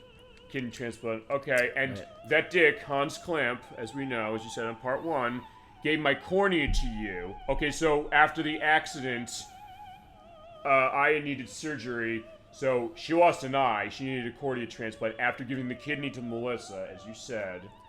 He continued to culture my liver cells and study the original me, which goes to what we saw in part 2 when we were in the hospital where he had the donor lists. Yeah, I think they also implied that Eve was the one who kind of triggered the car accident to begin with. Well, I mean, yeah, we did sort of see that when we were in Central Park when we were doing the ride with the horse carriage, sorta. So technically, Eve killed her mother because she was the one driving in the accident. Right, that's true. Okay. As Melissa's body is giving birth to the ultimate being, I made my nest here. One quick question I want to ask. This, what we're seeing here now, this does come out. Does this come after? This is an alternate thing from the ending we saw when we beat the game normally, or this is just, how's this tie here? That's kind of weird because we're on day 5, but. We're on day 5 now, but we already beat the But game. it's also referencing that it already gave birth to the ultimate being, so. Well, we did need to beat the game in order to get here, so Right. maybe the thought is that we beat the game, there was something else that was calling Aya up here, and that's why we have to go through the EX game to do this. Right. And so technically it already happened, but it's almost like the movie Groundhog Day. Like she realized, oh, we've been through this before with the story, but not this part. Just in case Melissa, the ultimate being, failed, at least the purebred would survive. Then your body belongs to your sister and been cultured from the real thing. No, that's not true. That's impossible. Okay, Darth Look, this is the perspective. Maya died in the crash. Melissa got her kidney. I got the cornea, as we said. Clamp recreated the original experiment from the novel and the movie to create Maya Eve, and this whole thing is a second timeline possibility. Okay. Because this is the canonical path that this goes for the rest of the franchise, from what I understand. You said this, Medics. I believe so. I think Darth Locus, you said this on past parts we've had of this game. I guess goes into where we see with Parasite Eve 2 and the third birthday, but how, we don't know. We'll figure that eventually when we get to those. Want to chat with your sister? You sadistic bitch. Yeah, no question. Let's do it.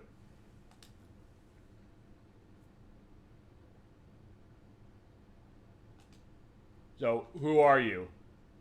It's me. How do you know my name? Where's mom and dad? So, okay, then this explains this, which is that Maya did die, but it seems like there's almost reincarnation here, so you're like, where's my mom and dad? Unless it's a trick. Where's Aya? You're looking at Aya. But are you really Maya? I was in the car with mom, and then my body got really hot, which also we saw a little bit indicated at part 2 when Aya said that. I have to go home. I have to. Aya's waiting for me. I'm here, though. It's getting hot again.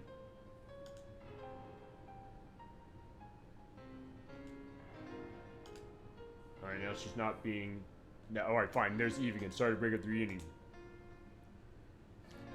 You have a nice time reminiscing? Yeah, I had a nice time putting this together, but also and loving this great piece of music that's playing here for this.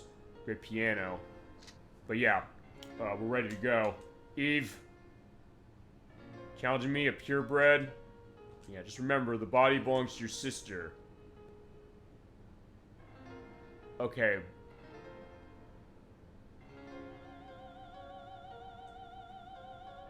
Alright, here's the boss. What do we want to do with this thing? Pump her full of lead. Is that what we want to do? When do we want to... I guess we want to... Oh, probably want to haste first. Good idea. Oh, no. Yeah, we'll see what we're going to do. We'll haste it, and then pump her full of lead. Yeah, I don't know if slow is effective. But We want to try it. I mean, she does... From what I understand, I did read one thing, which is that she has 40,000 health. alright, well, let's try it. Oh, what? Try slow. Actually, you know, just pump her. Yeah, we'll pump her up. And then do we want to use slow now? Nah, let's just let her energy regen. Okay, so then just keep shooting. Yeah. Alright, so there you go.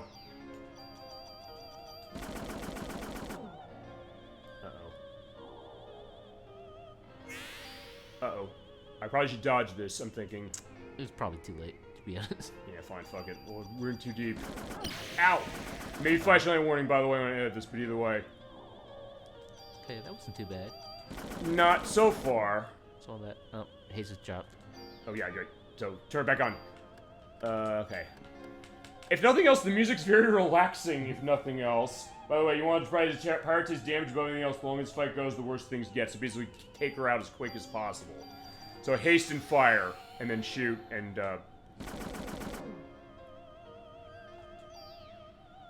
yeah, there is something bad. I'm not gonna wait. Uh-oh. Oh, shit, we're stuck. I think. Did no damage. Okay, smart on us. Well, it looks like she's getting recovered, so that's the problem, too. But we have to keep hasting. And then just keep firing. Alright, so... Okay, so wait. Okay, so the Maya-ish bodies there are basically recovering her health. So that's... So then maybe that's why she... let me see something here.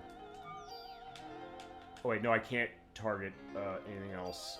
I wanted to see, can I target those kitties? Okay, fine. For her, us. Her. No, nothing. Just shoot. A haste and shoot. So haste and shoot. That's what we're gonna do. Oh shit, she's a really low, or she's not taking any damage now. Ow! Okay, so... Wait, she used 2 of them? Wow. I think so. Shit. Alright, so... I think that erased our haste. Should I even bother using it now? I guess so. Is it, hey, we're close to the end, if nothing else. Like, hey, we did have our save down there, downstairs, so... If we do have to redo this, we can do this, and we'll be okay. I think we can do this. Uh-oh. I'd probably move. Yeah, I'm moving. No! Well, you dodged it. Okay, so there you go. So you can dodge it. Ow! Got punched. Not too bad, honestly, so far, but we do need our haste. So basically, just that seems like that's the best strategy. Haste and probably heal. Yeah, I think we can do that now. So let's do heal on... Do we want to use this heal or our item heal? I'll use that heal. The heal 3? Yeah. Okay, let's do it. And then, we have another action or say no? Probably do double heal. Yeah, okay. Sounds good. There we go. Yeah, look at that. And then move. And now shoot.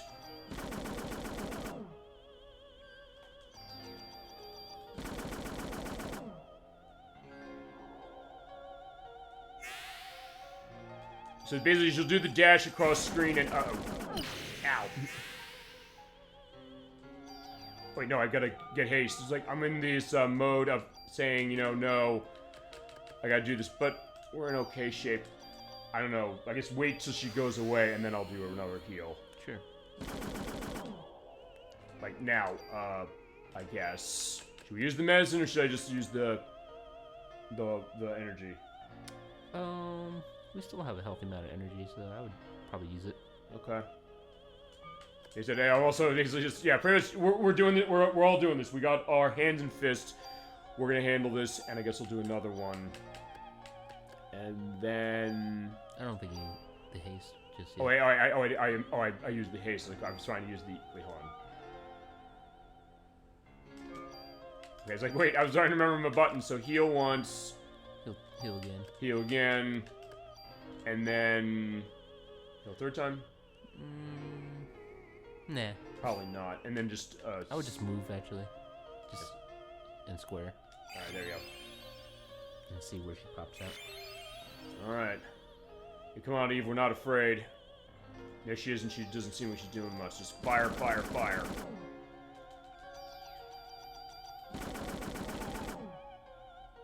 Uh-oh.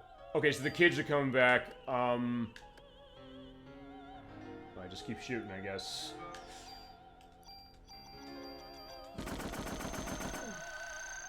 Okay, they're shielding her, but we also need to do this. And I guess she's gonna be recovering, but I don't know if there's anything we can do to do this, or if it's also a case of Just keep them blasting, I guess. Yeah, okay. I think we got a pattern what we want to do.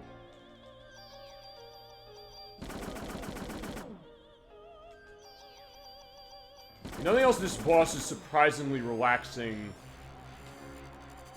Uh-oh. Ow. And that was even with the... Okay, the haste turned off right at that point, so I think we're gonna haste. I'm gonna fire. And then next turn, I'm gonna heal. Yeah, right now just blast her. Okay. Because she's stunned right now, so there's no point in healing. Fair enough. Alright, so... Alright, die, Eve, die. Now she's not stunned, so I guess... Just keep shooting, I guess, right now. Oh. Like now, heal. Now, and I would try changing your armor. Okay, you want to do it now? Okay, so let's do Yeah. that. Because we haven't really done this. So, alright, fine. That's where we're running. And then go to CR armor. Alright, hang on. Wait, can I not do it? I don't know. Okay, hang on. I'm hitting X, hitting circle. Okay, maybe I can't do it. Maybe because... I don't know. I think you have to use that at the beginning of a turn, perhaps. Possibly. Alright, so I'll tell you what we're going to do. I'm going to heal again. And I'll do a run. And I think then what I'll do is... At the beginning of the next turn, I will do that. Alright, fine. And you know what? No, I'm not. I'm gonna come back out and go. No. No, no! Someone's kicking in the face. No, I wanna go. No, I wanna go. Okay, okay, that's... She's doing the black flip. I was like, okay, that's fine. Okay, keep going. Okay, no, there is the tell for the critical. I forgot, because when it goes... Yeah, yellow's the critical or yellow's for when it's weak? Yellow's crit, but I don't know if that applies. I've never really seen yellow numbers on yourself before. That's why I said that. Your PE is slow to a crawl right now, so you should probably swap your armor if you can. Yeah, let's try it. There we go. Okay, so it's beginning of turn. There we go. Now, by doing this, just... Okay, that's the whole turn. I'll swap back real quick. Okay, let me do that. In case she does something stupid.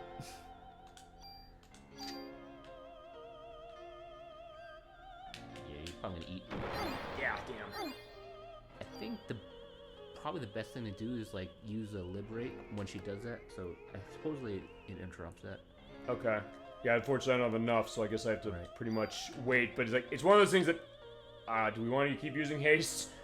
Yeah, it's still worth it. And then I guess I can, I don't know, just start pump. Yeah, shoot her for now. Start shooting her, and I guess when we get into health case for that next, probably want to run, what is it? Yeah, just let her PE recharge a bit.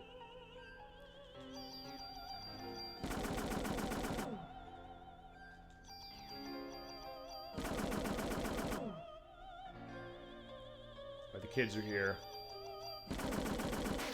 Ow! Okay, they stick you with that, so I don't know, maybe I'm invincible to that, or... Oh, I'm confused. I think I should medic. Or you not. don't really have to dodge that much right now. Okay, so basically just keep shooting? Yeah.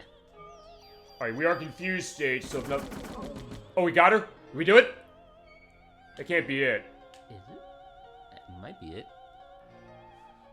I don't know. I was like, did I take your thunder away by beating this thing? Or we're just set. Oh, let's see. We'll find out. I don't know. Maya? Oh, not again. It's getting hot. I've awakened.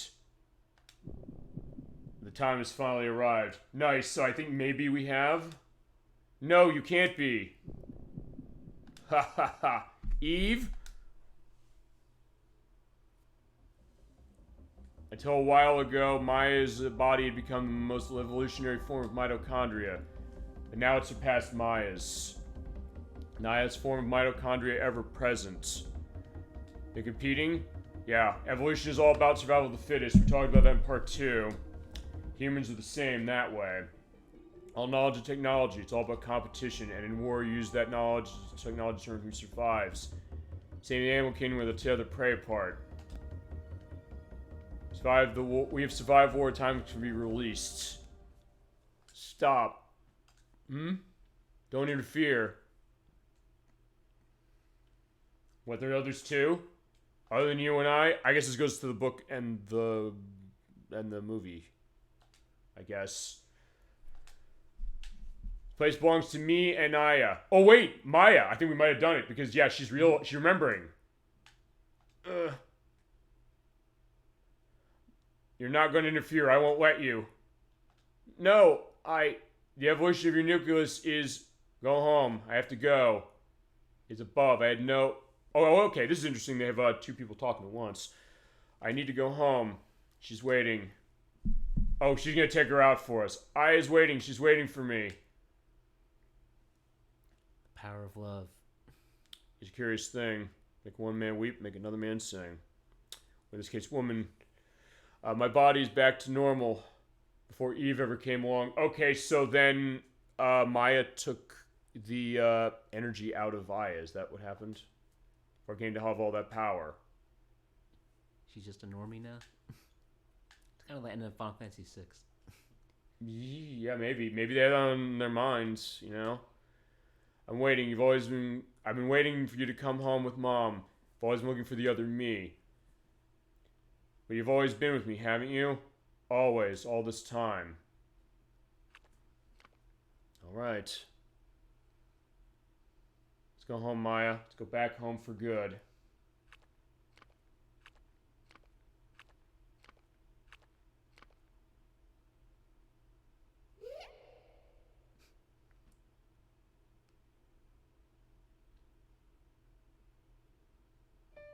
Alright, that is it. So we beat the game. Alright, one thing I'll also say is that, since we did finish a bit early, do you want to try that boss yourself? I don't think I should deprive you of the pleasure. I don't think we have to. It's your choice, like, if you want to see, like, what that was. That actually was not too bad, but I think it was also because we came prepared. We were over-prepared. But that's good. That's a very good thing. We came over-prepared for it. We're all set. And so, there you go. So then, I guess this explains where stuff with story of the other games go, and that beautiful shot there of Rockefeller Center. Yeah, remember, she went on the date almost a year ago now, but either way, she found much more that way, and now we have her sister at peace. And we took care of that, so alright, that's gonna be that as far as it, and I was just gonna say, like, hey, I beat this game this way, but if you want to actually try fighting the boss, you can do it. And it's like, hey, there's nothing to lose now, we got everything set. Just to see, but you'd probably be able to handle this no problem, I would think, especially with the way we handle it. It's your pick. I mean, we do have time, and we'll also look over the instruction manual, digitally speaking, before we also go in final thoughts and all that, because what an experience. I think I'm good. Okay, you're definitely better prepared than most. If you can't out-damage Eve, she'll eventually start healing for 9,999 points of damage, and you're, good luck to you for overcoming that. Okay, thank you, Darth Loki. So it was a good idea to spec in the damage. And also, I guess, a good idea for us to go fully as far as this game, going into everything. We'll take a look at the manual, I think. I don't know, do we want to do that first and then go into our final thoughts on this one? Sure. Okay. Alright, because we'll let the credits play. As, yeah, wow. What a journey this was. I cannot believe as far as the journey we've been on. All of us, you and I, you helping me get to this point as far as this game, as far as seeing it, us going the whole way.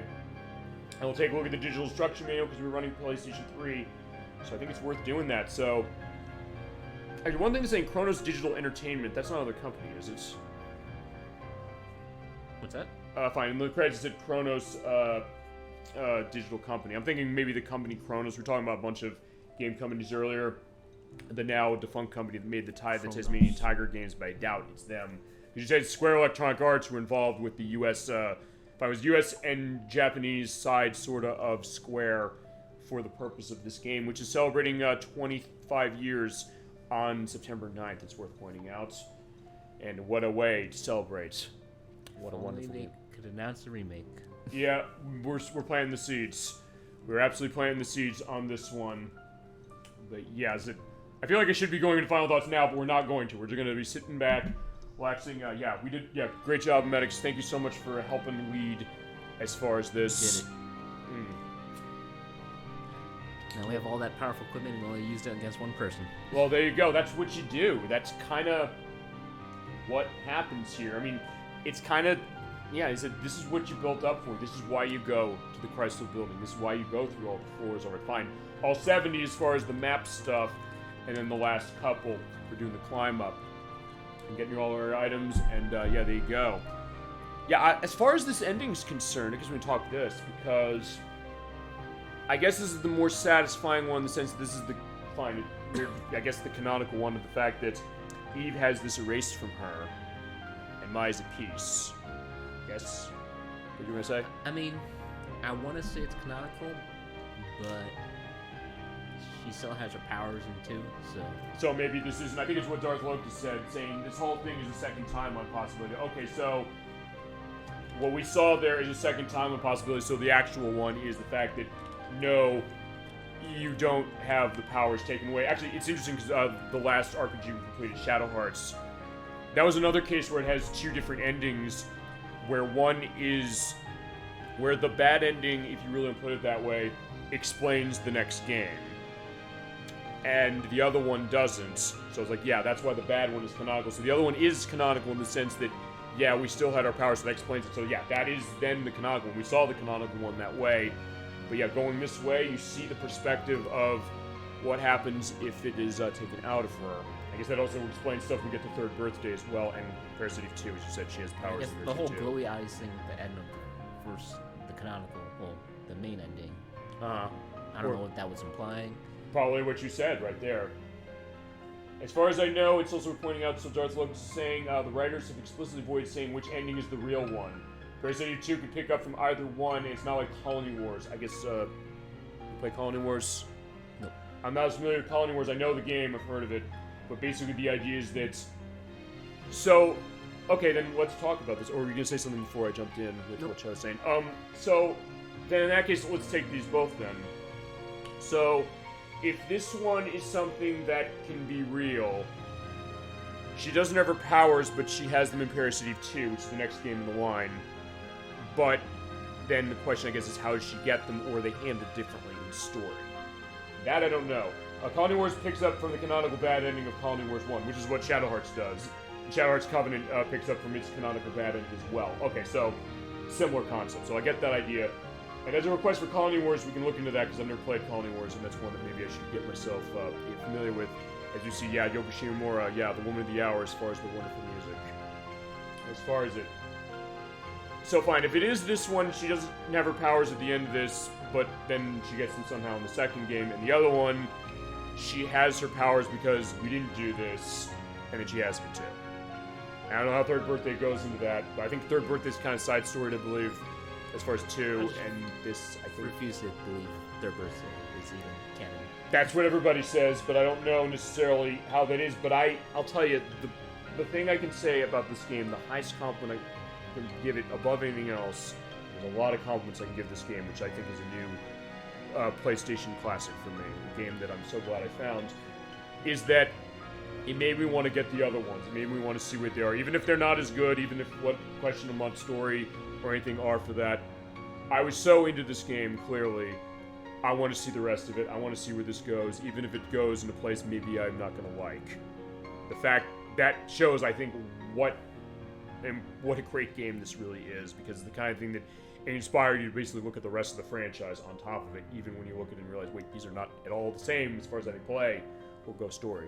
Right. I mean, there's definitely some value in the second game, even though the gameplay is completely different. Yeah, that's the mark of a good game. It makes you want more. And I think that's something you said. I think people do want more as far as this franchise, as far as those 2 games we got. And then, as you said, one couple of the other parts, other games that play like this, of which you mentioned a really good one that did get re-released recently, the Mega Man Battle Network franchise. There was so much gameplay in that. I didn't even get to finish, but I did start on 6.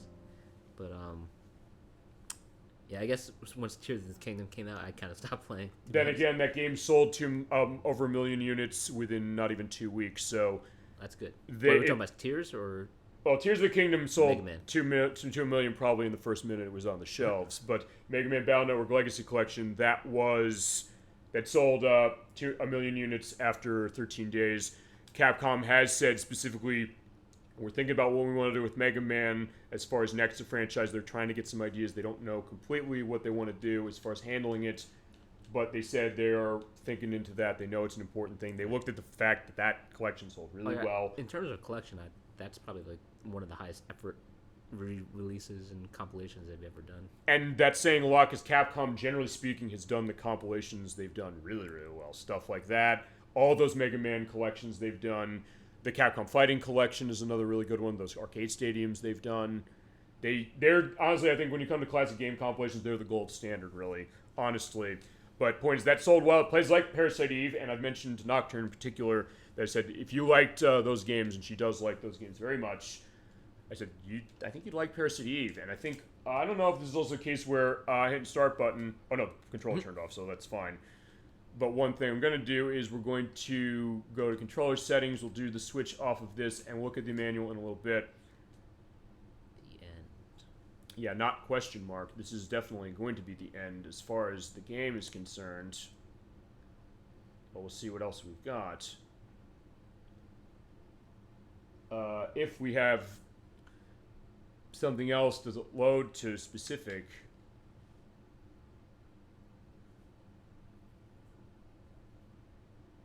I guess it doesn't even give you an option to save. I don't know. I mean, unless this is something unique on PS3. It hasn't feed cut, I don't think. Just check. No, it'll be showing a Elgato, the feed cut case. Yeah, I mean, maybe it's one of those cases, because this happened with Nintendo games a lot. The idea that, hey, when you have it, it's just like nothing. So, I guess what we can do now, I think this is probably a good time to look at the manual. Sure. And then we'll reset and we'll see the wonderful opening again. Okay, so when you buy a PlayStation 1 or PlayStation 2 game off of the PlayStation 3 store, you get software manual in here. We're going to take a look at the software manual. So here we go. This is Parasite Eve for the PlayStation. Released on September 9th, 1998 for the US with a mature rating for its anime violence, anime blood and gore, and mature sexual themes. Again, you have this. Basically, do the read through. As you said, you miss instruction manuals. I do too. But here they are. And this is what it was when it came out, specifically as far as how it is. So yeah, getting started, memory card, cast, beginning of game, demo disc instructions, because this game did come on 2 discs, and there was a 3rd disc that I wrote down what was on that. I think we talked about this in previous parts, but I may as well bring it up. It was a demo of Xenogears, which I have on PS3 at some point, and I know that's a case where, I know Darth Logdus, you want that game. I think you said you want to see it. I have it. I know Kazan22 loves it. He might be calling dibs as far as being in on show. You ever played Xenogears? I played the demo. Okay, there you go. It is on this for $10, and considering it's like a $200 game, you might want to go that, especially because re-release of that one's going to be maybe more cagey than Parasite Eve, in all honesty. Although people are asking for it because of the Xenoblade games, and then Xenosaga, and then that one, as it is. But alright, fine. We didn't play it on this old thing, the good old gray box of the PlayStation game console. Look at that thing. Doesn't it take you back specifically? Fine. Even if you didn't own one, because actually I've never owned a PlayStation 1. And you said you didn't either, as far as it. Your story about this game was, I don't know, do you want to reiterate that? As far as how you played this? So a good friend of mine, he had a PlayStation, so... at first we started Final Fantasy 7, and I was like over like every single day just to like try to get that game beat. And then he had gotten this for Christmas, and that's when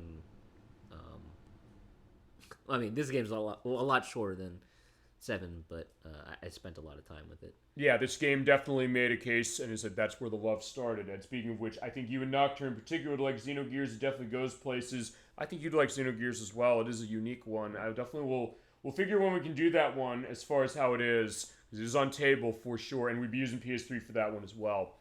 And yeah, since we're going to be doing stuff or want to do stuff with those other games, like that's that idea. But anyway, so yeah, this is it. Yeah, remember, make sure the power is off for inserting and removing a compact disc, and put the Parasite Eve Disc 1 into the tray. Yeah, it brings you back, and make sure you have a memory card or this. Yeah, because remember also, this game had analog controller support. No rumble in it, though, by the way. As far as how that was, there is our PlayStation 1 controller without the stick, and then the analog controller or the DualShock, your pick as far as it. And on the PlayStation 1 or 2, you can press the button in the middle to do the switch of the modes, which you can't on this. But there you go. There is the Eve within. You will awaken. It is weird, though, because you don't really have much else except for being able to switch pages or hit the L1 and R1 buttons, jump over by a couple of pages. But all right. And they teach you some biology. So this is going to be our element, and this will be the end of the game.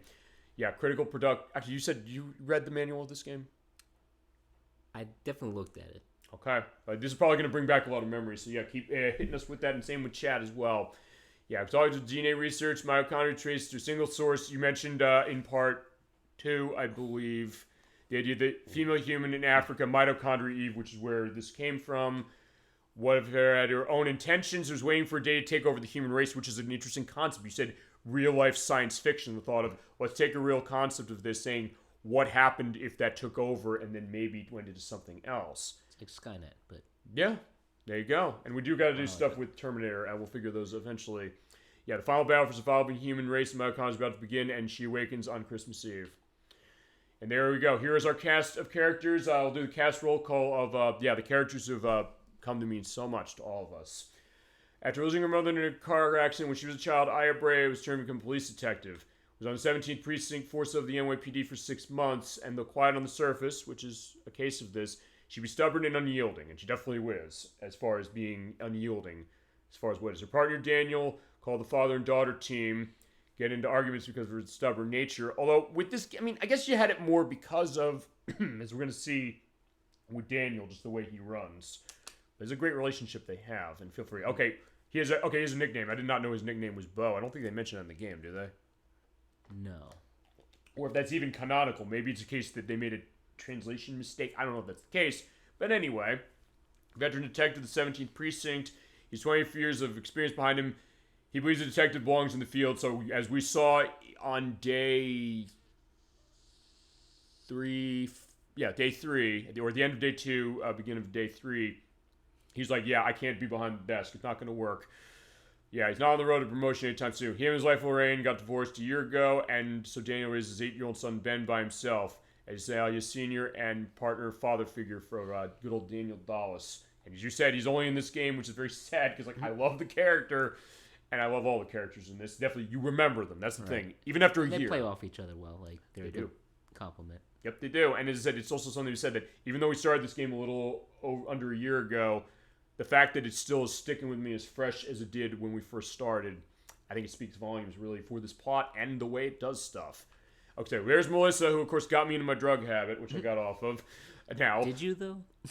Yeah. You're the one that told me to bring a whole boatload of stuff. Yeah, I think you found me out, my friend. Oh, man. There we go. And I love that, too. Okay, an opera singer on the rise, she was. Her long-wished lead role comes true on Christmas Eve, but yeah, she had to showgirls this thing in order to make it happen. An introvert and was constantly sick as a child, began to aspire and become an actress after learning about the opera. He usually communicates to the hospital even now, or commutes to the hospital and always carrying some sort of medication. Mm-hmm. Some of it made sense, but other ones no, not too much. And here is, of course, Kunihiko Maeda, who is a scientist who resides at the pharmaceutical department at a Japanese university. An accident or an incident took place a number of years ago. He's devoted his studies to mitochondria. He's competent but indifferent to everything else, and yeah, he has his life skills he has to work on. Clothes are untidy, hair perpetually uncombed, and he has no luck with women, as Daniel mentioned in part 2. And I think I was wrong. I think I said at some points, hey, he's a professor. No, he's not. I was wrong. That was me being wrong about that, but the manual indicates that. All right, so yeah, saving loading of your data. I also love this. I don't know if you're like this when it comes to manuals. I know in certain systems like Super Nintendo and sometimes the PlayStation, you would get cases where the pictures of the game wouldn't be in color. Mm-hmm. I don't know. How'd you feel about that? Was it you wish it was?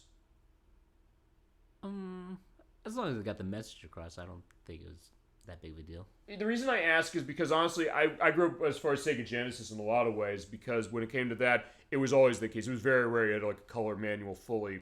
But I kind of was excited. It's it's in black. I'm well, what's it going to look like when I put it home when I go home?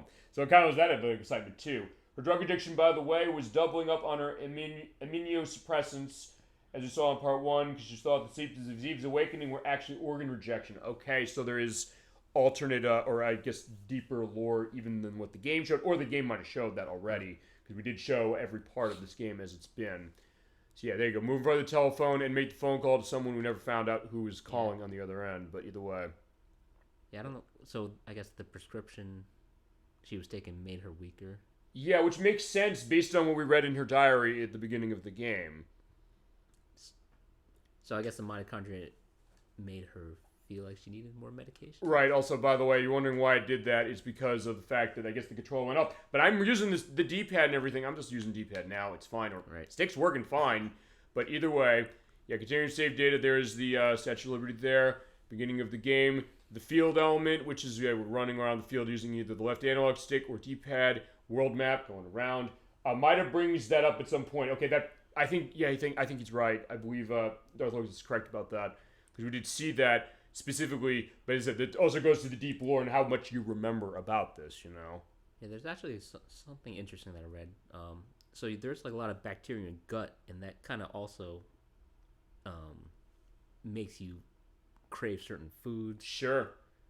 So it goes, I guess, to what she was having. She was craving her stardom as far as it, but also other stuff, and that's where it kind of dragged that on. So, as you said, hey, they were paying attention. Yeah, the guy who wrote the book, this is based on, had a PhD in microbiology. Clearly, he was paying attention, and you don't get that all the time in games, and it makes it really interesting. And your menu window, your item icons, as far as what these are, usable items, item capacity, reloads, and all that stuff, PE energy. Yeah, parasite energy. I call it parasitic, but it's parasite energy. So it says, use that to get that stuff. As highest levels increase, the type that she has will increase too. Your weapons and your armor. Yeah, it's like, I'll tell you, looking back, this is like kind of going through old memories. Not because I read this manual, but just the fact that, hey, all the memories we've had of this game as it's been. I have to go back. What did they say about the stats? Critical. Oh, right here. The higher the number, the less likely are to see critical hits from enemies. P energy is higher number, stronger defense against parry attacks. Higher number of defense, you're stronger against physical attacks. And then special effects add to original armor functions. And yeah, higher number, more damage weapons does. Area in which the weapon has its effect, maximize effects to hit the target with certainty.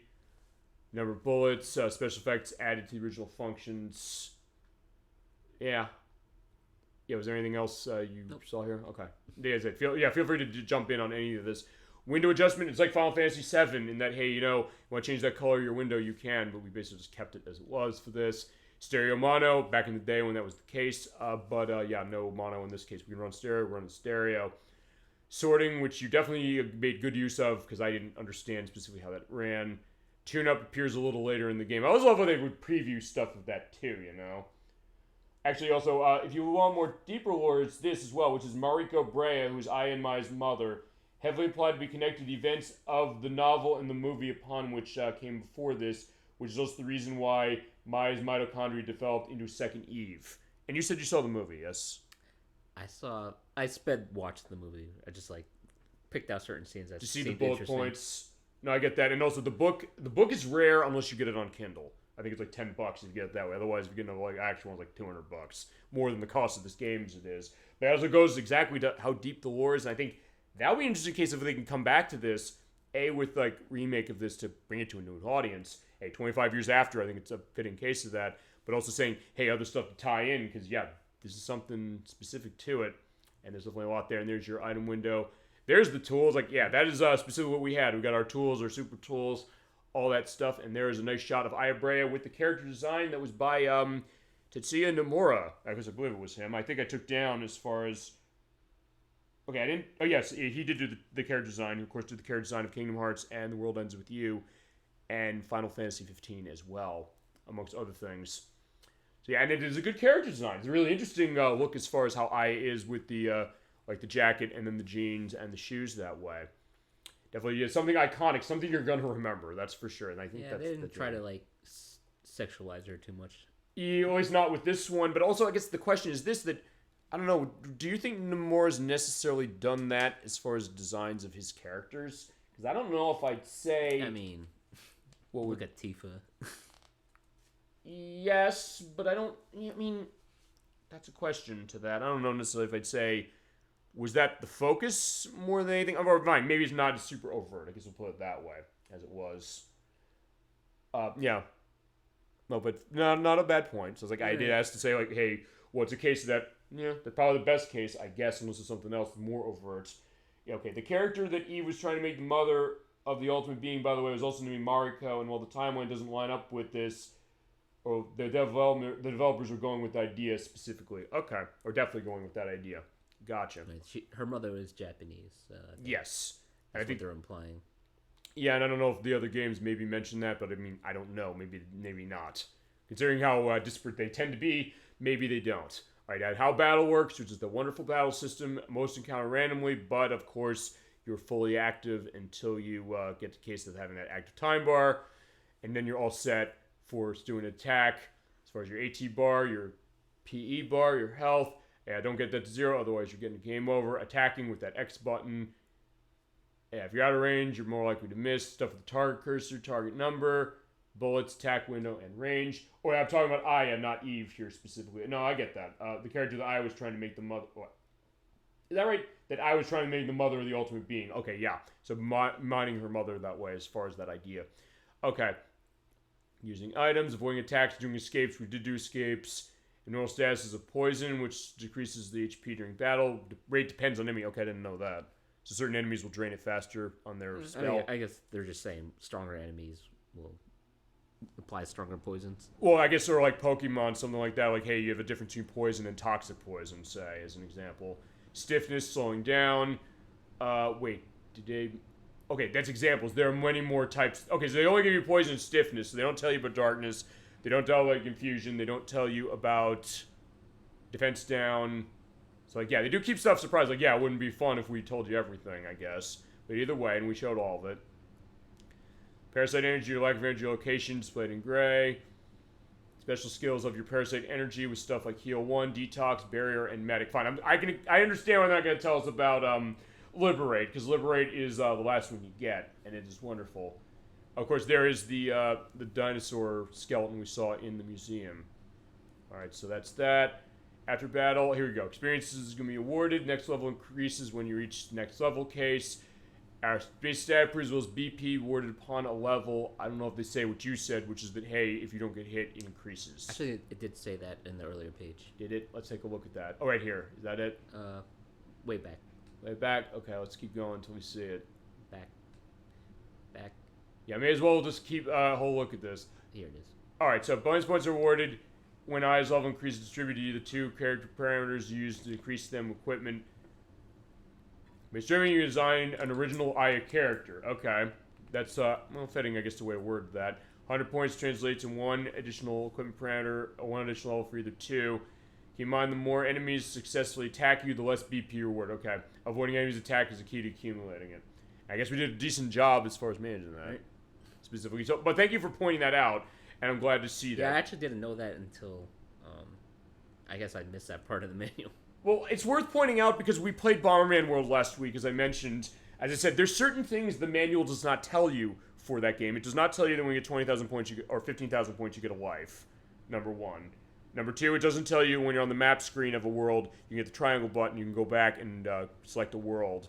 It also doesn't tell you if you hit triangle at that point, you go back to the, basically reset the game, and if you do that accidentally, it's like, yeah, your progress is gone, which is not a good decision, but either way, the manual doesn't say that. So you don't take it for granted. I guess it goes to your argument. Fine, my argument, I'm with you on this.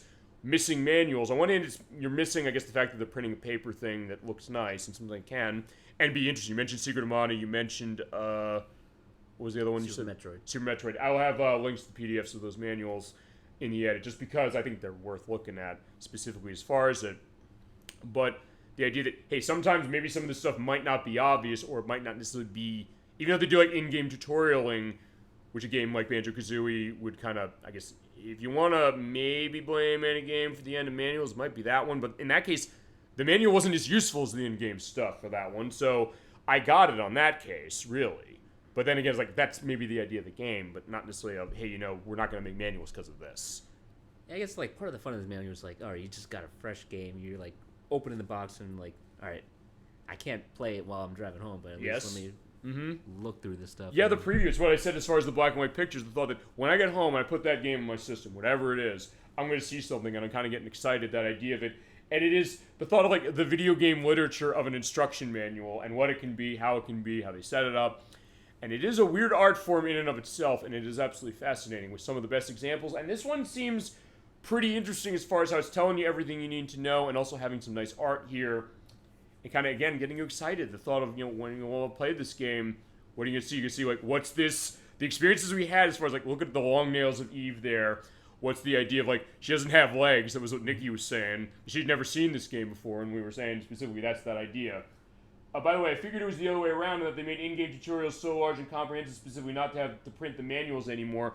Well, yes, and I know also in the era of Xbox 360 and PlayStation 3 in particular, I know there are a lot of games. I know games of Electronic Arts and Sega would sometimes do this, where they basically would just be like, I don't know if you got in a case of that, there's like a pamphlets. You've sometimes seen that, where it's like you open it's like not much to it. I mean, most modern games, like all the tutorial is in the game. It's in the game and you open the box, there's nothing in the box that way except the card specifically. But I mean, it's kind of a weird thing, I guess, as far as, and also like the whys. Like, as I said, I'm not saying Banjo-Kazooie is a bad game because I did, or saying that it's why that happened. There's probably a lot of forces, or some people joked like, hey, when it came to EA doing this, like they did that so they said so you could or save 4 cents on a copy of a game so they could buy a new yacht or something. I don't know. That being said, but it is, you're right, it is something about the idea of playing game, and also back in the day, you're right, sometimes it was the case that if you didn't have a manual, you wouldn't know what to do. I mean, you go back into days, Dr. has mentioned this with stuff like Commodore 64 and Atari ST and like ColecoVision and television, stuff like that. Some of those things, I have collections of some of those things. I have the Intellivision Lives collection on the PS2. Honestly, even with the instruction manual they give you, it's hard to tell how you're supposed to play those games. So in that case, having the manual is important. You need it. So in that case, sometimes it can be a question of what it is, Some games, well, Star Tropics, that you kind of needed the manual just to even proceed anywhere in the game. Right, and I know it's another one you're a big one on as far as that. And yeah, because they re-released the first one on Switch Online. They never re-released on Switch yet the second one. It was on the Wii's Virtual Console. Not the Wii. It is on the Wii U's because I downloaded on the Wii U's. But they didn't put that one on Switch, and I don't know why. It doesn't cost much. Oh, did you ever play the second one? No. Okay. Just the first one. Yeah, and actually, you got me into the first one. I thought the first one was actually really cool. It's almost like a bit of a precursor to Earthbound, or find after Mother came out. It was a couple of years after Mother, specifically. That is a unique one as far as it. But you're right, that kind of idea, or Metal Gear Solid. We're talking Metal Gear Solid as well. Remember, Metal Gear Solid, it's not on the manual. You need the box of the game in order to see. Back of the case in order to see where the codec is, as far as the codec conversation. The point where when we played it, I rented it from Blockbuster when I played it. I was like, okay, I bought it loose, and then I was in this case of saying, like, I'm going to print out, actual paper stuff as far as what the back of the case is to make it look nice. Thank God I did that when we played that game, otherwise I would not know what I was doing. Also, it could have been a cost-cutting measure. Yeah, that's another point. I mean, that's probably the most likely. I can't imagine those manuals are cheap to make, especially in volume, and I guess also sometimes, like, hey, sometimes they're like, hey, you put it in multiple languages. Well, fine, a lot of the Atari Jaguar manuals did that. But also in some cases, like, the main element of it is, like, it's a 40-page manual, but it's a case that, like, the first, like, the English section is, like, 10 pages, and the next 10 pages another language, then another language, and then another language. I guess maybe also, speaking of volume, I don't know what you think, maybe one of the longest instruction manuals you know of. One of the longest I know is actually Pokemon Emerald version. The manual for that game is, I think, almost 80 pages long. I'll have an actual number. Actually, I easily have it over there in one of my bins over there. It's a massive one because they're explaining a ton of things. Whereas this one, not so much. They're also doing by one page as far as how it is. I do like the art, though. What? Like, I guess the art or the weapons. That's the other thing. And also, some other ones that are kind of unique. I know the WarioWare games do that, where actually they give you a sticker sheet and you kind of do like a Mad Libs at the end of the manual for that. For certain weird things. And kind of like, here's a sticker. It goes on this page of the manual to explain like what characters are. Put them there. So it's the idea of like going the extra mile, or kind of just giving you a sense of preparing you for the games, or the nice art of the weapons, as an example, along with the characters. And the armors. Look at that. Because, yeah, there's the protector, the armor, the suit. Sorry, fine. There are 5 different armor types. I guess we didn't go into this specifically. We just basically handled armors as the element. But they do have other things as far as their properties of normal, Kevlar, and Spectra. Light and durable, but rare. Durable and using bulletproof. More effect, I find. They do go into more effects here of poison, confusion, stiffness, and darkness. Oh, fine. They say diminishes the status effect of darkness, and stiffness diminishes the status effect of stiffness and stop attack. What's stop attack? Do you know what that is? I'm not sure. Maybe it just roots you, or... Oh wait, maybe we've had cases like that. I think. Oh no, the stiffness. I think maybe when we got in the. Remember we got in the spider webs when we were on the top of the hospital, that we were kind of stuck that way because that's technically a stiffness, but then it's also the case that hey, you're stuck there and you can't move. So I think maybe that's what they're talking about. And then lastly, stuff with items. There, fine. There are medicines literally that. It literally is healing medicine. It looks like you go to the store, you go buy yourself some Dayquil or something. If it's like, hey, I need something to be okay. Cures, like it's a syringe specifically. So, ammo in the Judgment bullet box there. Syringe or like drops. What? Oh, you're right. It's like eye drops or something specifically. And then trading cards. They look like baseball or basketball cards or something like that. More items as well, including some that are necessary for proceeding, including theater key and rehearsal key. Basically like, hey, if you're getting stuck at the beginning of the game, look for those. So like medicine, cure P, offense +1 trading card, which increases the equipment's sufficient slots when given to a certain person. But we know it is Wayne. Good old Wayne. We gave him his full collection, so that's that idea too. Then the tool, and then the ammo bullets as far as that. And lastly, there we are as far as her outside. Quite an imagery. That's quite an image, and also the idea is like you also have a choice of thumbnail if you want to have that or something else when we do the YouTube edits. It is your pick. I'll follow up with you on text element if that's the case. Like, yeah, if you don't want to be putting a decision now or I feel there should be some squirrels then. Oh yeah, you're right. The other thing I could do is I could also superimpose squirrels onto that on top of that as well. To that, but fine. We had to deal with their element of squirrels, which are only in the Chrysler Building. It's like somehow they got into the vents. I don't know. And then fine, the exterminator was not around. Everybody left town. So like fine, I said like I have a gun. I can manage this, and then we'll take care of everything. So that's the idea. And here are your credits. All the people who helped make this game. Well, fine, not all of them, but I think a decent amount. There is Hironobu Sakaguchi produced. Final Fantasy fame Takashi Takeda, who did director and did story and planning. Battle design of Yoshihiko Maekawa, character designer of Tetsuya Nomura, Yoko Shimomura with that great music. Oh my god, wonderful music by Mr. Yoko Shimomura, and the novel of Hideaki Sena, localization director, and then Square USA as far as what they did with the CG, some of the best CG you're ever going to see in any game, even nowadays, even with advanced graphics. This still looks incredible. I feel like that really helps with, I guess, like, the story element of it. Yeah, and we had that with Bomberman World last week. That's another game where the CG cutscene, sometimes you think with something like that, is it going to necessarily age when you come back to it 25 years out? But it looks awesome. It still looks great. It's the kind of thing, it looks artistic, it looks very polished. It really gets you excited about what the game is going to be, even though they're two different games as far as that they both work kind of similarly as far as that. Of course, Stephen Wright and Beeline Group Incorporated for the packaging and manual design, as far as it was Square Electronic Arts over there. President Jun Iwasaki, as far as that case, and then the QA technicians for that, and then the back of the manual saying, Garu 1997, 1998, for this based on the novel. There you go. Also, one other thing I want to see. Okay, so it really doesn't load this, because here's the thing. When you go in the PlayStation menu on anything that's PlayStation 2 or 1 that you download from the store, it'll be playing the game in the background still. So it actually just kind of just stopped here as far as it. It's also a good thing the writers decided to expand on Senna's ideas too and kept the hard sci-fi elements to justify how things work. You want to field that? Right. I mean, they just continued whatever he was trying to achieve, and I feel like that's why I didn't really get into 2 so much, because I felt like they just kind of went off on their own, and it just loses a little authenticity. And all that they really took was like the character, and like now it's like about just the monsters themselves, and it's not really about the science anymore. Which, I mean, that's something to be said about that. The fact that, hey, this does something so unique, and the thought that when it's gone. And by the way, I did a reset to this, because, yeah, I guess that is the end of it as far as what that is. So at least we can then have the, the great intro cutscene and the great music going on as far as the element of that. But yeah, other stuff you want to go into on that. I mean, I get that. And next time we come back to Parasite as a franchise, I guess it will be Parasite 2, unless I guess Third Birthday would be the one you'd want to see next, either you, Medics, or chat. Specific. Actually, you know, fine. I guess I gotta load disc. Actually, I don't think I can switch discs. Specific on this. At least I don't think I can. And fine. Let me reset, because I want to make sure that opening cutscene's playing. Let's start Yeah, we'll reset with disc 1. And it will not feed cut. Fine, this won't. If I go back to the PlayStation 3 menu, it will. Or if I turn the TV off or something specifically, it will. But that will be that idea.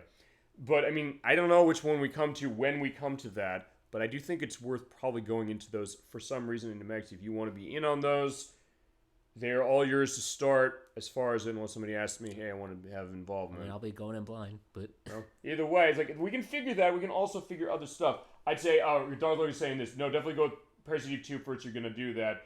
Little plot third birthday has making less sense if you don't. Okay. So there you go. Yeah. Chat's spoken. As of now, like, I just don't believe third birthday exists. Right. As I have it because it was cheaper to do a download of that by far than paying like almost $100 for that thing specifically. But I said that's the idea. Okay. So, and you said that, Darth Lord, I remember you said that, hey, there's things third birthday does with plot that are interesting, sort of, kind of, but also the kind of thing that, hey, you know, well, compared to this, I mean, fine. Look, even if there was not the contentious points of those two games, this would be a hard one to top. No question. And I guess to that then, Medics, do you want to go on your final thoughts on Parasite Eve entirely? Final push, final talk, summation of everything we've done over the past 6 parts, this one included, of everything on this. All your love on it. The floor is yours. I mean, so when I first started playing, like, it was very, like, much... I was coming off Resident Evil 2. I was like, alright, this is a horror game, but RPG. Mm-hmm. Like, I realized it wasn't as scary as Resident Evil 2, for sure, but... differently, though. Right. And there's just a lot of horror elements, but it was all grounded in science that could be possible. Right. Like I said earlier, like, the whole bacteria in your gut, like, oh, your gut bacteria will tell you, like, oh, I want you to eat these sweets because that's how I get fed. And now you see something like that with, like, Last of Us, with like I guess the fungus or the cordyceps. So, like, that's why I found interesting for Last of Us. Mm-hmm. There's science behind the horror, which makes it a little bit more real. And we haven't done the game The Last of Us specifically. If you want to call dibs on Last of Us, we can do that. I've never actually played it. Okay. And if we're gonna play it, unless I get another system at some point, we'd have to run on the PS3. But it's either way for that. Right. But I feel like this game walks up the perfect line between action, RPG, story, cinematics. Obviously, there's things that could be done better in a remake should they do it. Mm-hmm. Yeah, Square, we're begging, please. We would buy it. It's not just the two of us. It's everybody out there in Chatland. I think there's a demand for this. And you've been doing good stuff with some of your remakes. Make this the next one after Mario RPG. We'd really like it. Like, some critiques I would have, or that you could certainly improve, is, I guess, the balance of the Parasite powers, balance of the weapons themselves, because obviously, like, in this game, like, the faster firing weapons is just clearly superior. Mm-hmm. But there's just, the framework is great. There's a lot of potential to improve. But, it started a great foundation, at least, right. if nothing else. And the Chrysler Building is fun, but could also be frustrating at the same time. But like, we showed, I think, how to work it. You led us through if we didn't have those maps, like, I would have been, like, pulling my hair out. But then again, we did it absolutely, and you led us specifically. In fact, 2 things as far as Dark Locus. Third birthday, I think it is that one he's talking about in this one, is a really good example of why Tetsuya Nomura should not be a lead writer, is that the convoluted state of Kingdom Hearts or Development Hell of Final Fantasy 15 were not example enough, and also please, please, please make this the next remake after your Star Ocean 2, the second story, which is out in November, by the way. Did Nomura write Third Birthday?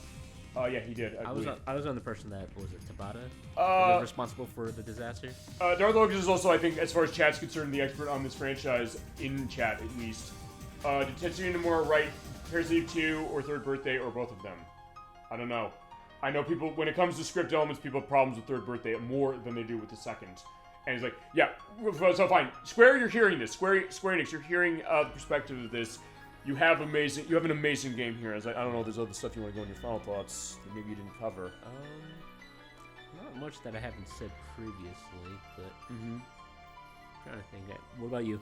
Well, okay, before Yeah, I do, yeah. he's saying it was a team up between the two of them on third birthday, if I recall, and I think that's correct. And yeah, I know Tabata has something to do with Final Fantasy 15, so basically I'm going to blame him for things that go wrong. Okay, that was the case. So just fine. I'll tell you what I'm gonna have to do when we go to this, which is basically I'll just have to keep moving the stick. Otherwise, it's gonna go back. It's gonna act as if its start button is hit when it does the turn off the control. That's why that stopped abruptly.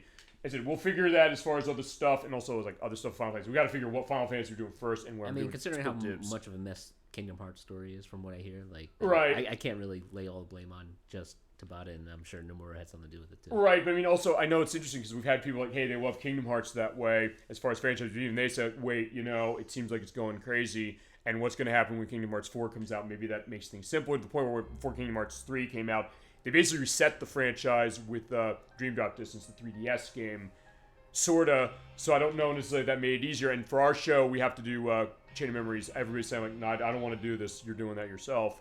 To which I said, okay, no problem. You seem kind of curious because it's card battle stuff. People say, like, you can snap that game in half as far as it might be a good thing.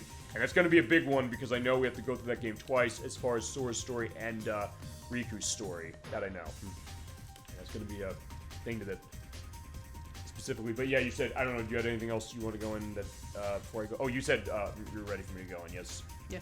Okay. I love this game. Thank you so much, Emetics, for helping me get into this game as far as seeing it and saying, like, I want to take the jump. There are other people who mentioned this to me, and Protoro that mentioned this as far as it, but I think in his case I realized, hey, he'd mostly seen the game firsthand, hadn't really played it. I downloaded this game when it was on PS3 when I first got it, when they said they're going to maybe shut the store down. They eventually stopped that, so I bought it right away. And then you came about and said, I bought this game, and you, it's like, I love this game, but I want to run this, and I'm having issues with control. I said, I'll figure it, and then we came to the idea of playing this game. Specifically, you want to say? Yeah, I mean, like I said, I come back to this game every once in a while. Like, I always get that itch. And I get it. I thank you so much for kind of giving the push to this, and I've realized this when it's come to the RPGs we've played, a lot of the games we played when it's come to other people as far as being on show playing or chat asking. I don't know if this is going to be an indication maybe that I'm, an easy person as far as like picking a game specifically that way, but it's also something that I always love seeing the new perspectives of people, and I clearly seeing you, Medics, and also Dark Looks in chat there saying about how I'm so glad to have the whole trilogy this playable on PSP. I do as well, because yeah, I'll go into that as far as availability of this game as it is. But yeah, I agree. I know exactly where you're coming from. I get where that passion's coming from. As I said, thank you so much for basically exposing me to another game from PlayStation that honestly, this would be one of the best games I've played on this console. This is a game that has out of nowhere really kind of become something that means so much to me after such a short amount of time, but it's also something that as the couple months have passed before we came back to finish it tonight, it's something I keep thinking back. I just think that name, Parasite, like, yeah, that just really kind of hits me at a sweet spot. And you're right, it is so unique as far as the game with what it's doing in terms of its gameplay, in terms of its storytelling, in terms of the science fiction. You were absolutely right on every point. I agree with that 100%. This is an experience that, when you talk about the mature rated entry of company for Square this way, the first mature rated game they made, how was it going to look? What was it going to look like? They really did it right. Something that could have went wrong in ways that apparently chat's saying and you're saying that the other games this franchise did. This one doesn't. It absolutely lives up to it. And as far as a horror game, you're right, it might not be as scary as Resident Evil 2, but it's more scary in a certain way than Resident Evil 2 if you maybe want to think about it, because you said it is so grounded in its science fiction elements. It's like, this could possibly happen. The thought of maybe that being more terrifying, the thought that, I don't know if you're necessarily going to see everything like this in real life, but the thought of the science behind it, thinking that, man, it's something that definitely makes your skin crawl in the right way. Like we saw there with the rat transforming, or as we said. It just makes you think and just want to dive deeper. And yeah, it is, but it is also as satisfying as far as just the action and the RPG perspective as it is. It's working on both levels at the same time, and there's something to be said about that. And is it something as far as unique and absolutely indelible as far as Square is concerned? This is one of, I'm going to say in its one ways, there are a lot of unsung heroes I think they have on the PlayStation. You can say stuff like Xenogears, Brave Fencer Masashi is another one I know people have said great things about. Another one I'd love to play, costs a lot of money. Another one maybe we're getting a remake of. This, I think, is another one. I've heard Vagrant Story being another one that was very well liked as far as I'd say that was a golden era of Square. They just bust like so many hits. That in Super Nintendo, I think you really think that. You realize, and you see that, because it was like one after another. And we talked about that. Sometimes we talked the idea that where's Square gone since, whether people are happy with that or not, but when they were on the ball, and I was still hitting that D-pad and analog stick and still did that, but either way, I'll just go on D-pad this way. But yeah, you're right. It's like one thing. It's like the Final Fantasy games, Secret of Mana, as you mentioned. This Xenogears, right. Final Fantasy. I even like 10, but I feel like 10 was like kind of a drop in quality. It was different, yes. It was more linear. It just of what I've understood. I've not played 10 myself. I bought 10 too, actually, because it was like on sale for dirt cheap. And Kingdom Hearts as well, in the sense that, well, yes, I'll say that, yeah, it's gone convoluted, no question. But I think that first one, there's something they were still tapping in with that first one that gave you a sense that, yeah, like with Super Mario RPG, that did the twist over. So in that case, it wasn't as unique to me because I'd played Super Mario RPG before. But just the thought of, okay, it was when you bought a game of Square's, you said, okay, this is something that even if you have your misgivings of, you wouldn't necessarily, I don't think, regret spending your $50, $60, say, on, because if nothing else, you're going to get an experience that was something unique, that was setting a standard, really, as far as RPGs were concerned, and even doing stuff different, like with Parasite Eve, specifically. In fact, going into that, Darth was saying, I think Square Enix has fallen far since this era. I don't think it's a coincidence that it started when Monolith Soft, the people who worked on Xenogears, will have to start their own company, start their own games, and there are a lot of they're involved in other stuff in that era. Yeah, you're right. And with Monolith Soft, who made what was Sakaguchi's last produced game? For Square?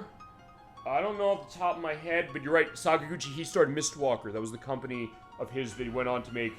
He made Blue Dragon on the Xbox 360, which I know was not necessarily that massively liked. There was The Last Story on the Wii, which I know was very good. I played that one. And Lost Odyssey, which was also on 360 as well. I remember some music from that game popped up on my feed, and that alone was good. I never played the game, but which one? From Lost Odyssey. Okay, the last one Sakaguchi was involved in, so Darth says, I believe it was Final Fantasy IX, which is another one, which might explain what you're saying about Final Fantasy X feeling a little different compared to how Final Fantasy IX was in the last era of that, as far as PlayStation 1. Yeah, I guess they just realized that, okay, making a huge world with all these graphics is too much work for us to do, so, like, how do we push out a game without, spending years and years on doing that? Sure, I mean, I guess that's the question, because, I mean, I don't know, maybe that's the thought, because it used to be the case that you have companies that would take forever on a game, and then when production costs got so high, they said, we can't do that anymore, how are we going to do that? And also, what did that mean when it came to the final product? How did it suffer, if at all? And also, in what ways did it suffer? Not necessarily saying was it rushed out, but also the question of what is it and where did that magic go differently? And then what are the ones more modern you get that magic back? Since then, I guess more Western video game developers have kind of pushed the genres forward a bit. Yeah, I mean, it was interesting because in the 2000s, that was kind of my perspective. I was initially, honestly, more interested in some of the RPGs coming out of the US, stuff like Mass Effect, stuff like The Elder Scrolls 4 Oblivion and Skyrim, Fallout 3, specifically as far as some of those things. But it was also the kind of thing that even when you go through, there are still some interesting stuff you could see with the question of, hey, maybe at that point is the case that, every time there's a Square game, it's not like the amazing thing where it's almost like Pixar, say. They used to be doing things like one hit after another. Like Elemental came out a month ago and was something that didn't do so hot, and feels like, it feels like it's derivative, so maybe it's the fact that the standard was so high. I feel like Squaresoft is largely behind the success of the PlayStation in general. And the Super Nintendo, as far as like the build of RPG. Well, you're right, because I mean, Final Fantasy VII was the huge game that pushed this genre into the stratosphere in ways that wasn't quite at that time. And I looked it up, Dark Lord says this. He produced up through Final Fantasy XI, Final Fantasy X-2, along with a couple other games after that. So it was a little later, but I know that idea you're saying, good indication, Medics, on this. And that is that, hey, because of change of console, because they're going to PlayStation 2, there's a different perspective. The idea of where was the sea change really going as far as the genre, and you mentioned that with companies like BioWare and Bethesda Softworks, amongst other ones. And then what was Square's perspective, including Operation Rainfall, the Operation Target, which was the last story of the Wii game. Yeah, that's the one I mentioned. And also, he was involved sort of kind of with Pandora's Tower, which is a Wii game as well. And out of that, we got Xenoblade Chronicles, which, of course, Nintendo initially didn't want to release here because it was in Japan and Europe, and then they released it here. And it became a hit. And Monolith Soft was behind that, and Xenosaga on PlayStation 2, another one that people were begging for re-releases of. And Baten Kaitos, which both those Baten Kaitos games are getting re-released in 2 months. Yes, I did see that. I have to play that. Yeah, and I'm looking forward to that because those games cost a bit of money on GameCube, although there are people say, like, hey, the English voice acting is not in there, it's all Japanese, because people are like, hey, the voice acting in the first one apparently is supposed to be really, really bad and not recorded well, but they like the second one, so it's like, hey, you're gonna have to buy it on the GameCube if you want that, but hey, if you want more stuff as far as Monolith Soft, you're probably gonna want to pick that up. Also, it's worth pointing out, it is not a physical release in the US, which is like, that's my concern, and when you talk about companies behind the thing, Namco, honestly, Namco's the company I do trust the least when it comes to like modern stuff. They fucked up Tales of Symphonia really badly. They kind of fucked up Wheel of Katamari when they came out about a month ago, and I'm nervous on Baten Kaitos, but then again, it is still Monolith Soft. They're still there as far as it, so we'll see. Here's hoping. Yeah, here's hoping, but I mean, that's the idea of what that is. And also, given the stunt they pulled with the downloadable content of Xenoblade Chronicles 3, the re-release of Xenosaga may not be as much of a pipe dream, right? Because without spoiling it, from what I've heard, and Kaz22 said he's huge into Xenosaga, and we talked about this when we did our Namco Museum virtual arcade play. That is fine. That franchise was tied sort of kind of with Xenosaga for a while. It goes in that way more as far as Xenoblade Chronicles 3 in ways I am not completely aware of. But the thought that, hey, that might be Namco's next thing, but of course, like, yeah, if they do that, what they did to Tales of Symphonia, it might not be worth it, because Tales of Symphonia, I don't know, did you play Tales of Symphonia itself? I played it on GameCube, and it was good, but it was no Final Fantasy. Well, it's the best version of the game, for sure, though, compared to the new one. That's for sure, because the new re-releases, the new one that came out this year was a disaster, especially on the Switch. It was. Yeah, there are massive references dropped in Future Deemed, which was the finale of Xenoblade Chronicles 3. That is true. I mean, and hey, I guess with the GameCube, fine, there was only one Final Fantasy game on the GameCube, and it was Final Fantasy Crystal Chronicles, which was a different case of game. You're not a, I'm not a fan. I would say well, see, it's funny, that's another one where then they remastered and it was worse. It's like, wait, no, the remaster was worse. Like, they liked it on the GameCube more, but then it's I don't know, that game had no depth. Well, it's more of a party game, I guess, to a certain degree, as far as the idea, like, carrying the pod around. Yeah, it just, Final Fantasy in name only, it just didn't really... Well, that's what people say about, like, Mystic Quest or something. No story element, no... I don't know. No, I get that idea. RPG elements were very light. And the GameCube didn't have many RPGs on top of it, so, like, that made another case. Like, here's Final Fantasy, but wait, no, hold on.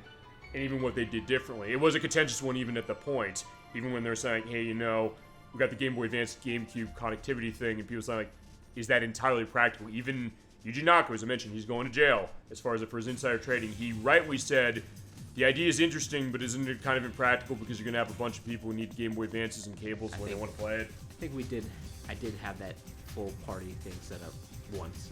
Was it worth it though? I don't know. Well, I don't know. Maybe it was. It's that kind of thing of saying like, hey, go on and experience that. But the question of maybe then thinking that, fine, maybe another case of that, or maybe that's what Final Fantasy 11-14 would go into. The idea of the multiplayer if the Final game Fantasy itself had more depth, then maybe, but there was no depth to the game. Sure. And with Tales of Symphonia, that's the other thing as well, because you were a big one on Tales of Arise, I believe, yes? Or fine, you played through it, yes? I played the first part of the game. And you played on the PC, am I right? Yeah, and it was good. I just never followed through to finish it. Okay. And so when we get to that franchise, I know Nocturne wants to start with Vesperia, Tales of Vesperia, the definitive edition, which they did great. So it's like, yeah, what happened with Tales of Symphonia? Every re-release of Tales of Symphonia has been worse than the last one.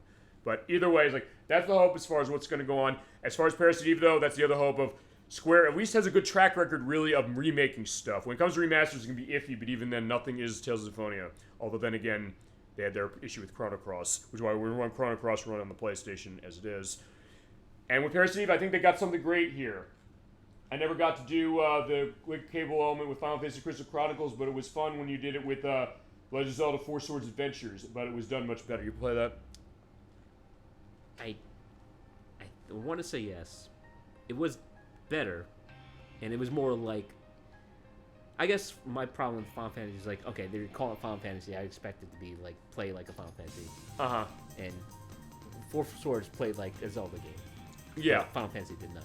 Okay, so that maybe the idea, like the brand, like you're gonna go with the brand, stick with the brand, which is why people don't like Mystic Quest on the Super Nintendo, but even Mystic I Quest. actually like Mystic But Mystic Quest kind of is more in line with what that is, so it's kind of a weird thing. It's People like a said Final that. Fantasy Light. Right. So maybe that's the thought, like, hey, they want 4 or 6 out of that. They didn't get that, or something like Chrono Trigger, say. But fair enough. Like I've heard that game's really good. When I played Theater Rhythm, the music out of that, there's like 5 pieces of music out of that game. I was like, that music sounds awesome. I was like, Which game? Final Fantasy Mystical Quest. They had music in it in Theater Rhythm on Switch, and it was really really cool. paid attention to music. It's really good. It sounds like a Mega Man X style thing. It's like, honestly, that kind of makes me want to play it. I do vaguely remember the battle theme. Yeah, I think they do have that in Theater Rhythm as it is. As far as the music case, and also going into stuff, it's also the kind of thing, they have other games' music. As far as downloadable stuff, they have stuff from Chrono Trigger, they have stuff from Chrono Cross, they have stuff from Nier and Nier Automata. I think they had stuff from Secret of Mana they added in, and actually like the other Mana games. What game is this? Theater Rhythm Final Bar Line. I've never even heard of that. It's the music rhythm game. There was Theater Rhythm games on 3DS. They made a new one this year. It was on PS4 and Switch. I bought the Switch version. It's like a bunch of Final Fantasy music. You're basically doing like adventure stuff, and it's stuff from a bunch of games, and they have DLC of other Square games to the point where I was thinking like, Parasite Eve, it's right here. They have something for Live Alive as well, which got its version last year, released to us. Like, yeah, we could get some of the music out of Parasite Eve that way. Maybe taste a bit of a taste as far as like, yeah, gauge some interest. I think they could do that. Spread the word, people. Yeah, I was like, and by the way, to go into that last is it for this game anyway, before we go into schedule and all that. If you want this game, you don't have it. I saw it at a retro GameStop for like $60, $70 about a couple months ago. I said this is like $150. Depending on where you look, it might still cost that much, particularly for a complete copy. That might not be a complete copy that I saw. I don't know. As far as it costs a bit of money, but it is worth that if you have a PlayStation 1 or 2 and you really want to get that. If you're like, hey, I don't know if I want to spend that money. It is on PlayStation 3. You can download it for $6 off of the PlayStation Store. And you can put it on your PSP with great difficulty nowadays, or your PlayStation Vita specifically. On PSP, I mentioned how to do that, but I'll reiterate one more time, which is you have to download on PS3. You can't actually transfer it to your PSP anymore. The store of the PSP is not in service. And so what you have to do is download it on PS3. It goes in your downloaded queue. Then what you have to do is you have to boot your PSP up. You have to get it online, and since it's a WPA connection, not a WPA2 connection, you can't just connect it to your Wi-Fi in your home. So in my case, I had to do stuff with getting an unsecured, or I guess an unsecured hotspot on my phone to get my PSP online, then go into the store, which is empty, but then go in your download history, and then download the stuff that can play on it, like Parasite Eve 1 and 2. And same with PSP stuff like Third Birthday, and any other stuff from PSP that have downloaded that way. That's how you can be running on your PSP in modern times. So yeah, it might be worth doing that as far as having this portably speaking. But you do, by the way, when you play on PSP, since you're not running all the buttons, you might not have all the buttons you need for certain games. For Parasite Eve, it's not really much of an issue. Parasite Eve 2, that might be a little more iffy as far as how it plays.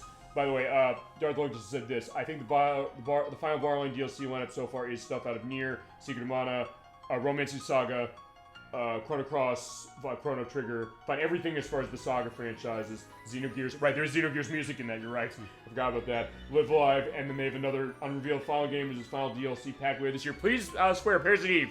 Or we're gonna be putting all our chips on Parasite Eve, please. Because, man, I think they could do something really good. Can you imagine hearing that music, tapping the buttons? Well, that just gives me more hope for a remake. Yeah, it's like, that's the thing. We love this game. That is, above anything else, the final takeaway. And thank you so much, Emetics, for coming into this game, leading us through this so wonderfully, giving your story, telling your stories. That this is him on the screen. And I appreciate this so much. Thank you so much.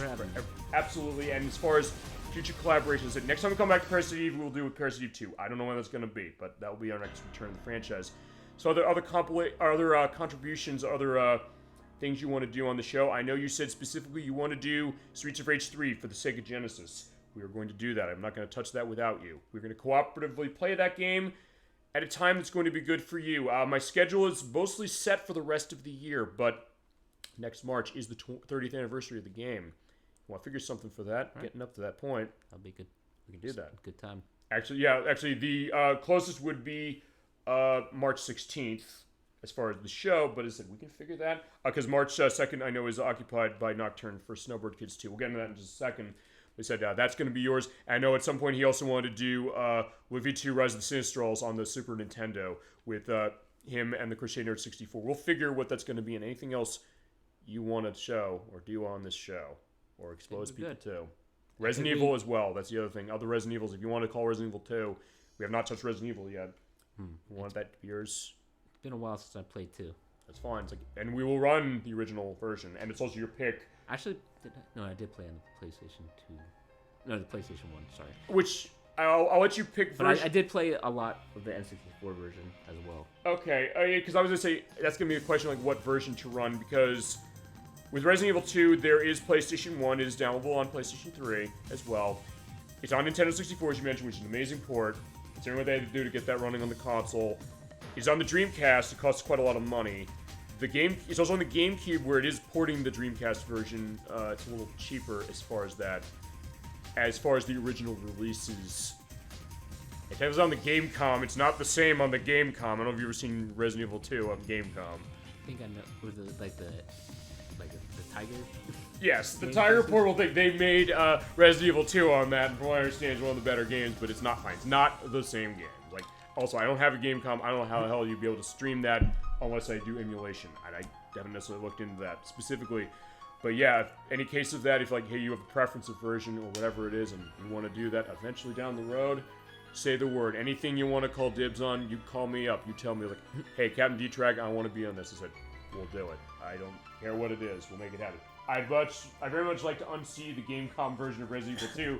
So Darth Loke just says... I kind of forgot it existed until you brought it up. Oh, fine. It's better than... We talk about the element of Sonic. Like, fine. Sonic Jam on the Gamecom is fine. It makes Resident Evil 2 on the Gamecom look like the PlayStation game. It's insanely horrible. So, in that case, that's that idea. But hey, they did it. So, give them credit that way. And it's better than the other one, at least. A voice, at least, who says Resident Evil on the Gamecom. So, either way, he's like, just, yeah, you tell me what you want as far as it. We'll do that. We'll definitely figure on Streets of Rage 3. I think that'll be your next case in here for that. It's like, that is all yours. I will not touch that game without you. Awesome. All right, and we'll figure on Lufia too. Okay, so last order of business for the show tonight. Also, by the way, Rerez found a Gamecom emulator to do footage of his dissection of that. Yeah, I'll also put a video linked in for that. But I'll show you, interesting, I'll go one last thing before we talk schedule, because they actually did uncover one other thing on Gamecom. We were talking Castlevania earlier. They were making Symphony of the Night on the Gamecom. For what they were doing... Wait, they are or they will? They were. It was canceled. They did not complete it. There was a prototype of it that was online. It was leaked online. People have played it. For what they were trying to do, it was pretty impressive. If they could have finished that, that might have been actually something really special. It followed the beats of that game pretty incredibly. I could not believe when I saw that. I mean, it was rough. It's not the original game, no question. But the fact that it's like, it's not like, hey, they took the name and just did something else, like Resident Evil 2 or Sonic Jam. They really, like, no, you're going the hallway, you're playing as Alucard, you're going through the castle, you're finding items and things like that. It didn't go super far. You're going basically the first part of that castle. It's like, they were going somewhere on that. So you got to give them credit at least for that, just to see it. It's kind of the thing, like, man, I almost wish we got that version. It was like, as far as being able to get that going and seeing like, yeah, how could they do that? But very weird. But anyway, that's that idea, and yeah, so there's our talk on Gamecom that way, but either way, just want to bring that up. All right, so fine, last order of business, as is always the case on our official programs. We did a preview program last night. I only mentioned the fact that, yeah, you're coming in for tonight's show. And thank you so much for everything you've done for the show, for this game. I cannot thank you enough, and I had such a wonderful time. My pleasure. Okay. Let's talk schedule for the next couple of weeks, and you know what? Fuck it, let's go the rest of the year, because I basically have it all set mostly specifically. Next week, we are going back to Mega Man Legends 2 for the PlayStation. We've been playing that. It's been Nocturne running that. We're starting that show a little earlier next week. Starting at 5 p.m. Eastern Standard Time. We are at Part 4. She went through the Sokata ruins with utter aplomb last time and killed Tron with the Hyper Shell in 2 seconds. We played Mega Man Legends 2, by the way. Yeah, it was a thing of beauty as far as what it was. In fact, She holds the record of the quickest boss defeat of any game we've played on the show. That includes how I killed one of the bosses in Bomberman World last week. It was my kill of Odawa in 33 seconds, and then 8 seconds in Majora's Mask. And it also it beats some other ones, like insanely fast stuff. But yeah, she's controlling that. We are nearing the end of the game. We will have the last of the canonical ruins before we go to the final area. She's going to try and get up to that final area. She can do her Zenny grind for the weapons. It is massive what she has to do as far as that. But she's been leading us through that one as the Mega Man fan, especially for Mega Man Legends and Legends 2. As it's been. We're doing that next week earlier. She should be able to maximize that, and feasibly we'll have a finale of that in August at some point is the plan right now. Week after that is back to myself solo as far as July 22nd. I'm going to be playing another viewer request. Like person in chat wanted to see Pilewings for the Super Nintendo. I've mentioned Pilewings 64 to you multiple times. I've never played any of those. They're all on the Switch Online, by the way. It's worth pointing out. Which is how we're playing the first one. I played Pilewings 64 already. We're going to play Pilewings Super Nintendo through that, showing off everything in it I can. And because we're in summer, and because I said, hey, the emulation of Pilewings 64 is amazing on Switch, I'm going to briefly show that. I'm also going to have a brief return to Wave Race 64 because when they put that on Switch Online expansion pack about a year ago, for the Japanese app for Switch Online, which I have set, which you can do, by the way, if you have another account. You set up an email as far as what that is, and then you log on, download the apps, and then for the account you're paying your subscription for, your American one, basically just go into that, and it'll recognize that. It's like, hey, you're maximizing your Switch Online subscription. Go on the Japanese side of that. They have the Shindo Pack version of Wave Race 64, which is the version that came out only in Japan, which has Rumble Pack support. And it also has a couple of little changes, but they're things that definitely are interesting to see. Stuff with voice and sound and things like that. And some changed music by Kazumi Totaka, who of course did the music for that game. And other stuff. I think it's one of the only games I think of his that does not have the Totaka's theme in it. Which we've shown when we played Super Mario Land 2 before. So yeah, we're going to have another look as far as Wave Race 64. We did a show of it, but as I, for this one, because of summer, and give me a 3 for that way. We're going Pilewing Super Nintendo as the full look, but then the other two as far as a little bit of a bonus. Then end of the month, we're going to be doing, continuing the other RPG we're running now at this point, which is going to be 3 p.m. because we're running really long parts for this. This is Proterova's case. He's playing Lunar Silver Star Story Complete for the PlayStation. I mentioned to you, is by Game Arts, the people who made Grandia, and they made Sylphied also on the Sega CD. It's a really good game. I have a version I've been running on PSP, but he's playing PlayStation 1, running our next part for Part 4. Unfortunately, I do have to break a little bit of news this way in the sense that we've had Nocturne and Blood Spice Moon on parts of that. Unfortunately, I got a call from him today saying that Blood Spice Moon is going to be busy this month, so she's not going to be on the next part. Unfortunately, she's going to try and get into the next part that's in August. And Nocturne might not be on that part either, but as I said, I'll have an answer for that when we do Pilot Wings to get a sense. That's going to be a little up in the air, but I'll figure that eventually. But either way, we're going to continue our adventures with Alex, trying to become the Dragon Master and seeing what's going on with our motley crew and also what weird narratives we come up with. Because we come up with some funny narratives on this game as far as those parts, and they're also massive parts. Like, yeah, sit back as far as some of those, because none of the parts we've done of that have been any less than 7 hours. But also, it's getting us ready for when we're doing really long stuff like Shadow's Covenant. That's going to be the end of the month. That's 3 p.m., and that's why we start those parts earlier. Then we get into August. The first week of August is going to be a Friday show. I'm going to be playing the game that's over on my Nintendo 64 over there as far as that at 7 p.m. Eastern Standard Time on August 4th. That's going to be Tetrasphere for the Nintendo 64. You play that? No, that did catch my eye, though. Okay. It came out actually, fitting we're going to play it next month because it came out in August of 1997, a couple weeks before GoldenEye did. Great show. Thanks. Good night, everybody. So, DollyFinn saying, yeah, same back to you as well. Thank you. Good night. For sure. But I said, I'll finish the stuff with schedule, and then we'll be signing off. But Tetrasphere is a game that started on the Atari Jaguar as far as its development. Then Nintendo picked it up, and they changed its name to Tetris as far as the name. And you're basically doing puzzles over a sphere. It's hard as far as how it operates. I was young when I played it. I don't think I knew what I was doing, but... So was it like Tetris or not? Really? No. Is Tetris a name only? Oh, it's Tetris as far as name, but fine. Tetris Attack was that way too, because this was paneled upon for Japan. But I love that game. That game is amazing. Tetrasphere was so insanely complicated for me being young. I said, I played GoldenEye. I ran it with GoldenEye. That was a mistake. Because like, okay, fine, I didn't give it enough attention, but when I first wanted to see this game, it was like 2 years ago, he asked me this, so I said, okay, I'm buying this, I'm giving it another shot. I bought a copy with the instruction manual from Popcorn Video, that's what I had on the sticker as far as the manual. So going back to days of stuff like that. So I'm going to do the look as far as Tetrasphere, as far as the viewer requests for August. Then we get into the middle of the month where Edwax is going to be starting Spyro the Dragon, the Spyro Reignited Trilogy Edition on the Switch. Date of that's going to be a little up in the air. I'll have an answer for that by next week's show. I told him I do need a moratorium on that for him to give me that answer, so we can know when to start that. That'll be Friday's show as well with him and Nikki, either the second week or the third, and then the other one will be the next part of Mega Man Legends 2, which will be the Saturday. That will be a 5 p.m. show, and that will be its finale most likely. And then in the month is going to be the next part of Lunar. And then September, there is an open show.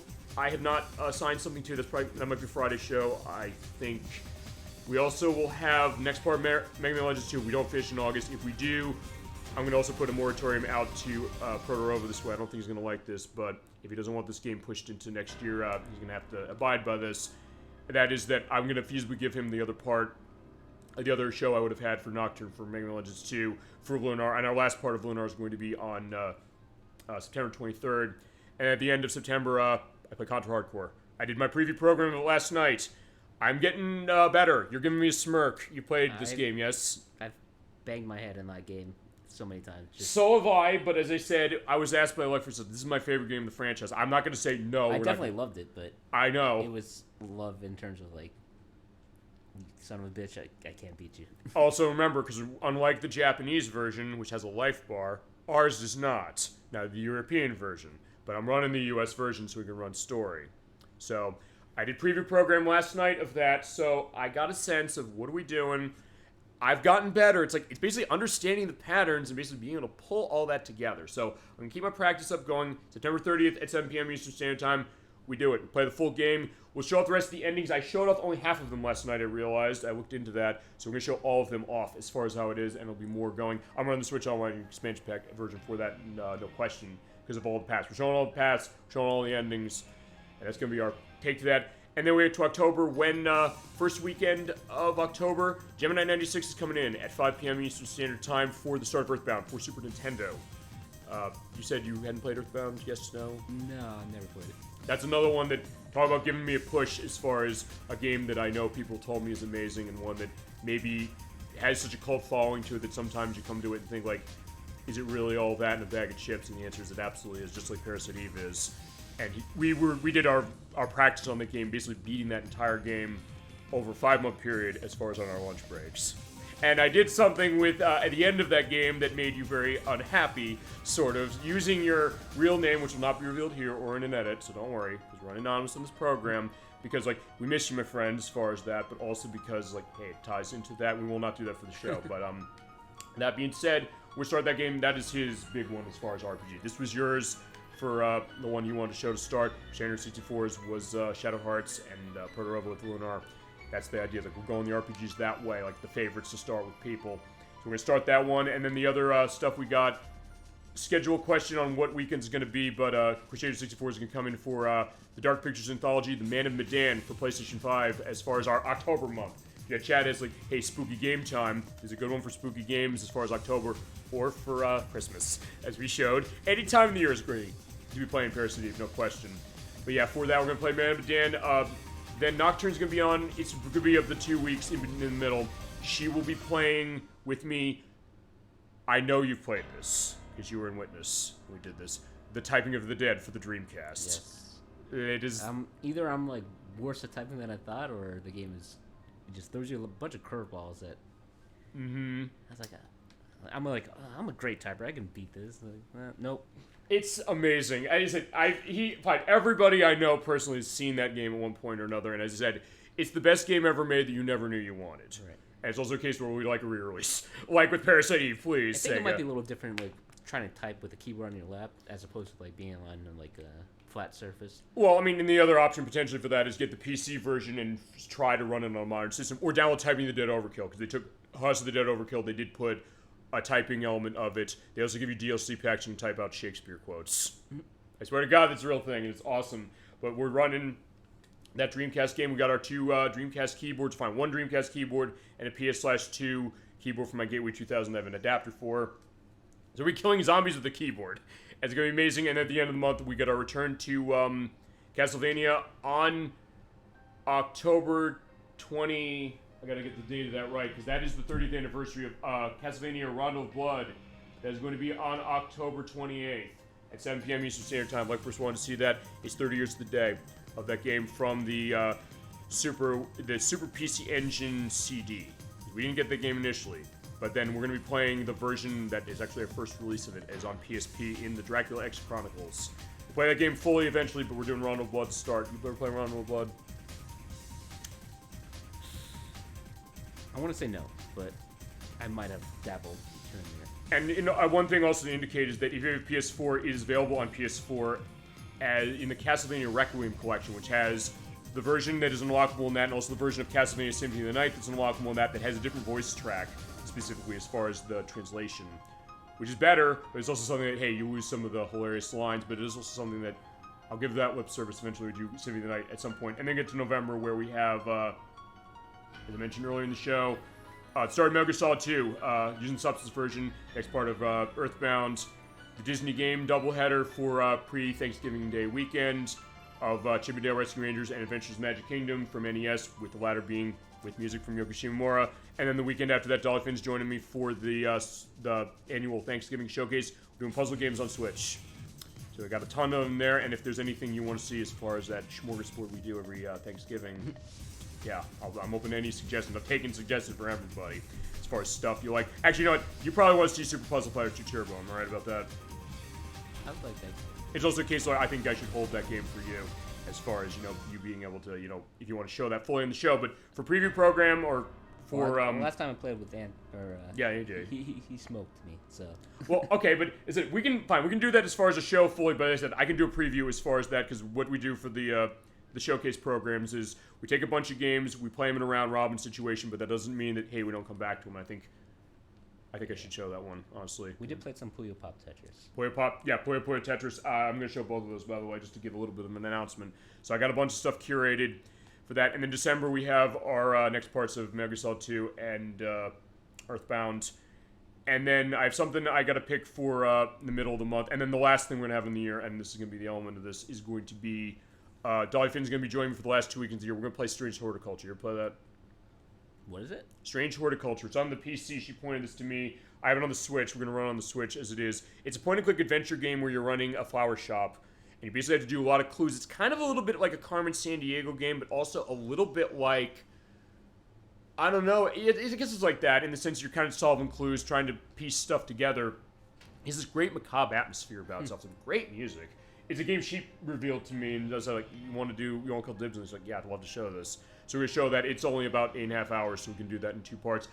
I also, DollyFinn, this is your choice, because I was going to show that as far as part of the puzzle showcase, but since we're going to play it fully, we can maybe not and just go with fully, but yeah, that's going to be what we're closing the end of the year with.